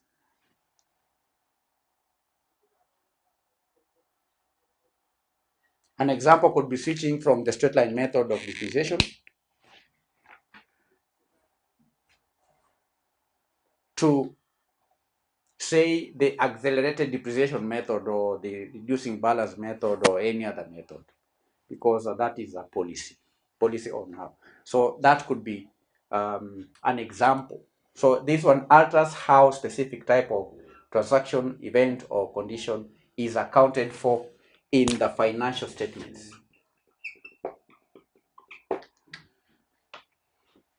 So that's the distinction between change in estimate and change in accounting policy based on the definition. So we have distinguished the two on the basis of their definition.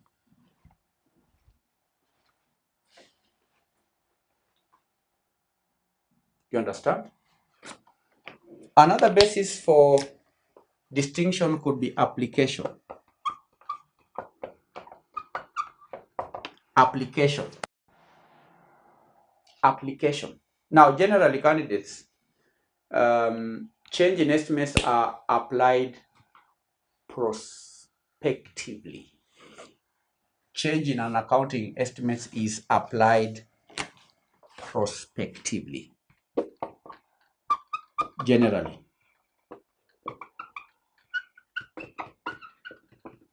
Change in accounting estimates are applied prospectively.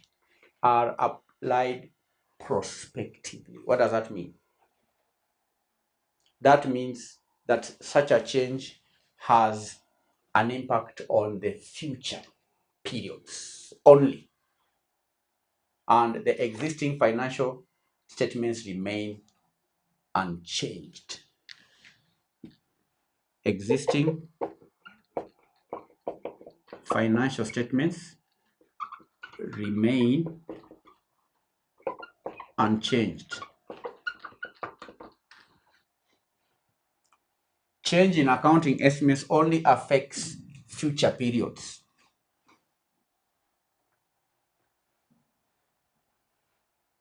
How about change in accounting policy.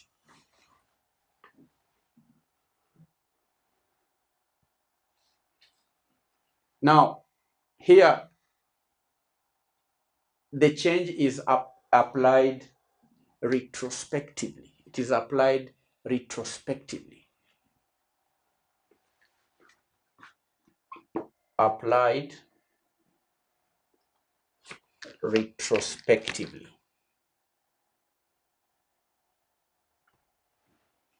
The change is applied, change in accounting policy is applied retrospectively. This one goes back to prior periods. All right?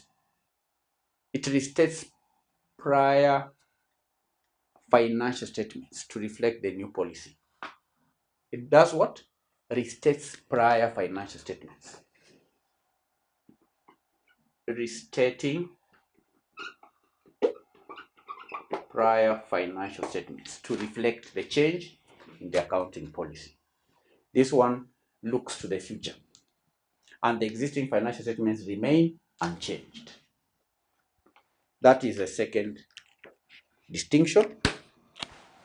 You understand? This is the second distinction based on application. The third one is based on justification.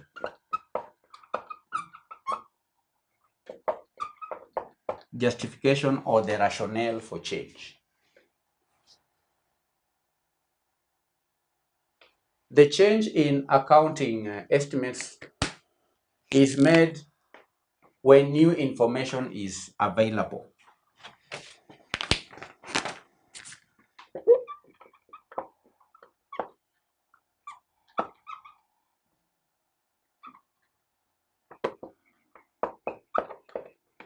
Availability of new information.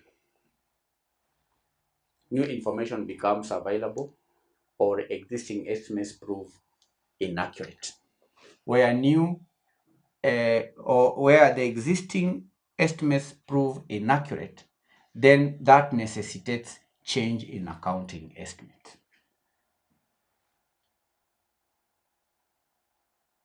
You understand? Where the current estimate leads to inaccurate financial statements, then there is justification or rationale for change.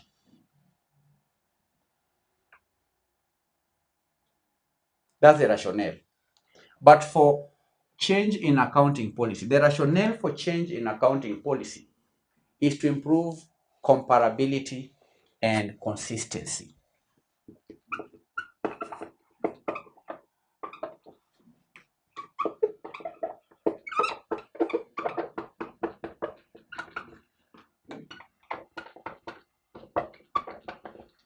You have to give how many distinctions? These are 4. I've given you 3. You have to give 2. I've given you 3. Now, for change in accounting policy candidates is to improve comparability, to improve consistency, and what we call representational faithfulness.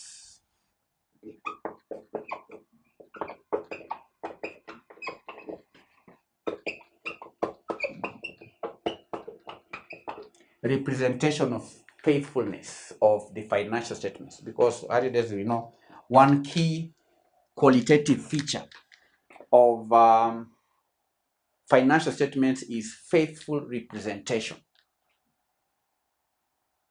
So it may be necessary to change accounting policy, the rationale being to improve comparability, consistency, and representational faithfulness of the financial statements. That's why this change is applied retrospectively, so that there is consistency. If a company chooses to change, for example, the depreciation policy on depreciation in 2023, the company may be required to adjust prior financial statements to reflect the new change so that there could be comparability, consistency, and representational faithfulness of the financial statements.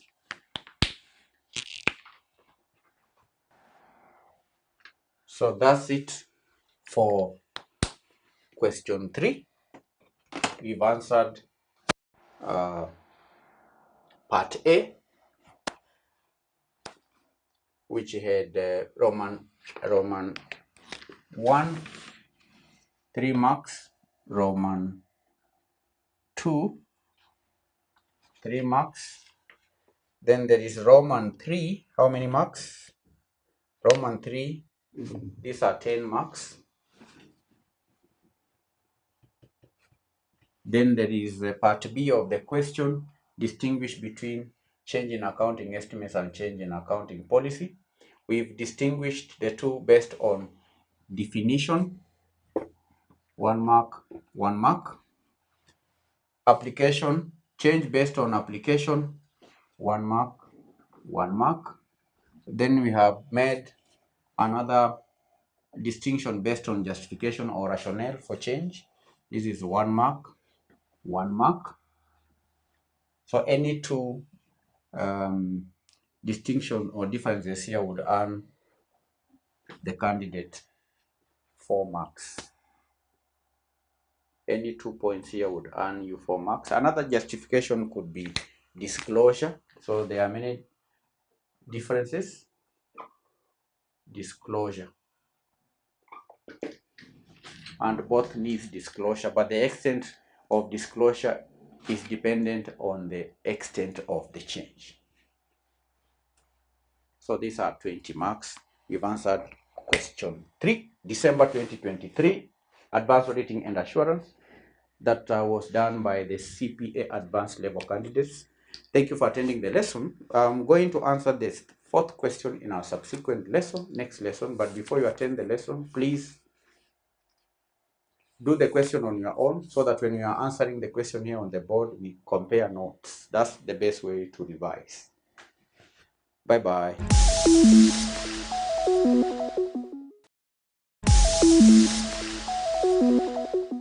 Hello everyone, and welcome back to the revision of the Advanced Auditing and Assurance paper that was done in December 2023. We, in our last lesson, did question 1. Today, we move on to question number 2. Part A of this question reads, the following is an extract from a speech presented in a recent professional forum. First paragraph reads, in the private sector, going concern is an area of interest to users of financial statements. Shareholders and lenders wish to know that a business will continue into the foreseeable future before they can make investment or lending decisions. Paragraph 2. The going concern concept in the public sector differs from that in the private sector. This is because most public bodies, whether government departments, devolved administrations, local public bodies, or national funds, have a statutory existence that makes technical insolvency almost impossible. Lastly, the last paragraph, despite that, stakeholders in the public sector still have an interest in knowing whether these institutions are financially sustainable. Required, in the context of the above statement, discuss 8 factors that an auditor would consider in determining the going concern assumption of a public entity. So we've read that in the private sector, going concern is an area of interest to users of financial statements, and shareholders and lenders wish to know that a business will continue into the foreseeable future before they can make investment or lending decisions. The second paragraph says that the going concern concept in the public sector differs from that in the private sector. This is because most public bodies, whether government departments, devolved administrations, local public bodies, or even national funds, have a statutory existence that makes technical insolvency almost impossible. despite that shareholders or stakeholders in the public sector will still have an interest in knowing whether these institutions are financially sustainable. Required, in the context of the above statement, discuss 8 factors that an auditor would consider in determining the going concern assumption of a public entity. Now, candidates, while technical insolvency may be less likely in public entities, their going concern can still be impacted. So the question is, what are some of the factors that an auditor should consider when assessing the going concern assumption for public bodies? That is the question we are going to answer first. Part A. Factors that an auditor should consider in determining the going concern assumption. Now, the first factor to consider is government funding. The government funding reliance. Government funding reliance. What does that mean? That means that the entity's dependence on government funding and stability of such funding plays a key role. And significant funding cuts or uncertainties can threaten the ability to continue in operation. So when determining whether a public entity will continue operating in the foreseeable future, to determine the going concern assumption of a public entity, the auditor should check government funding reliance, such that if there is significant funding cuts for a given public entity or department, then that department is likely not to continue in operating in the foreseeable future. Do you understand? Government funding, because without funding, organizations or departments cannot operate. So the going concern may be threatened for an organization or a department or an entity of government where there are significant funding cuts. 2, financial sustainability. The auditor can consider financial sustainability. The auditor should assess the entity's long-term financial position, including operating margins, debt levels, and also cash flow, because unsustainable financial practices or inability to generate sufficient revenue may raise concerns or may affect the going concern of such an entity. Financial sustainability ought to be considered by an auditor when determining the going concern of an entity. 3, legislative changes. Legislative or regulatory changes. Changes in laws, changes in regulations should be considered. These are potential changes in laws, regulations, changes in accounting standards should be considered. These are changes that may impact the entity's operations or funding, and therefore unexpected changes can disrupt financial stability of a government entity. 4, public policy priorities. Public policy priorities. The auditor should analyze how changes in government priorities or public policies may affect the entity's funding or mandate, because shifting priorities could lead to reduced resource allocation, jeopardizing operations of a government department or institution. public policy priorities can be considered when determining the going concern assumption in the public sector. 5, the economic environment, the social environment should be considered. Economic and social environment. Economic and social environment. The auditor ought to assess the impact of the broader economic and also social factors like economic downturns, social unrest, natural disasters, which can disrupt operations and reduce demand for services that are offered by a given public sector entity. 5 or 6, this is 6, operational efficiency and effectiveness. How effective is the entity? How efficient is the entity? Operational efficiency and effectiveness. The auditor ought to evaluate the entity's efficiency in using resources and achieving its objectives, because inefficiencies or failure to deliver on mandates can affect public support and future funding. So if an auditor is to determine the going concern of a given public sector entity, then he may, or the auditors may have to evaluate how the entity utilizes resources. So if there are wastages and inefficiencies, or if the entity fails to deliver on mandate, then that can affect future funding.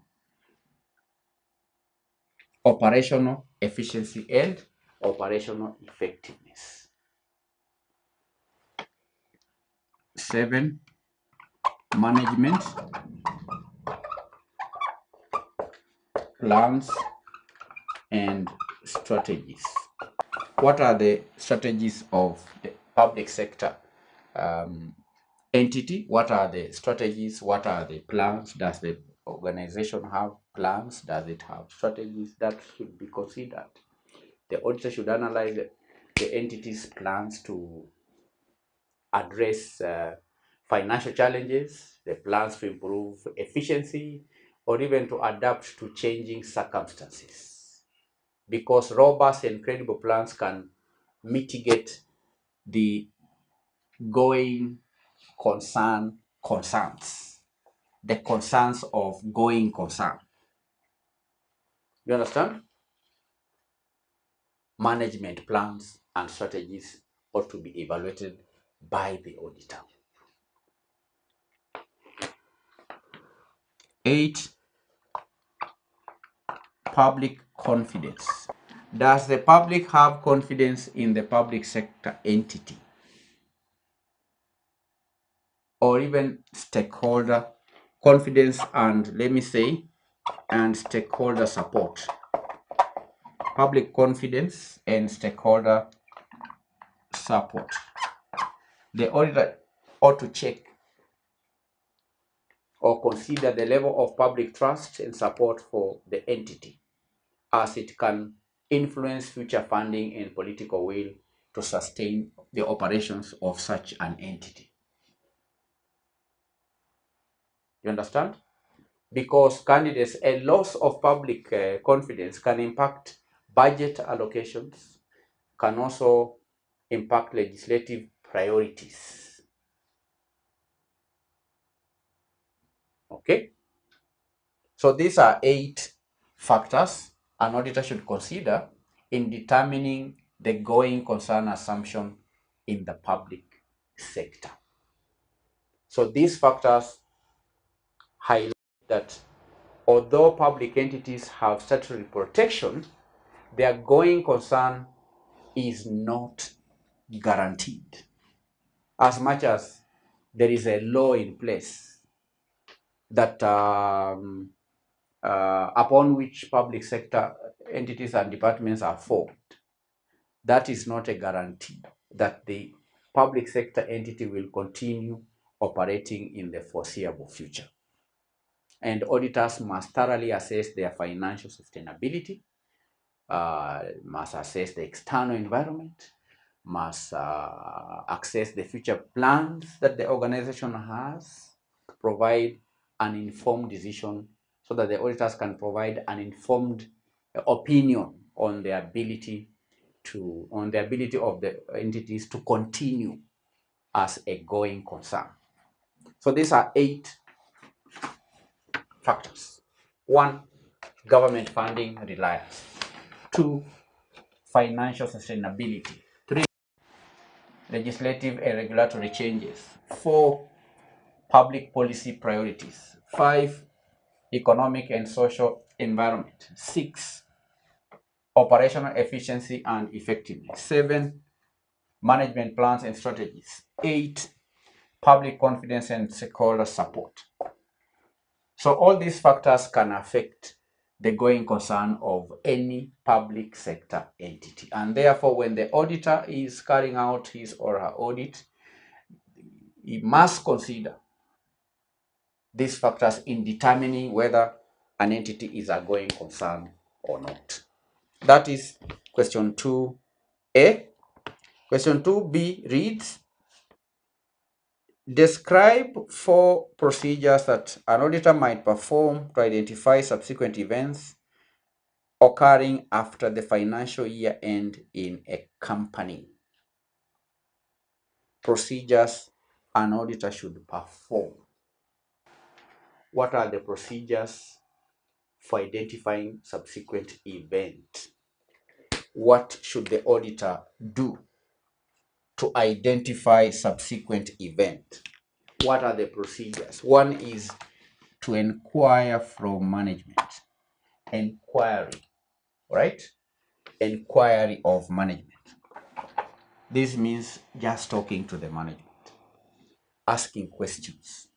Ask questions regarding subsequent events, because managers are the ones who are in charge